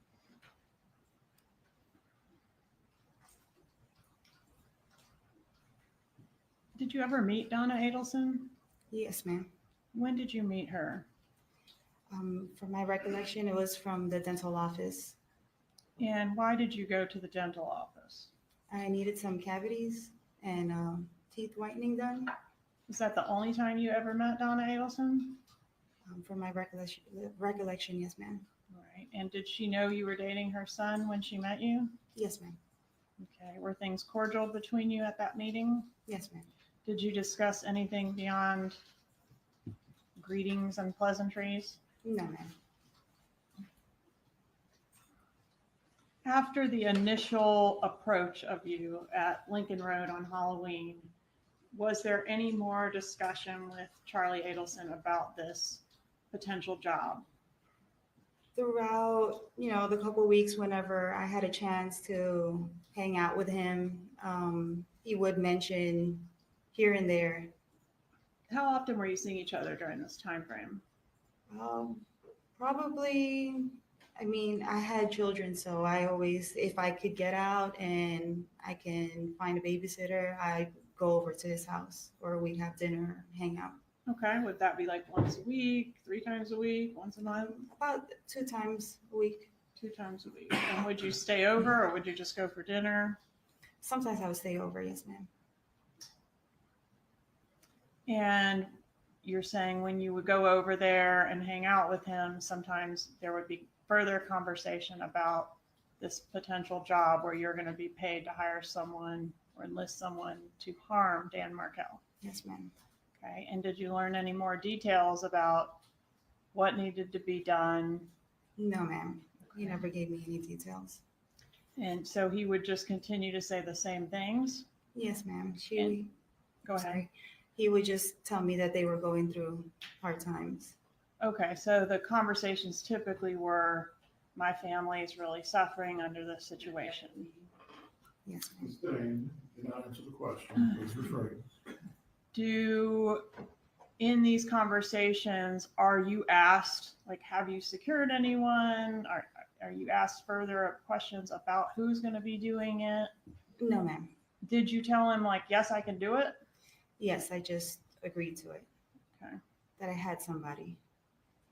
All right. And during these conversations with Charlie Adelson, was there ever a time when he's in the middle of these conversations with you about what's going to happen, speaking to his mother? Sometimes he would get on the phone. He'd kind of look at me weird and then just step out of the room and discuss whatever he needed to discuss. Give any information about what was discussed outside of presence. On the rule, she is Do that. talking about what took place, not the substance of the conversation, so you may continue. All right. So he would step out, have a conversation with his mother, and then come back. Yes, ma'am. Okay. And then you would resume the conversation about. Yeah, he This would just harming- kind of go off again, saying that this needed to be taken care of and what his family was going through. All right. How many times did this particular situation happen where you were discussing what would eventually become the murder and his mother was interjected in that way that you just described? How many times did I think he stepped out and Yes. speak to him? A number of times. More than twice? Yes, ma'am. More than 5 times? Yes, ma'am. So this was like a regular part of the way this worked whenever this conversation came up? Yes, He would ma'am. consult his mother and come back and speak to you. Yes, ma'am. Did he ever relay to you, you know, my mom says whatever? He never specifically said what he spoke to his mom about. No. Okay. But did you understand that getting the job done would relieve the stress on Charlie Adelson and his family? Yes, ma'am. Rule. Did you understand that getting the job done would relieve the stress on Charlie Adelson and his family? Yes, ma'am. Okay. At some point, did you learn this isn't going to be just harming, like, I don't know, maybe punch him in the face or something? It's going to be a murder. Yes, ma'am. All right. And do you know specifically when you learned that? There was an envelope that Charlie had given me one day that I went over to his house, and he told me not to open it and that he had worn gloves to close it. And that was basically it. And that I was the understanding of to pass it on to whoever I knew could take care of it. Okay. And when it's pass it on to whoever you knew, the name Sigfredo Garcia is used or is not used? No, it was never used. Okay. And is that, when we're talking about this conspiracy in general terms, are you in general trying to insulate the co-conspirator on this side of you from the one over here? Yes, ma'am. I was basically in the middle. So you don't talk about Charlie to Sigfredo and you don't talk about Sigfredo to Charlie, No, ma'am. but they both, Knew that it was to them. Yes. okay. He said he wore gloves when he put whatever he put in the envelope. Yes, ma'am. All right. And so he told you, don't open it, don't touch what's in there. Yes, ma'am. All right. And what kind of envelope was it? It was a manila envelope. Was there any writing on the envelope or anything on the outside? No, ma'am. It was blank. All right. So the envelope goes into your diaper bag, yes? Yes, ma'am. And do you take it and Sigfredo gets it from you? Yes. Well, eventually when I came home, because I usually have that diaper bag, that's like my little weekend bag. And when I came home, I contacted Sigfredo and I was like, hey, I have a package for you. Just come by whenever you can. Did you open it and see what was inside? No, ma'am. Okay. Did Charlie Adelson say anything to you about where he printed the documents that were contained inside? He did mention that he would never, he's like, oh, I didn't print this in my, the office that he had in his home. Probably printed in one of the offices that he worked at. Because he would frequent a bunch of different offices, Yes, right? ma'am. Okay. All right. So you gave this package to Garcia, and did he open it in your presence? No, ma'am. He literally took it and left out the door. All right. And had you talked to him beforehand about, hey, I'm going to give you some instructions about a job?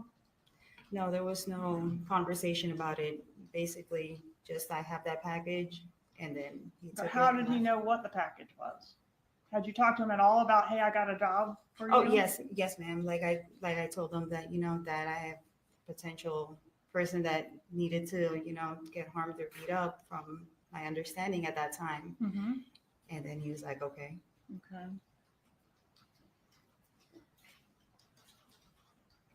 All right, so I want to ask you about the June trip. In June, did you provide Garcia with any money for expenses associated with that June trip? Yes, ma'am. Where did you get the money from to give to Garcia? From Charlie. Okay, how much money was it? From my recollection, it was a couple $100, less than $5, So maybe. this was just for like gas and whatever was needed to get to Tallahassee and back? Yes, ma'am. I just didn't know where he was going. I didn't know. about Okay, Tallahassee. but you knew it was for this job that we're Mhm. talking about? Yes, ma'am. Okay, and at that point you knew it was a murder because the envelope had been passed, right? Yes, the envelope was passed towards kind of like in the beginning of the year, so we're already in June at that time. All right.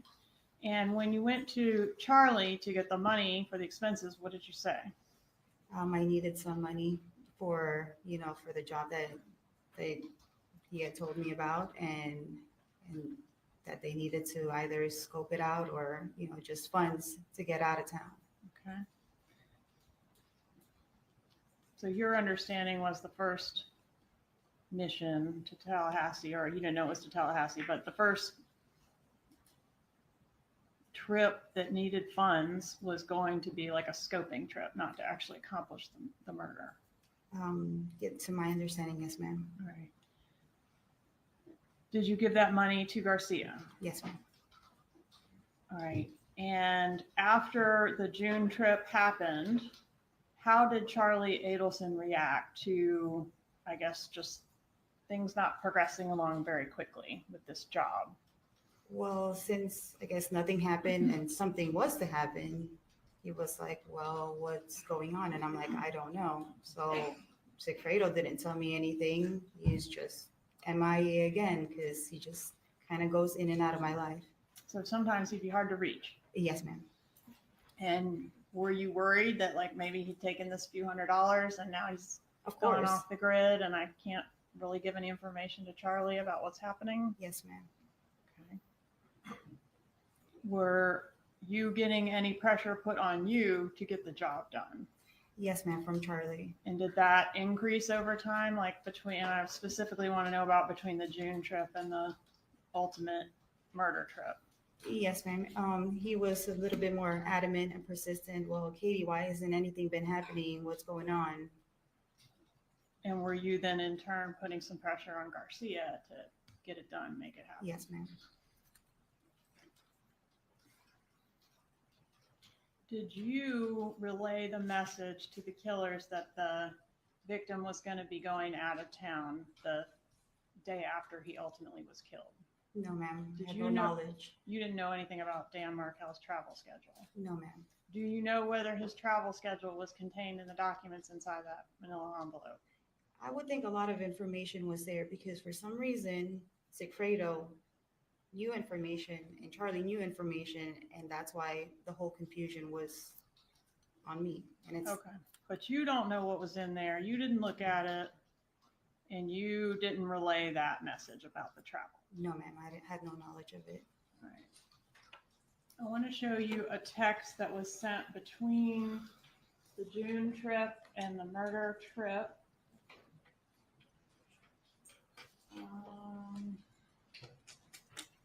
It's 86C.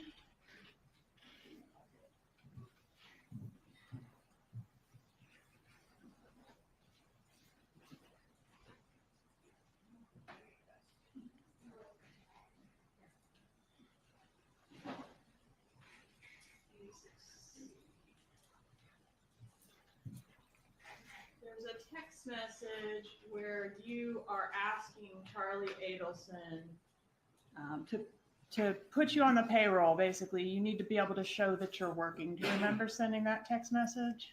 To Charlie? Yes, I believe so, if you can show me. I will. Okay. Was there a reason that you wanted to be at least part of your payment for this to be through the payroll at Adelson Institute? Well, I was going through like insurance purposes for my son, so I needed to be put on payroll so that I can show that I was making a certain amount of money. Okay, but it couldn't be too much money, right? Yeah, it couldn't be too much money. All right. And so, were you actually doing any work for your payment at Adelson Institute? No, ma'am, I was not. I'll show you this. I'm just gonna publish it. This judge is gonna be in 81, and I can't read the slide number. This is in evidence, so you can see it when I publish it. Alright, so take a moment to review that.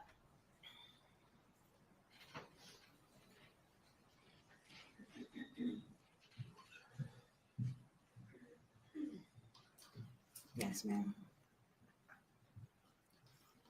All right, so here you're asking him, I need help on the employment, yes? Yes, ma'am. And are you referring to getting on the payroll at Adelson Institute? Yes, ma'am. Is that something you all had talked about before you sent this text, or is this the first he's hearing about it?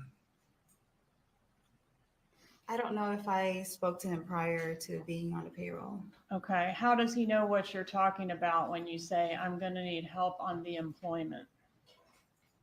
I guess he just figured, since he has an office, that he'd be able to help me. Okay, and he says no problem, right? Yes, ma'am. Does he actually put you on the payroll at this time? This is June. At that time, I'm not 100% if I was already on payroll. Not Okay. yet. I don't think so. The evidence indicates that you didn't receive your first paycheck until approximately 2 months after the murder was completed. Yes, ma'am. All right, and so did you feel like you could ask for this before the job was done because you knew you were getting the job done? I believe so. Yes, ma'am. Okay, was the payments that you received from the Adelson Institute part of your compensation for your arranging of this murder? I would think so. Yes, ma'am. What do you mean you would think so? It's yes or no question. Yes, ma'am. All right, he wasn't going to put you on the payroll for no reason, was he? Yes, ma'am. Okay, and most or all the checks were after the breakup? You had broken up before you received the first check, right? That I already, I wasn't talking to Charlie as much anymore. Yes, ma'am. Yeah, September after the murder. Yes, ma'am. Okay.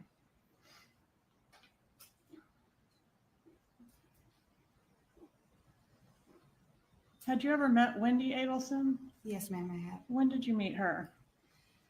I had dinner with her one time in Yardbird and another time at the beach. Yardbird, is that a restaurant? Yes, ma'am. Is that the occasion where Wendy was with her boyfriend, Jeff Lacasse? Yes, ma'am. Was that the first time you ever met Wendy? I believe so. Yes, ma'am. Okay. And then did you meet her again? Yes, I met her in the beach around, I think, Father's That's the Day. photo that we've seen, State's Exhibit 35, publishing. Is that the second time you met Wendy Adelson? Yes, ma'am. Okay. Did you ever discuss the murder with Wendy Adelson? No, ma'am. I Did you not. ever discuss Dan Markel's schedule with her? No, ma'am. So the only person you talked about it with at all was Charlie and Garcia. Yes, ma'am.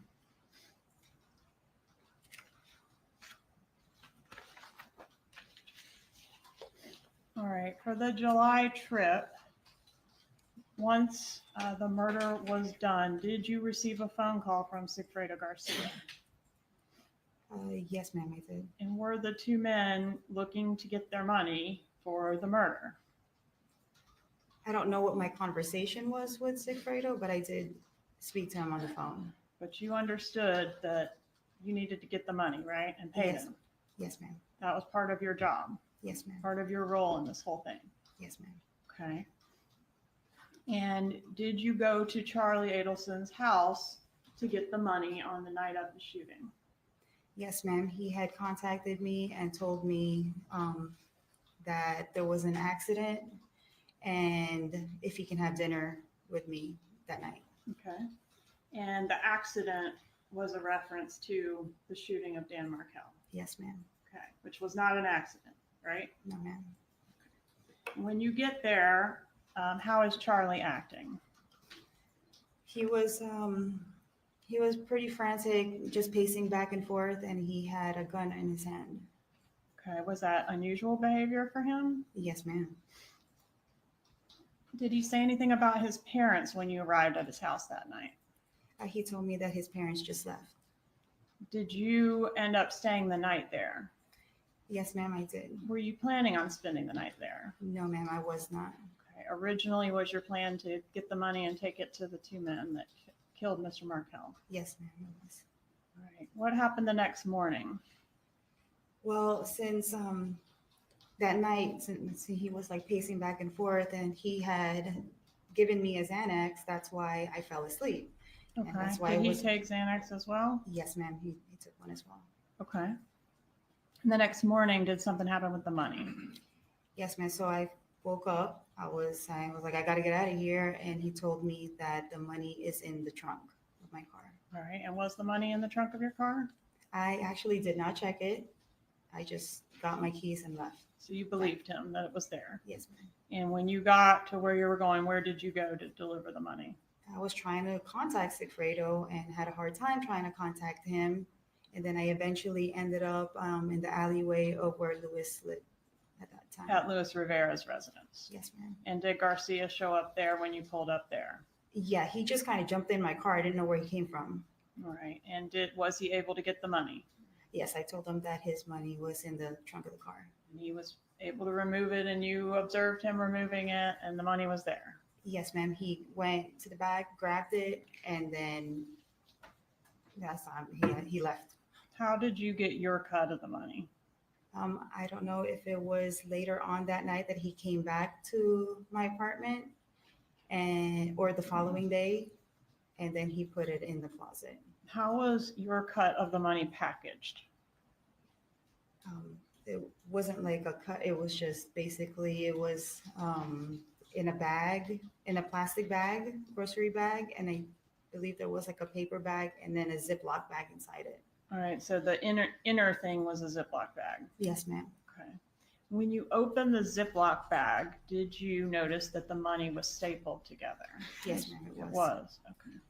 Did you notice something else unusual about the money? At that moment, I didn't when I opened it, but a couple of days after the fact, it was wet and starting to mold. The money itself was damp to the touch. Yes, ma'am. Right. And did you ever mention that back to Charlie Adelson? I'm pretty sure I contacted him and told him why is the money wet. What do you mean pretty sure? You did or you didn't? That I did. Okay. And when you contacted him and said the money's wet, or you just mentioned to him the money's wet, did he have a response? Yes, ma'am. He told me Go told ahead. me that that his mom washed the money. That you physically washed the money. Yes, ma'am. All right. So you got a chunk of cash that day or a couple days later. You're not sure which. Yes, ma'am. Right. And you also got these paychecks that we've talked about, right? Yes, ma'am. Did over the ensuing time, from the time of the murder up until the time of the what we've referred to as the bump, are you familiar with that law Yes, ma'am. enforcement operation? Okay. In that time frame, did you get some other gifts and things from Charlie? Between that time? Yes. Plane tickets, things like that. No, ma'am. Okay, so you deny getting any type of gift or favor from Charlie Adelson other than the cash that you got. I don't know if like specifically any type of favors. If I was going through, I was having problems with the car that I had Yes. purchased Yep. from him. So he would get that fixed and he would pay for it. Okay, and before that, he helped with Mazda repairs. Yes, ma'am. Okay. All right. You started getting paychecks in September after the murder, which continued through May of 2016. Is that right? Yes, ma'am. And how would you receive the paychecks? Charlie would give it to me. All right. And you admit that you weren't doing anything to earn that money No, ma'am. I was not. other than contributing to this murder. Yes, ma'am. All right. And the paychecks, would they come one at a time or multiples at a time? It would be multiple. Okay. Do you know why the paychecks stopped when they stopped? At that time, just like Fredo got arrested. So they got scooped. Yes. Who signed the paychecks? I'm sorry, one moment. Leave it.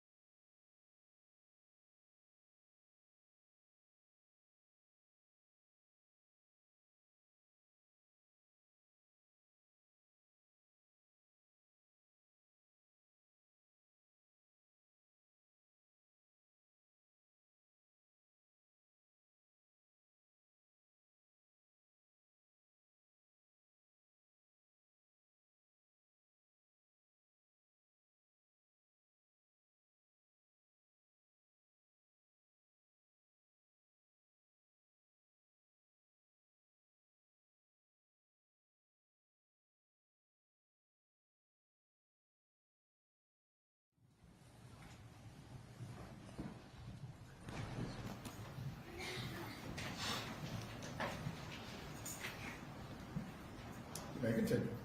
Who signed your paychecks from the Adelson Institute? Donna Adelson. How many paychecks did you receive? I can't recall. Does 44 sound right? Can't recall. If we assume 44, how many of them were signed by Donna Adelson? All of them. How many were signed by Charlie Adelson? None. Did Mr. Adelson, when he handed you the checks, give you any instructions on how they were to be deposited? Just don't deposit it all at one time. Like, space it out. All right, and did you always follow his directions on the deposits? Not always. No, ma'am. Okay, sometimes you would cash one before the pay period ended, right? Yes, ma'am. All right, and we've talked about the bump. Did you meet with Charlie Adelson after the bump? Yes, ma'am. Who called that meeting, him or you? I believe he contacted me. All right, and did you sit in the car with Mr. Adelson for a few minutes before going into the restaurant? Yes, ma'am. What happened when you were in the car with him? Well, I got inside the car. He came outside of my job and basically asked, probably where we're gonna eat. And he turned up the volume in his car and kind of just leaned towards me and was just telling me that, that his mom got approached. Okay. And did you continue to hear more from him about his mom being approached once you entered the restaurant? Yes, ma'am. Okay, and at the time you did not know that law enforcement was intercepting those conversations, did you? No, ma'am, I did not. Did you have any concerns that he might be trying to set you up during that meeting? No, ma'am. Did you feel that, or did he do anything to make you think he had suspicions that you might be trying to set him up? Yes, ma'am. And what were those? Just the way he was going through scenarios in his head. He might have, because he mentioned Tato's name and he had a piece of paper that he looked at and then kind of talked to me about, but I didn't know what he was looking at. Who's Tato? Tato is Luis Rivera. Okay, so did he say Luis Rivera or he said Tato? He said Tato. Okay, and so did that concern you that he knew that name? Yes, it did. I just thought he was confusing it with Tuto because Tuto is Sigfredo Garcia's nickname. Okay, and what the setup was from the law enforcement was that this person was posing as an associate of Luis Rivera, right? Yes, ma'am. Okay. And when Charlie tells you this information, are you thinking it could be an associate of Luis Rivera? Maybe Rivera did tell someone, and Yes. maybe this is somehow connected to Rivera. Yes, ma'am. All right. Did you tell Charlie that? Did I tell Charlie that? Did you tell Charlie, well, actually, the guy that went with Garcia to kill Dan Markel is Luis Rivera, and he goes by Tato? Did you say anything like that? No, ma'am. I just told him that Tato was incarcerated, but I never knew at that time that Tato was with Sigfredo, or that he. Right, but you're not, I guess, are you giving Charlie Adelson all the information that you have about this? No, ma'am. Okay, so you're going to handle it on your side of the conspiracy yourself, right? Yes, ma'am. So he's enlisting you to go do something. What is it you're supposed to do? To contact the phone number. Phone number on the piece of paper that was handed to his mother. Yes, ma'am. Okay. And figure out who it is and resolve it. What's going on? He didn't know if it was somebody trying to extort him or try to blackmail him, or he didn't know if it was the FBI. Okay. And he's saying one of two scenarios. One of two scenarios. Are those the two scenarios? Yes, ma'am. It's either the FBI or it is actually someone who's gotten some information about what we did. Yes, ma'am. Have you reviewed the transcript that was prepared of that restaurant recording? Yes, ma'am. And is that transcript fair and accurate? Does it accurately transcribe the conversation that was had in there? Yes, ma'am.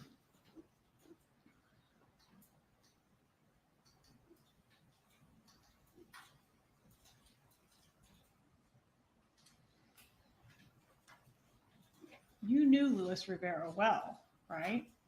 I knew him from Sigfredo. Yes, ma'am. But Sigfredo didn't tell you he took Rivera with him No, he to did do not. the job. No, ma'am.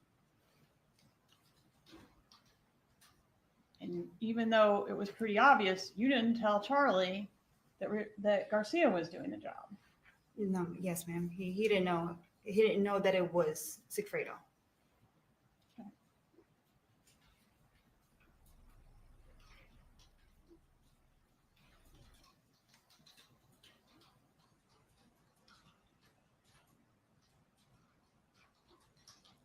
Charlie never explicitly told you this murder is going to benefit my mother, or this murder is to benefit my sister.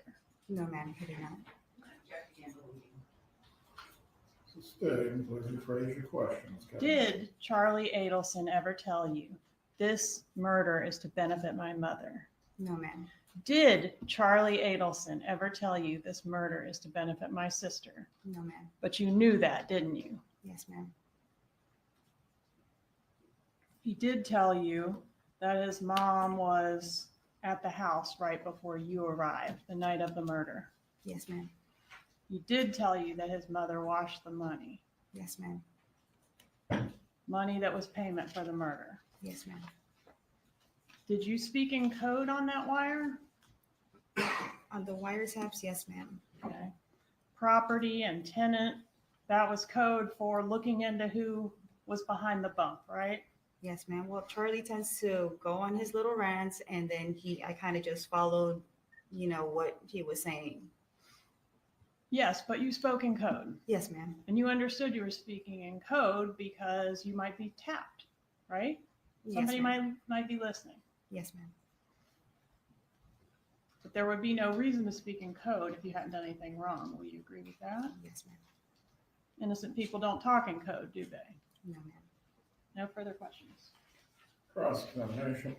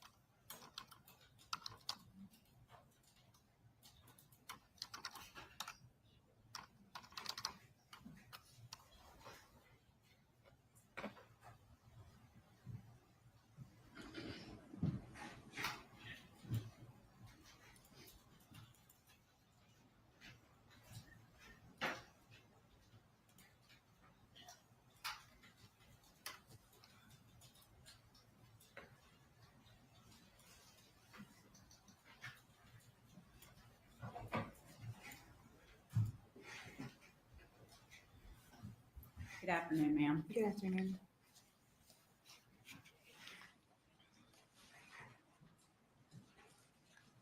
I believe when you started your testimony on direct, Ms. Kappelman asked you about previously lying under Yes, ma'am. oath. Do you recall that? Yes, ma'am. And from the first trial with Sigfredo Garcia to a trial with just you, you gave proffers to law enforcement, correct? Not between those times, but After that, before Charlie's. yes, ma'am. Okay. So after you testified in your trial where you've admitted that you lied, you were minimizing what was going on, correct? Yes, ma'am. Then you started meeting with law enforcement in the state attorney's office, correct? Yes, ma'am. And gave them a little more information each time, right? Yes, ma'am. Each time you became, now what you're saying, a little more truthful? I'm finally coming out with the truth. Yes, ma'am. You had testified on direct that you got to Charlie's house and he had indicated that his parents had just left. Yes, ma'am. And you said that he was nervous and upset, right? Yes, ma'am. And you all both took Xanax, Well, he gave it to me. Yes, ma'am. but you said you took one, right? Of course. Yes, ma'am. And he took one, right? Yes, ma'am. And you two went to bed together, right? Yes, ma'am.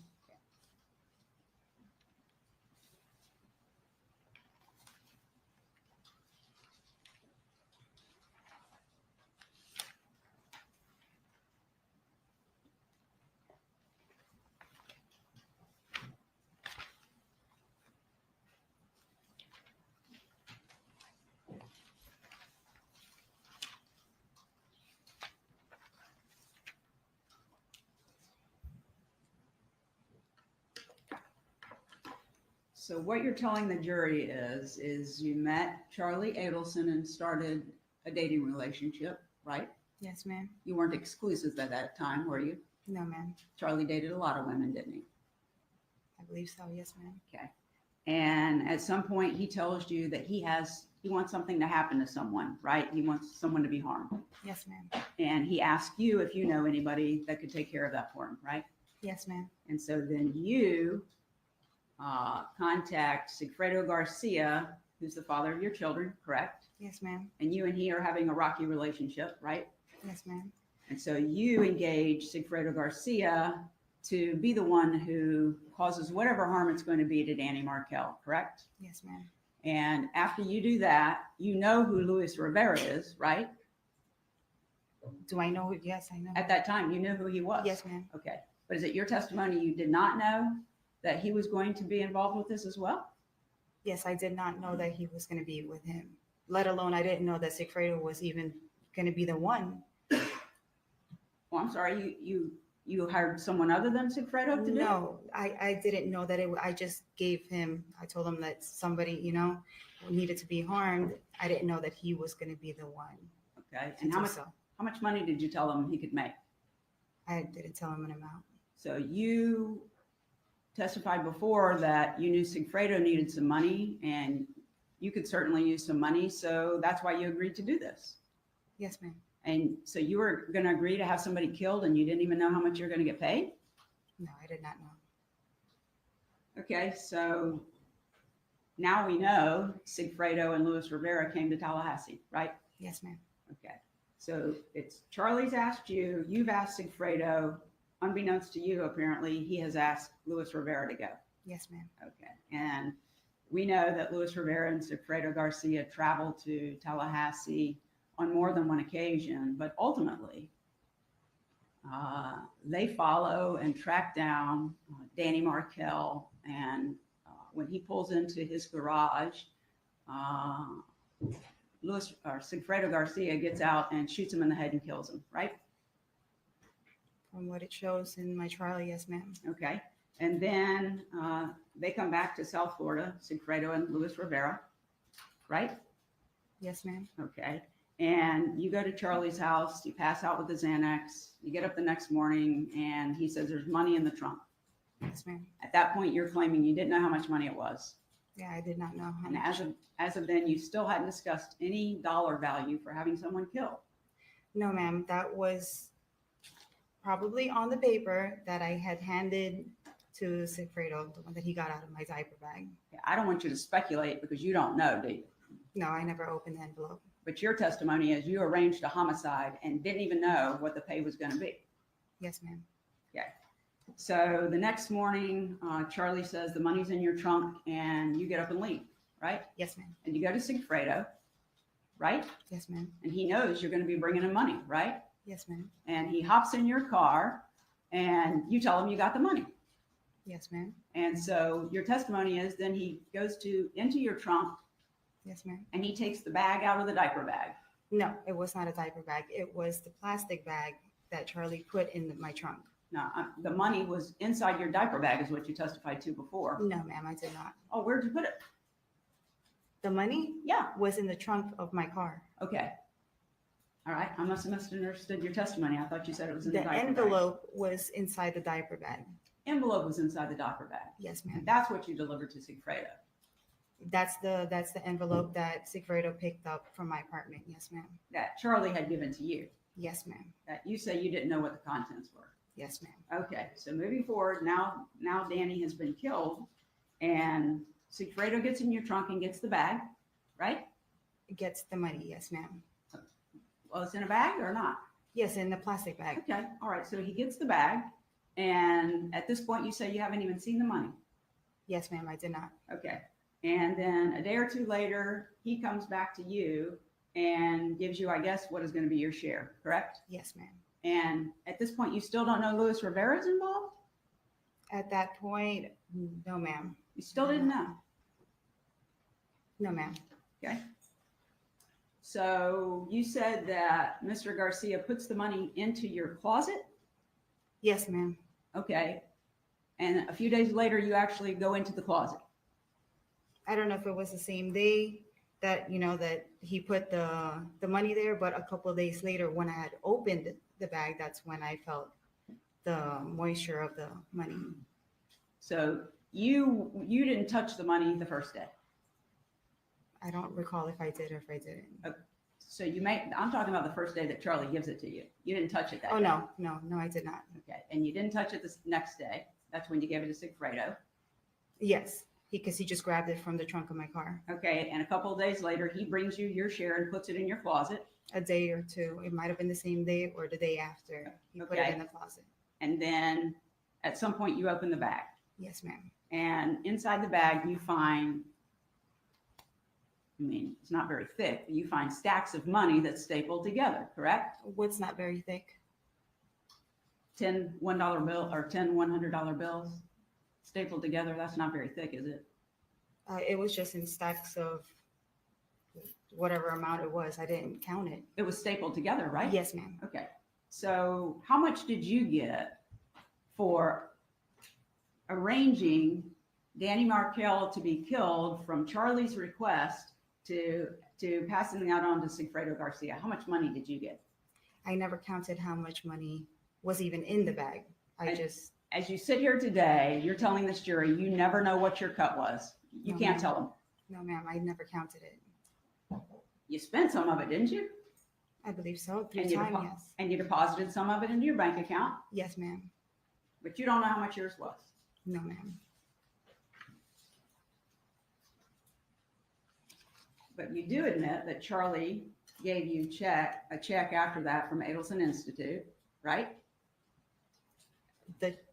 He gave you payroll checks from Yes, Adelson ma'am. Institute, right? Yes, ma'am. Charlie gave those to you. No, it was, Charlie handed me the checks. Yes, ma'am. Exactly. Yes, Okay. ma'am. And you testified that you met Ms. Donna Adelson on one occasion, right? From what I recall, yes, from the dental office when I went to get work done. She greeted you when you came for your appointment, basically. Yes, ma'am. Okay. And you had your appointment and you paid for the services, right? Yes, ma'am.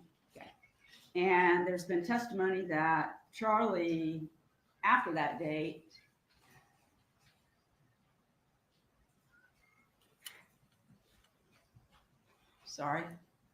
that Charlie, after that date, gave you other benefits, right?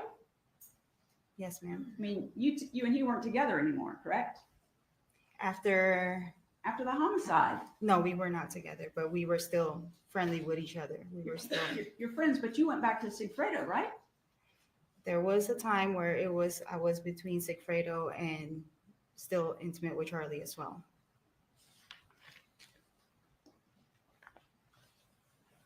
Besides the one time you had that dental appointment and you saw Mrs. Adelson, you met her, Donna Adelson. Yes, ma'am. After that, you never talked to her again, did you? Not that I can recall. I don't think I. You didn't speak on the phone to each other? No, ma'am. You didn't text each other? No, ma'am. You didn't email each other? No, ma'am. You didn't have any other communication of any kind? No, ma'am. You didn't meet with her in person? There's only a time that I saw her, but I didn't meet with her. Right, exactly. And when you're having these discussions with Charlie Adelson, I'm talking about you and your knowledge. When you're having these discussions with Charlie and then having discussions with Sigfredo, she's not involved in those conversations with you, is she? No, ma'am. She's not.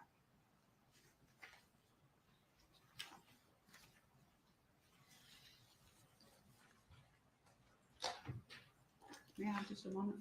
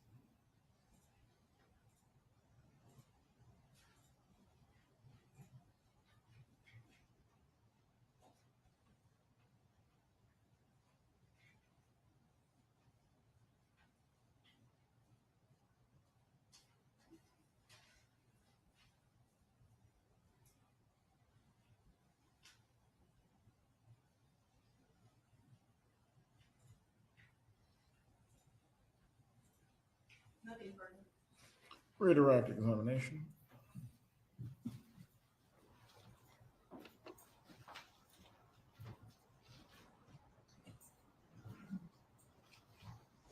Publishing states 55.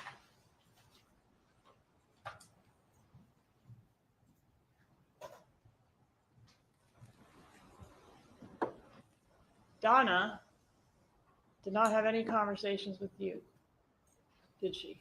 No, ma'am. There's no lying here, right? No, ma'am. Donna had conversations with Charlie. Yes, ma'am. Charlie, object. She wasn't participating in those conversations. Overruled, I believe the witness earlier testified concerning this very issue. You may continue your examination. Donna had conversations with Charlie, right? Yes, ma'am. Charlie had conversations with you. Yes, ma'am. Charlie was the go-between between you and Donna, wasn't he? Yes, ma'am. The same way you were the go-between between Charlie and Garcia. Yes, ma'am. No further questions. May step down. Will the witness be recalled? You remain under the subpoena, Ms. McMenamin.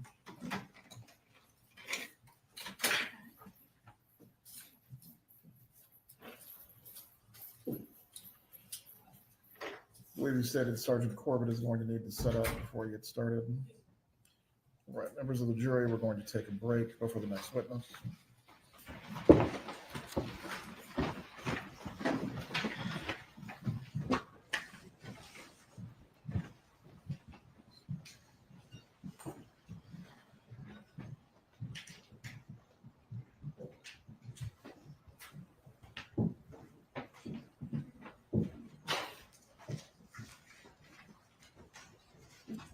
Everyone can be seated.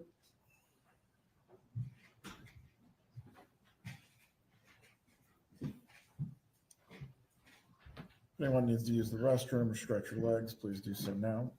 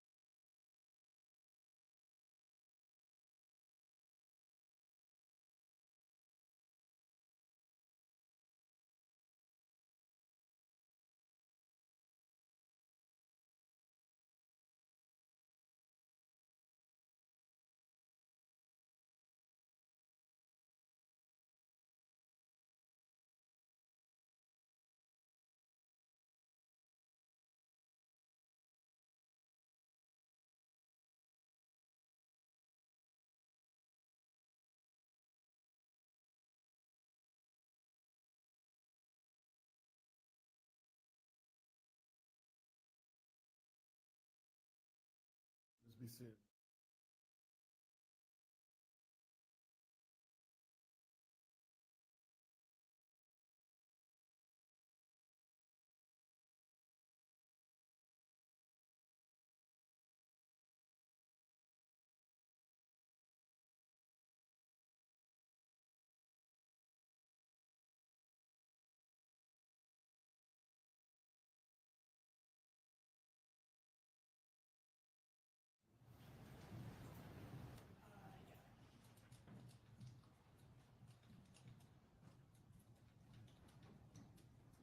Because I think if, you know, we could get through, I've got his qualifications and then I've got some introductory how cell phone towers work.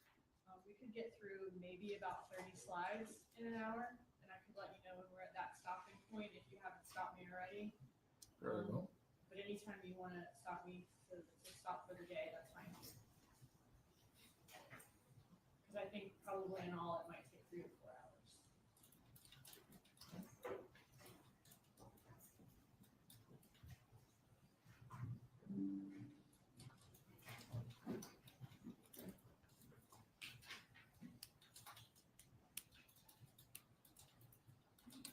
All right, is everyone good to go? Yes, sir. Defense and I spoke and all of the summary and the evidence with Sergeant Corbett, and I'll say, subject to the court's ruling. And then that way, we can make sure that everything that is in the summary tomorrow or that goes into evidence is subject to the court's ruling, as opposed to having to do that this minute. Is that okay? That's fine. Thank you. That is the conversation Ms. June and I had, and I agree with that. It makes sense time-wise. Please bring in the jurors.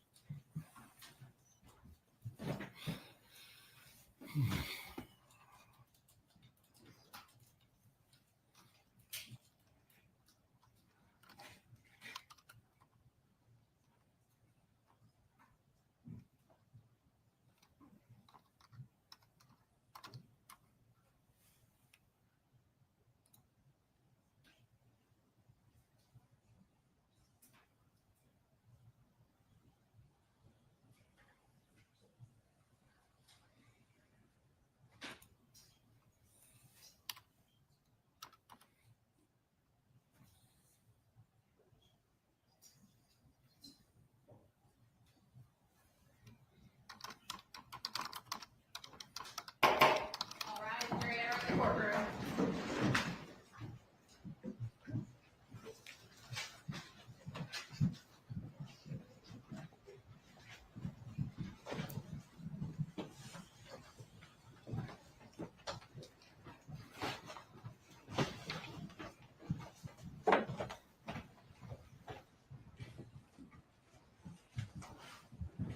Everyone can be seated.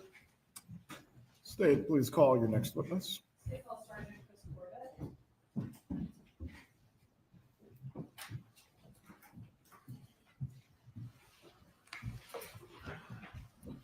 Sergeant, please raise your right hand. Do you swear or affirm the testimony you're about to give will be the truth? I do. You may take your seat. Thank you, sir. Please speak loudly and clearly. You may examine when you're ready. Will you introduce yourself to the jury and spell your name for the court reporter, please? Certainly. Good afternoon. My name is Christopher Corbett, and that's Corbitt, and I'm a sergeant with the City of Tallahassee Police Department. And how long have you worked with TPD? 29 years and 11 months. What unit are you in at TPD? I currently supervise the Technical Operations Unit. Can you tell me a little bit about your training and experience in order to supervise the Technical Operations Unit? Certainly. I have just under 2,000 hours of general technical training, which would cover sort of all realms of law enforcement technology, camera installations, audio, video monitoring, forensics, all kinds of, again, all the ways that we use technology to assist in criminal investigations. I have just over 1,000 hours of that is dedicated to communication record analysis or cell phone analysis. And that includes the obtaining, analysis, mapping, all the things that we do with communication records specifically to assist in criminal investigations. Okay, and have you also taught in the field of digital forensics? I do. I teach communication record analysis to law enforcement officers, other law enforcement agencies, prosecutors associations, other groups. Yes. And how long have you been supervisor of that unit? Since 2012. How many hours of specialized training in historical communication records analysis do you have? Just over 1,000. And what is historical communication record analysis? Communication or historical communication record analysis would be kind of a general term for the use of communication records. And when I talk about communication records, I mean primarily cell phone records, records that we get from the carriers. They may be forensic records or reports that we get when we're able to do a forensic analysis of a phone, when we have the actual device and can download data. But we take all that information and we analyze it really in whatever way the investigator or the investigation needs. Oftentimes that's location analysis. We're trying to put handsets, are they consistent, or could they have been at the scene of a crime? Could they have been somewhere else? Where might other evidence be? So a lot of that work has to do with the locations of the handsets. Sometimes it's communications, who communicated with who, when, how often, those kind of things to help establish relationships. There's really a number of ways that we can use those records and the analysis of those records, again, to assist in the criminal investigations. And have you ever testified in court in the field of historical communication records analysis where you've given an expert opinion? I have, yes. About how many times? 123. And those are all my questions as to his qualifications, Judge. Defense wish to voir dire the witness. There you are. Is there a challenge to his ability to provide an opinion in the field of historical communication record analysis? There you are. Members of the jury, while this witness testifies today, he will be permitted to provide you with an opinion in the area of historical communication record analysis. You may continue. So in your position at TPD, you mentioned that part of your everyday duties is going to be pulling cell phone records from cell phone companies. Is that right? That's correct. And are those records called call detail records? That's sort of a general term that we give to a broad range of records. Call detail records, we generally talk about specific call logs and maybe voice or text. We have other types of reports, subscriber information, other types of location reports that are more specific, but generally, yes, we call that whole group of records call detail records. Are those types of records ones that are kept in the normal course of business of phone companies? They are, yes. And are they kept by an automated system that would have knowledge of those or of those calls and text communications? Yes. Are you familiar with how to read and interpret the records? I am, yes. And in this case, did you review phone records for States Exhibit 91, call detail records of Luis Rivera, 92, call detail records of Sigfredo Garcia, 93, call detail records of Wendy Adelson, 94, call detail records of Donna Adelson, 95, Charlie Adelson's call detail records, 96, Harvey Adelson's call detail records, and 97, Catherine Magbanaway's call detail records, and finally 98, Dan Markel's call detail records? Yes. Okay. And did all those call detail records come with a certification from each phone carrier certifying that those are authentic records of that carrier? They did, yes. Just 1 second.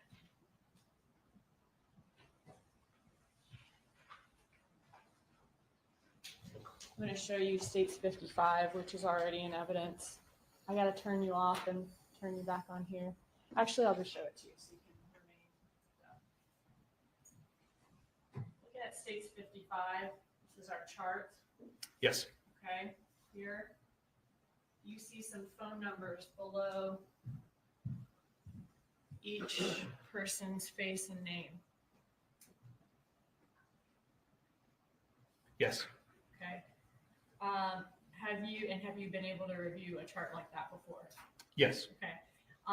Looking at those numbers, are those the numbers for each person that correspond with the call detail records that you reviewed for each person and you're going to be testifying about in your testimony? Yes, they are. Okay, thank you.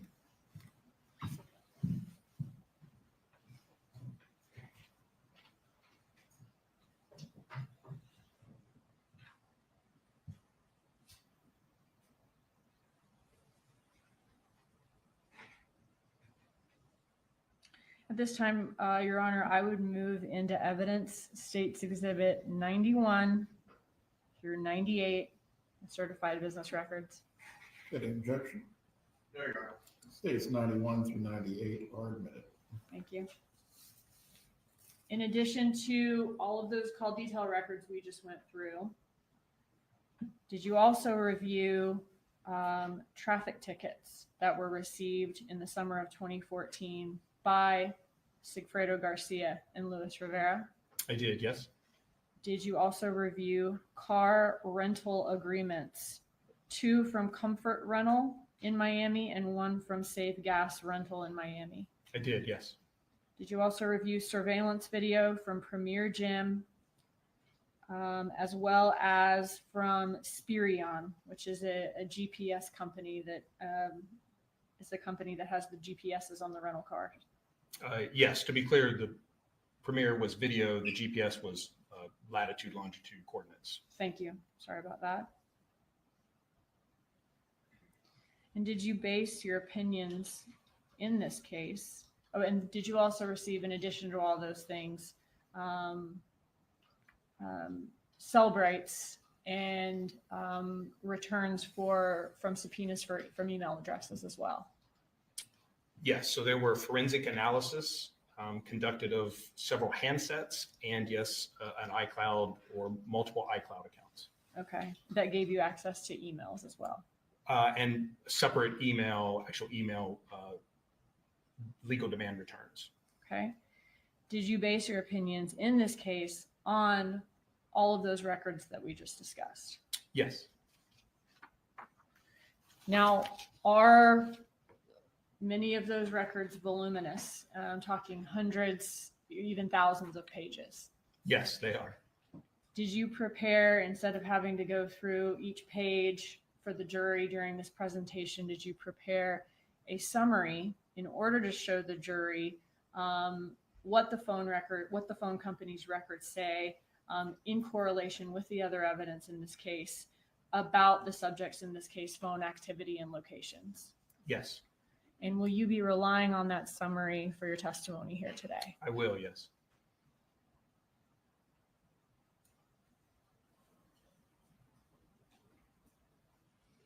I want to quickly, also in the summary, are there excerpts from Cellbrights? Yes. What is a Cellbright?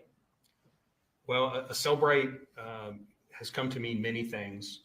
When we do forensic examinations of computers or phones, we use a variety of different forensic tools. One of the more common ones that we use is a product from Cellbright, and often the most common report format. So once we do that forensic analysis, then it generates a report for us that allows us to visualize all of that information, location information, text message content, emails. And so that report is generally called a Cellbright report.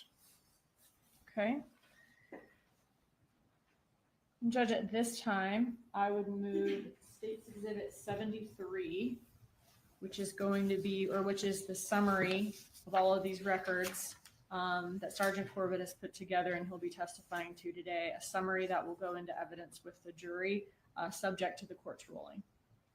Very well. Any objection? Subject to the court's ruling. 73 is admitted. You may continue. Okay. Now, did you also create a PowerPoint of this summary to use on the projector here in court during your testimony? Yes, actually, that's a representation of the PowerPoint. Okay. And some of the items that are in the PowerPoint that are already in evidence, emails and that sort of thing, they won't be in the summary. but we will go over those in your PowerPoint, correct? That's my understanding, yes. Okay.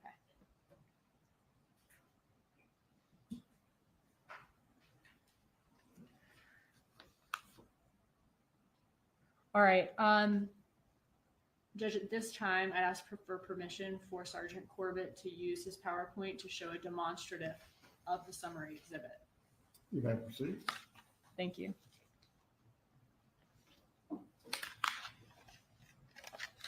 You'll need to unmute. Oh, I'm sorry.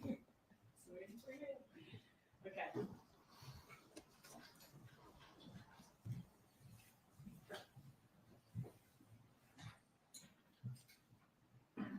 All right, so you told us what call detail records from phone companies are. Can you tell us, or can you show us an example of what they look like and show us what's contained in them? I can. So this is an example of call detail records from AT&T. And again, when we talk about call detail records, we're talking about this chronological listing of events. And those events may be voice calls, text messages, data sessions. And that varies a little bit by carrier as to what exactly they retain and provide for us in the call detail records return. But the call detail records have a few basic sections. Obviously, there's a place that tells us the date and time of this event. And oftentimes those may be in other time zones. So we have to do a conversion to our local time to make sure that we're talking about the accurate time for that event. But that's one basic section. The other section tells us the phone numbers. So obviously we have the target number or the number for which the records were obtained. And then we have the other numbers that that number is communicating with. So here we see, again, the phone numbers being communicated with. If it's voice calls, we see a duration or how long that phone call lasted. And we can tell sort of if these are incoming or outgoing calls based on which phone number is doing the originating or terminating. So from this section of the records, we look at, again, calling patterns, calling frequencies, those things. There's a few other pieces of information there, but the other one that we frequently look at is here, which is the location information. And for these particular records, they provide us both a numerical identifier for the location of that cell site, and they also provide a latitude and longitude. And again, this is the location of the cell site or cell tower that the handset was communicating with for that particular event. This is not a location for the phone, but again, rather the tower that it's communicating with. And can you quickly kind of explain more about how you determine a location from that information to be able to know what the location is of a cell phone at a certain time? Sure. So very simply, we'll take the location of the cell site and we will plot that on a map. And in this presentation, we will see several locations for handsets, and they may be represented by a colored dot, as you see here, a blue dot. And so that dot represents a location of the cell site or the cell tower for that example event that we were looking at. And sometimes just knowing where the cell site is itself is sufficient. We know that a handset chooses to communicate with the cell site that it sees with the best available signal. And that's usually the one that it's closest to, although there are numbers of factors that affect what cell tower or cell site a handset might choose to communicate with. So sometimes just knowing where the cell tower is enough. But we also know that most of our cell sites are broken down into multiple sides or sectors. It means they have antennas that are facing different directions. And the cell carrier, the company, most often provides us not only with the location of the cell site, but also the side or the sector that the handset was communicating with. So here we would generally expect that one sector covers about halfway to the next sector. You can see some dashed lines that are drawn here, and that would be the approximate transition areas around the cell site. So in theory, if you were to get in your car and drive circles around a cell site, you would transition from sector to sector as you went round and round. And from that, again, we would expect certain locations relative to certain sectors to be serviced by that part of the cell site, which we can kind of see here. When we display those or we see those, here, this particular cell site that was, or sector that was used for this event was at 215 degrees and that's the cardinal direction, like 360 degrees. So this is at 215, a little past due south, a little to the west. And you can see that that is illustrated here by the large blue arrow. So when we're representing a cell site and sector that the handset was using, we will use a large colored arrow so we know that's the particular sector that was being communicated with. And when we do our analysis, again, we understand that that sector goes approximately halfway around to the other sectors. And so when we do our location analysis, we would include or exclude certain locations. And we would say that locations that are in close proximity and on the right side of the cell site and sector are possible locations for the handset, and then other locations might not be. Can you say exactly or precisely where on this map a certain cell phone is? No. Okay, but you would be able to tell us what cell site that cell phone is communicating with if it has location data, and the sector of the cell site, the particular sector that it's communicating with. Yes. So one of the basic things is we can only make a determination about where a handset was when we have a record or an event. And while different companies and different handsets and different technologies create different amounts of records, we can only, again, make a determination when we have a record. And then, yes, we will know the location of that cell site, the orientation of the sector in most cases. And historical location analysis is about inclusion and exclusion. And we look at a location and we say, yes, this address is included in the service area, based on our opinion, is included in the service area of this particular cell site and sector, or no, a handset at the location you gave me would not be serviced.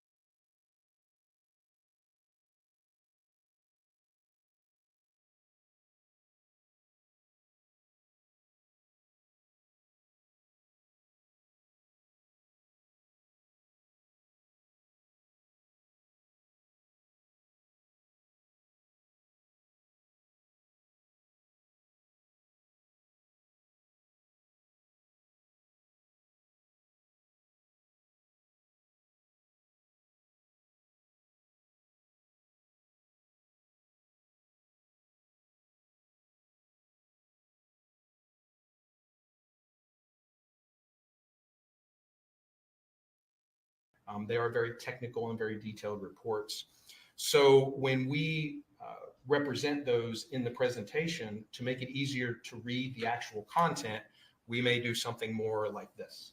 So we will provide a visual indicator of who is issuing that communication, who sent that text message, and then we will focus on the content of that. But again, it's taken from that forensic report, just put into this format, so it's a little easier for us to follow.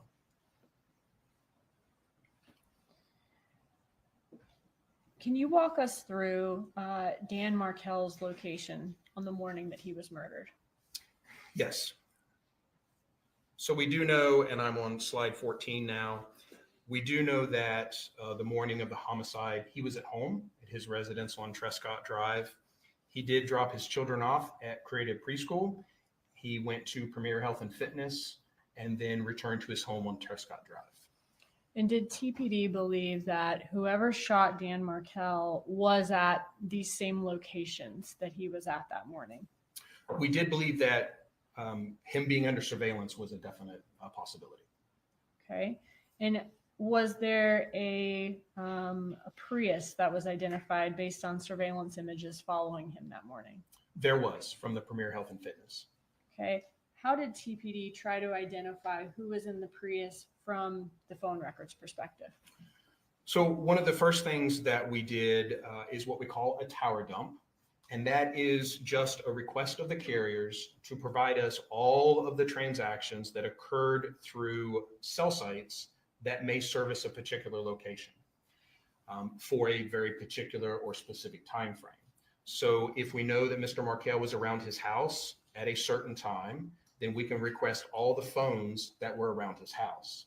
And if we know he was at Creative Preschool at a certain time, then we could request all of the cell phones that may be in the area of Creative Preschool at the same time he was. Same for Premier Health and Fitness.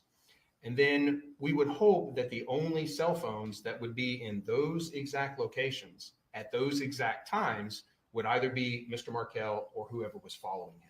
So that's kind of the purpose of the tower dump. And which companies had cell sites in the areas of those locations? We had AT&T, T-Mobile, Sprint, and Verizon, our major carriers at that time. All right, so were search warrants sent to all those carriers for all of the records for the numbers who were using cell sites servicing each of those locations? Yes. And did you receive a lot of records in return? Yes, we did. Okay, just a moment. I want to ask you specifically about States Exhibit 101, which is going to be the T-Mobile tower dump records, States Exhibit 102, the AT&T tower dump records, States Exhibit 103, the Verizon tower dump records, and States 104, the Sprint tower dump records. When you received those for all four carriers, did they contain a certification certifying that they are authentic records from each of those companies? Yes. Okay, and did you review those records and rely on those records in your determining your results or your opinions in this case? Yes. At this time, I'd move States Exhibit 101 through 104 into evidence. States 101 through 104 is admitted. Okay, so a lot of records to go through. Is that right? That is correct, yes. Did law enforcement eventually find any one number at all of those locations where Markel was located that morning? We did not find one number common to all of those locations. Since you couldn't find a number with common events at all those locations, did you cross-reference all of the records with all of the phone records you had from the Adelson family to see if any of the numbers from the tower dump showed up in any of the Adelson family records? Yes, we did. Okay, and what did you find? So as I mentioned, we did not find one number that was common to all of those locations.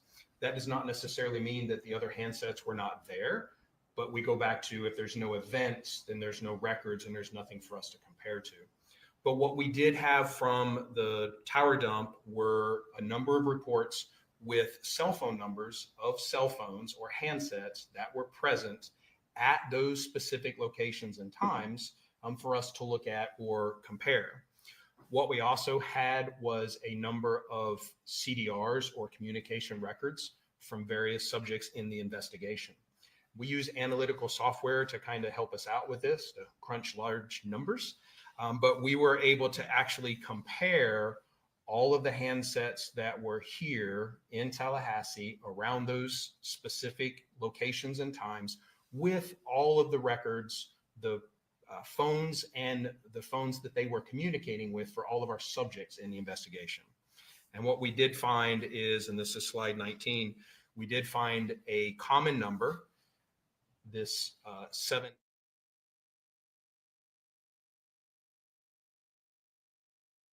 Was a phone number that was present here in Tallahassee around the Premier Health and Fitness that was also in the call detail records for one of the subjects of the investigation. And was that subject Harvey Adelson? It was, yes. And is this Harvey Adelson?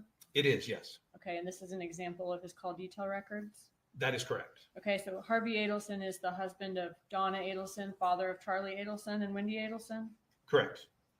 All right, can you give us more information about this call that you found? So what we see, and this is just an excerpt, I'm on slide 20, from Mr. Adelson's, Harvey Adelson's call detail records for July 1st of 2014. And we see that 786 number I spoke about. And this is a good example of some of the things we see with call detail records. It looks like 3 calls or 3 entries here, but this is actually just one event. And in the records, we also see the kind of the routing or the way they call, like this one that was routed to voicemail, how it kind of traverses through the network. But these are 3 lines, or it looks like 3 events, but this is just one incoming phone call from that 786 number. And again, that was on July 1st of 2014 at 5:20 p.m. Okay, so here we have this one call on July 1st, 2014. What was the duration of this one call? The duration is listed as 37 seconds.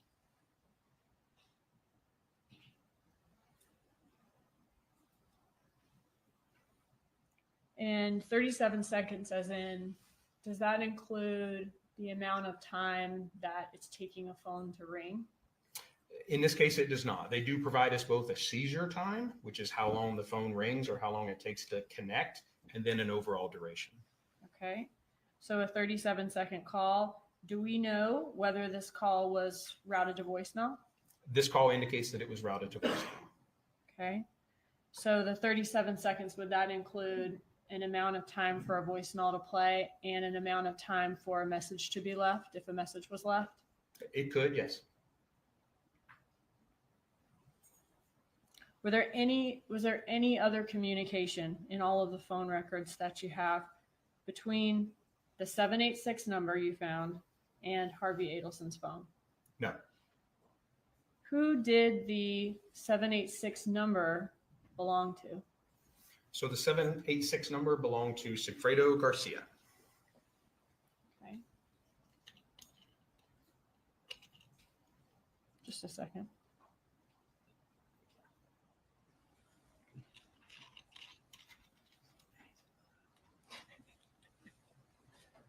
Okay. In Sigfredo Garcia, were you able to do a frequency report for his phone records? Yes. What is a frequency report? So I'm here on slide 22, and this is an example of a frequency report. And a frequency report is just going back to that analytical software that we talked about. It can tell us, or it can rank the most frequently contacted numbers for any particular target number. So it is able to rank for us in kind of from most to least frequently contacted, all of the unique numbers that Mr. Garcia's phone communicated with. Now, in a frequency report like this, it would include incoming calls, outgoing calls, text messages. Unless we go in and limit the things that we're asking for, it would include all sorts of events, even some of those routing events that we saw on Mr. Adelson's records. So we don't really look at this as an exact number. We don't say, and we see here that in Mr. Garcia's frequency report, his most frequently contacted number is a number that ends in 13. See that it assigned a frequency of over 1,600 calls. That may not mean that they actually spoke 1,600 times, but within the records, there are over 1,600 lines or events associated with that particular phone number. Okay. And looking at this date range, you said the number ending in 1312 was his most frequent contact. Who did that number belong to? That number belonged to Ms. Catherine McBannel. Did you run a frequency report for her? Same. Again, looking at the most frequently appearing number in the records, we see that her second most frequent number, the 9223, obviously the 5986 was Mr. Garcia's number. Okay. And who did the 954254 belong to? Mr. Adelson, Charlie Adelson. So this is the son of Donna Adelson. Correct. And was Donna Adelson one of Charlie Adelson's most frequent contacts? Yes. Again, using the frequency report just to get an idea of relationships and maybe degrees of relationships, we do see that Miss Donna Adelson's number that ends in 0997 is at that point his 5th most frequent communicated number. Okay. And this is for this particular date range on the frequency report. That is correct. Why do we see such small numbers there? I'm sorry? We see very small numbers. Does that mean he just talks to a lot of different numbers? Maybe more numbers than we saw Catherine McVanwell might normally speak to on a daily basis? Do you mean small numbers on the frequency column? Frequency, yes, sir. So the frequency percentage column we see here is obviously the percentage of calls for that particular number versus all the numbers that this particular phone number communicates with. So if you only communicate with very few numbers, then your percentage for each of those numbers is going to be relatively large.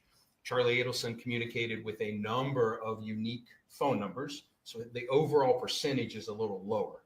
Because again, he had a lot more unique numbers that he communicated with.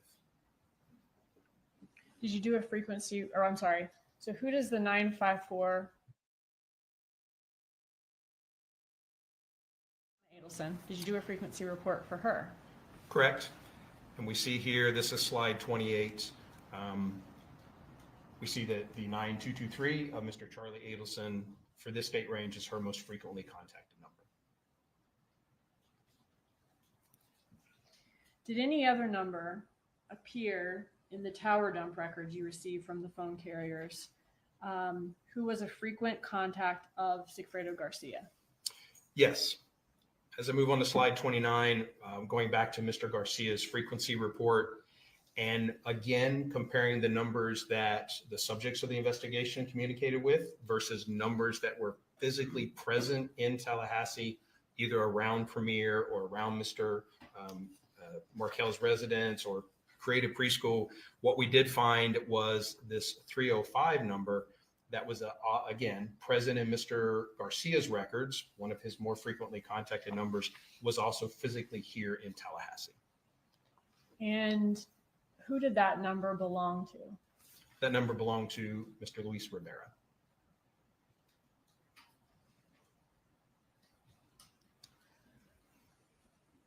Can we see your next slide of the organizational chart, please? Did anybody in this chart have phone contact with Garcia or Rivera down at the bottom during 2014, other than the 1 37-second call between Garcia and Harvey Adelson on July 1st, and obviously Catherine McVanwell? No. All right, I'm going to go back to that July 1st, 37-second call that was routed to voicemail. Was it your understanding that that call came after an incident where Garcia angrily confronted McVanwell and Charlie Adelson on July 1st of 2014? Yes. Okay, and then Garcia left an angry voicemail on Harvey Adelson's phone. Correct. Were there text messages in Charlie Adelson's iCloud that referenced that event? There were.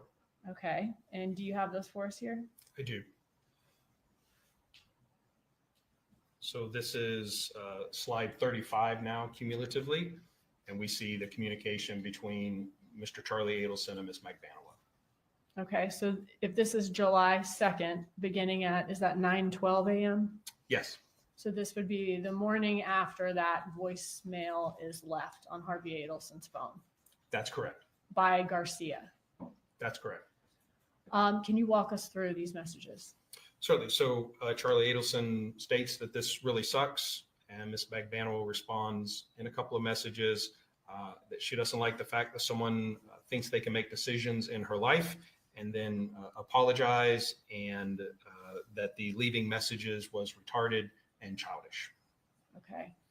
And does she say to Charlie Adelson on July 2nd, "I'm sorry, but he's a effing pussy. All that leaving messages is, as you said, and so childish"? Yes. Okay. But whatever. But whatever. Okay.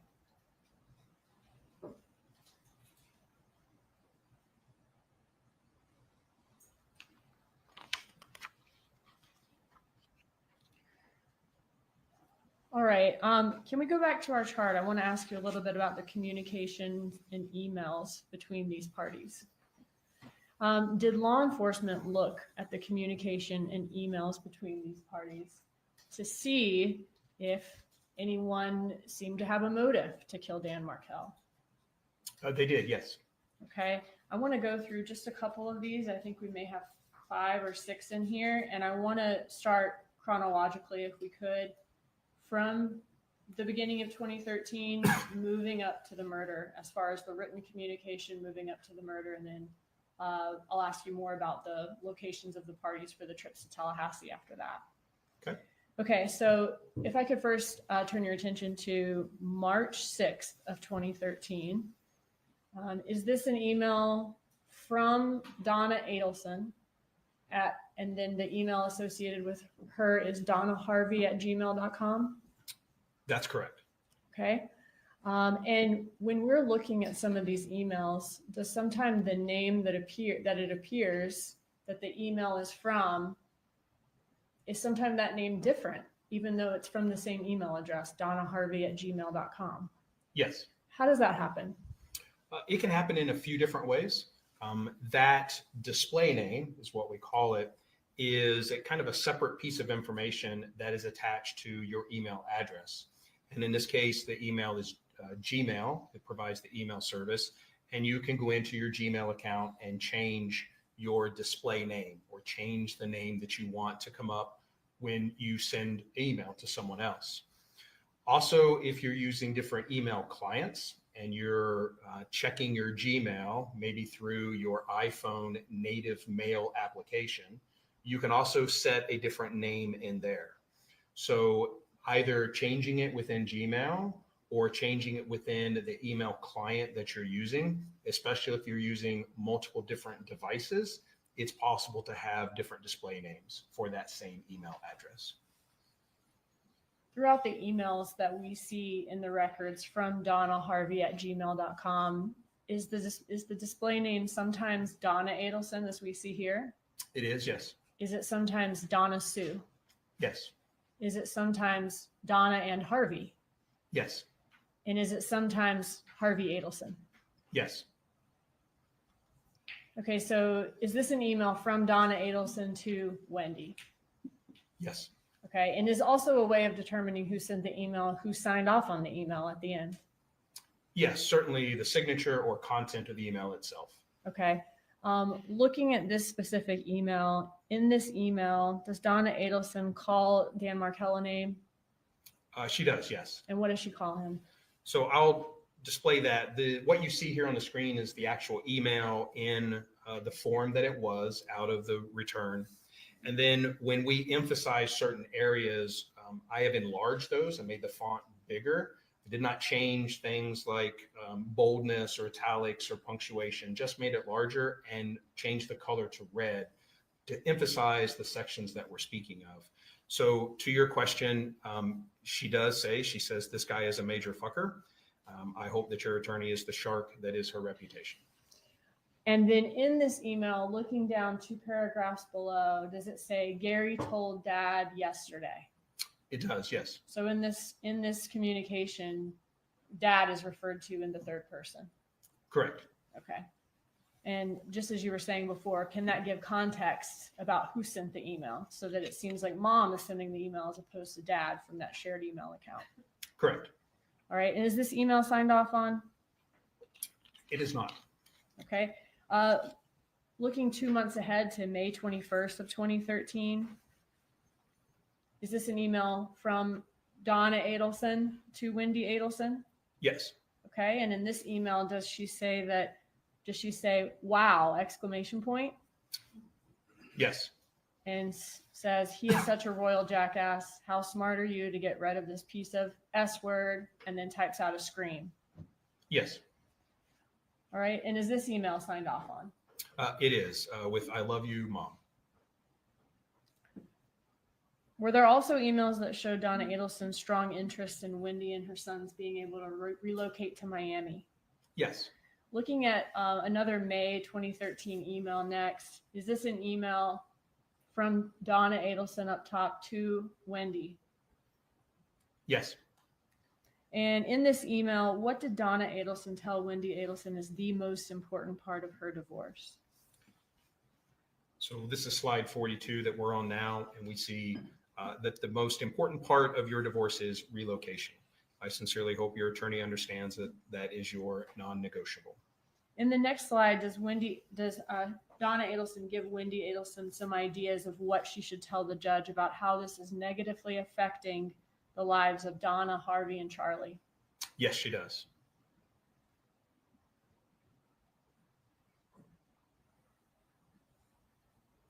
And this is the mother and father's practice she's referencing here. Yes. Okay, and what do we have next? So the next section, again, This is all- speaks, Go ahead. You go I'm ahead. sorry, speaks of the loss of income across the entire family. Encourages her to say that because my older brother, also a dentist, purchased the practice from my father, it isn't fair to him to have decreasing monthly income statements from the practice due to my parents spending so much time here in Tallahassee. And at the email, does Donna Adelson say, why does she say she can't write anymore?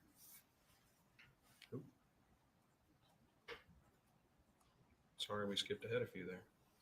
So slide 45, she indicates that she's too angry to write anymore and signs off, "Love you, Mom."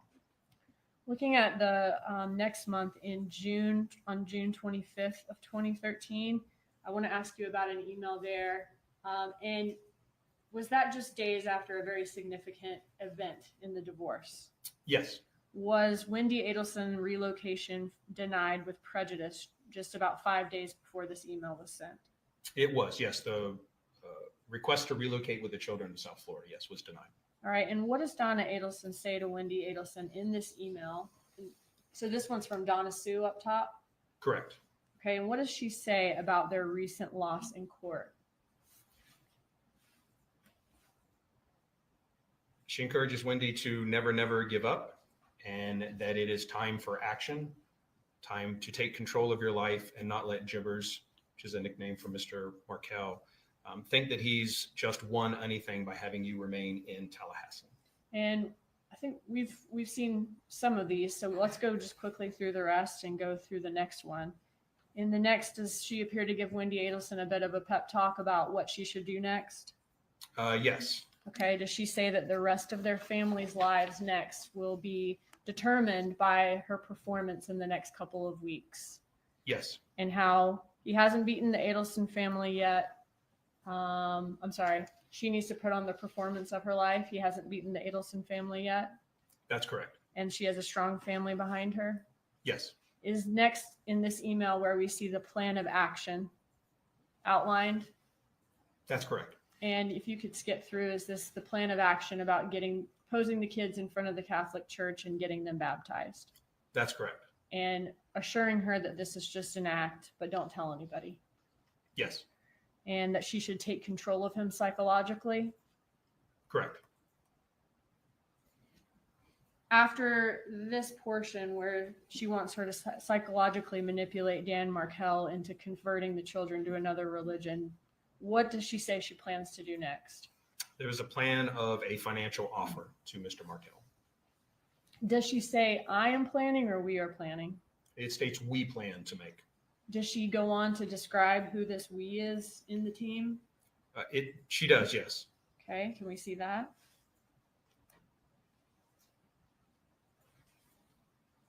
And does she then detail how she, Harvey, and Charlie's lives have been affected by Wendy not being able to relocate? Correct. She says, it's time for you to show us you can put the performance of your life on for the next few weeks. What was a few weeks later? The final divorce hearing. Was that on July 31st and August 1st? Yes. Now, a day or two after this, does Donna Adelson then write another email about the relocation? Yes. In this email, if you can, okay, so this one's from Donna and Harvey, I'm sorry. Yes. Okay. And if you can skip through to where she's discussing the extreme links. Okay, if we could see the next one. In this email, does she describe situations where people have to go to extreme lengths to accomplish their goals, like American soldiers in Nazi uniforms? Yes. And does she next suggest that a major act of defiance would be putting the boys in SS uniforms?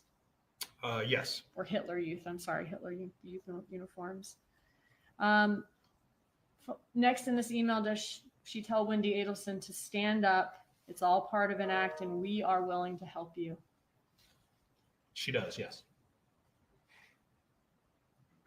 And this is where she says that it'll put a scare into this jackass. Yes. Next, does Donna Adelson say in all capitals that Wendy needs to see the big picture? She does, yes. Okay, so you didn't add those were just in there. That's correct. And that her life in Tallahassee is not a pretty picture. Correct. And then finally in this email, does she give details of the financial offer again, the $1 million email? Yes. And does she say that, again, that we are planning, me, her, Charlie, and Harvey, and they want her to help too, Wendy Adelson? That's correct. And finally, does she say that they are a team and they cannot do this without her help? She does. All right, and then how does this email signed off? Written with hope and love, Mom and Dad. All right. Okay, this is the final email I'm going to show you today, or at all in your presentation. October 12th of 2013. So we fast forwarded a couple of months now.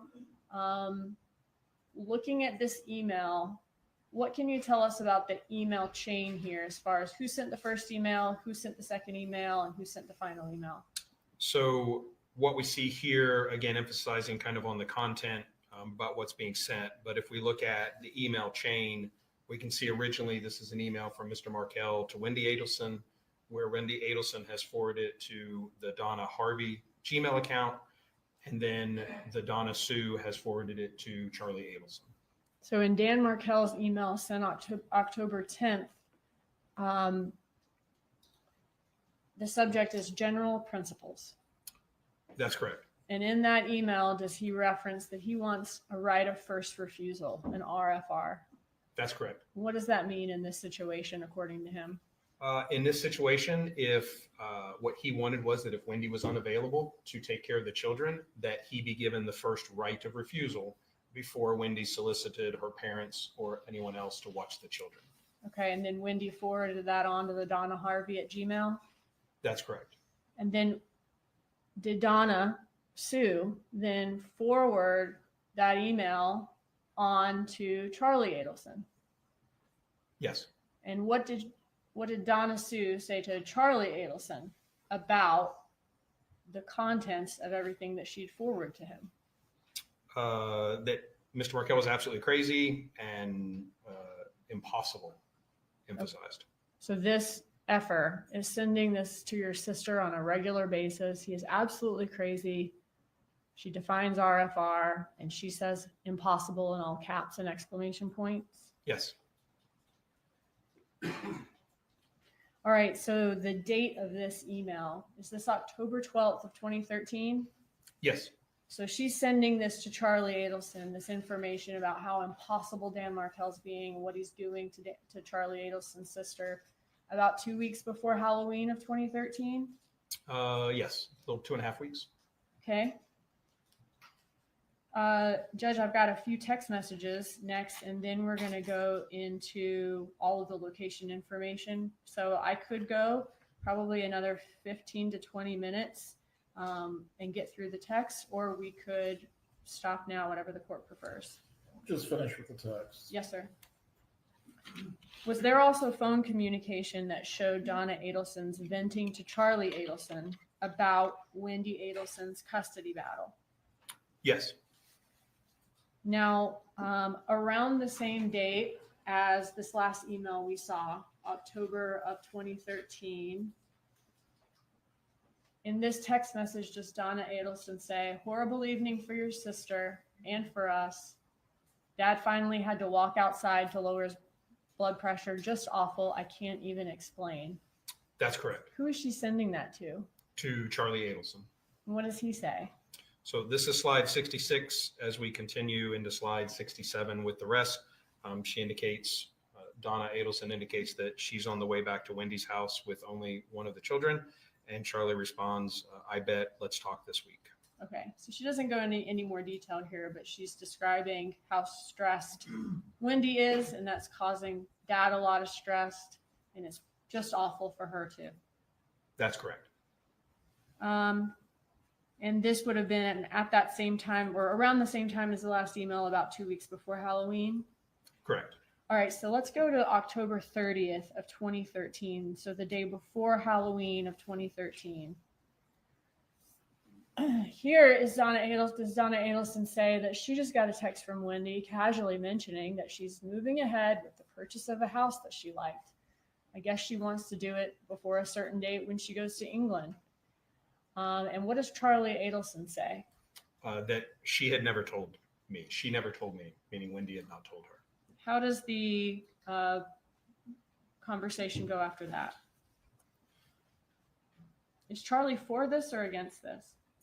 Against it. He's asking Donna Adelson why Wendy would do it, and ask, of course, if Mr. Markel has given permission, all of those things. Okay, and what's next? Is he afraid that Dan Markel will hold this against Wendy Adelson? Like basically like, well, now you've purchased a home here. He would, yes. And use it as leverage. Correct. What's next? And he says he'll try her again, but basically Wendy never gets back to him, basically. Correct. All right, what's next? So we see, again, this is October 30th. We're on slide 72 now, that Charlie Adelson sends a message to Wendy stating that he would call her in 10 minutes. Okay, what's next? He, again, later responds that he must talk to her to please call him. And she responds that she's in court. She can call after 4. Going through the text, does it seem like eventually they talk? Yes. Okay. Can you?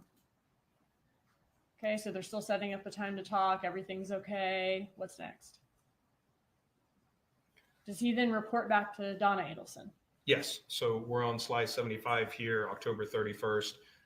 Charlie is speaking to Donna, texting with Donna, stating that he had spoke to Wendy and it thinks that he had made some headway, and hopes they're having a good time on vacation in Israel. Okay, so the phone call between Wendy and Charlie would have happened before this message to Mom or to Donna Adelson. That's correct. Okay, and how does she respond? Oh, I'm sorry.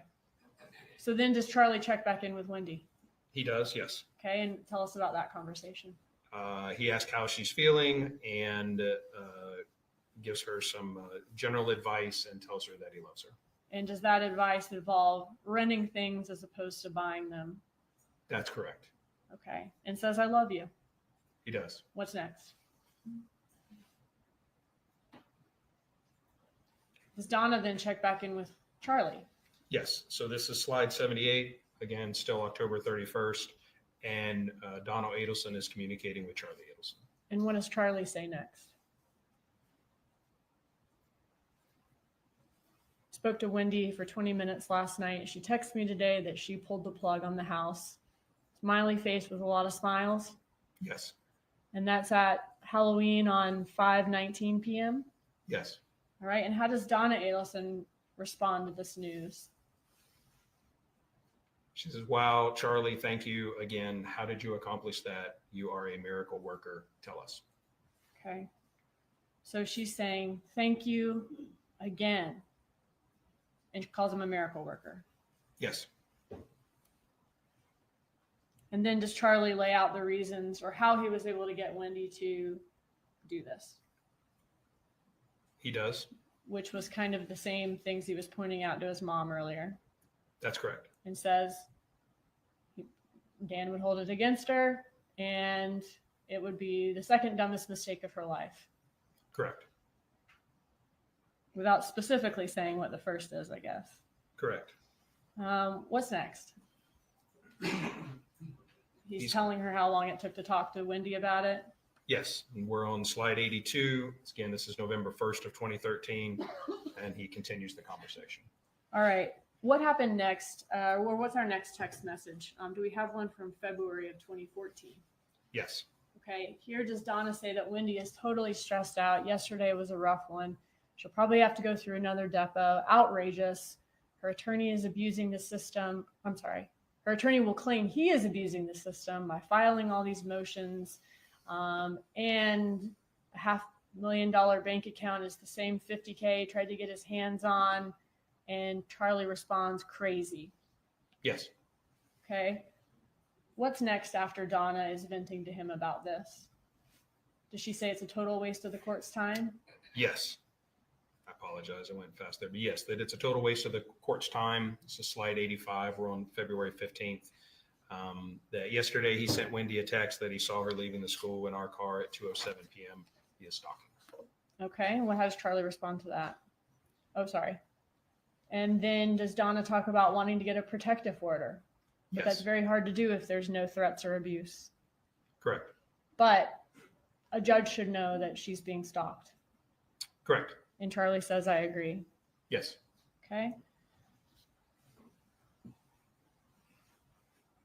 Do they continue talking about the divorce here? Yes. Okay. What's next? And they're continuing to complain about the system, the judge that's assigned to the case. And Charlie says that complaining about the amount that Wendy's attorney is costing. Correct. And Donna's agrees. Yes. Okay, what's next? He wonders if she's mad at her attorney. How does Donna respond? Donna says she's too stressed. Let's keep her conversations with her light. Let's not add to what she's dealing with. Let's just get through Monday. Nothing stressful. Correct. Is there another text message on February 17th? Yes. This is slide 92. And on this, is Donna saying that she just left the courthouse? Yes. Okay. And how does Donna respond to how did it go? She says, okay, we'll talk later. Okay. And she gives some more detail about what happened in court. Yes. Slide 95, still on February 17th, that the judge was really pissed at him for not paying Wendy, and continues. Okay. And it looks like Wendy's still going to have to be deposed, but with strict limitations to questions. Correct. And she wants Danny to get psychological testing. Correct. All right. What's after that? They're talking about Danny getting a large bill. Yes. Okay. What's next? So February 19th. Is this more talk about the divorce proceedings? Yes. I won't make you read this whole email. I'm getting tired too. But basically in this email is Donna complaining about Dan Markel coming to the soccer game with the boys and wanting to play with them. Yes.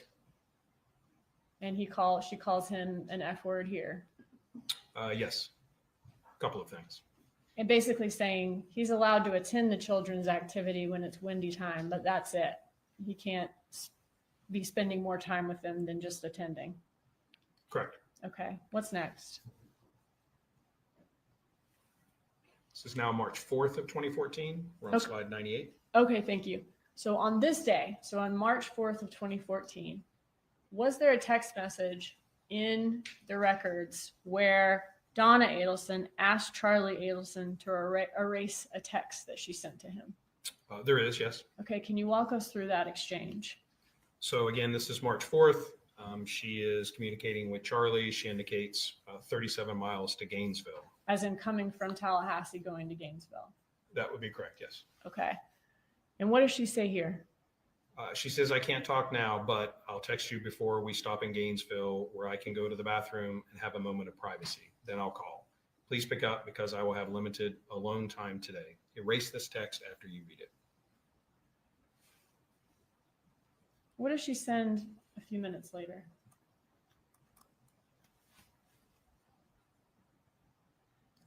She says, we'll stop in about 5 minutes and I can speak to you privately about Dad's birthday gift when I'm out of the car. I have some good ideas. What was the time difference between those two texts?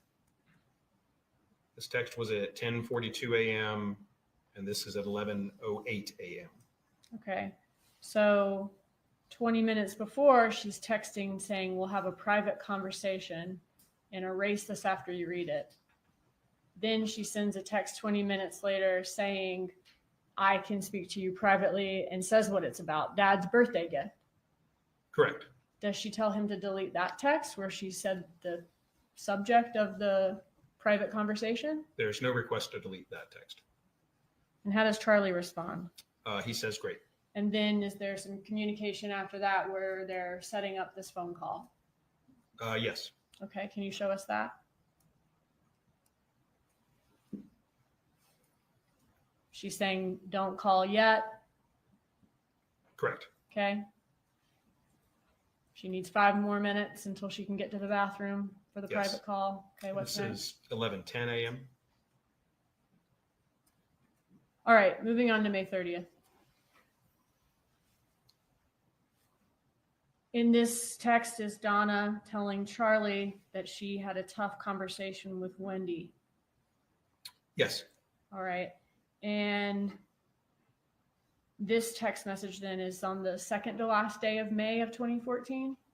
Correct. All right. And through Luis Rivera, was it learned that there was not only a July trip to Tallahassee, but also a trip in June, at the beginning of June, where these killers came to Tallahassee? That's correct. All right. Judge, this might be a good stopping point for now. Very well. Thank you. Members of the jury, we will resume with the testimony of Sergeant Corbett tomorrow morning when the trial resumes. Once again, I'm going to instruct you, as I have before, do not discuss this case with each other or with anyone else. Do not watch any of the news covered or seek out any information about this matter. We will resume with the trial tomorrow. Please report at 8:45, then we will attempt to get started by 9. Have a good evening.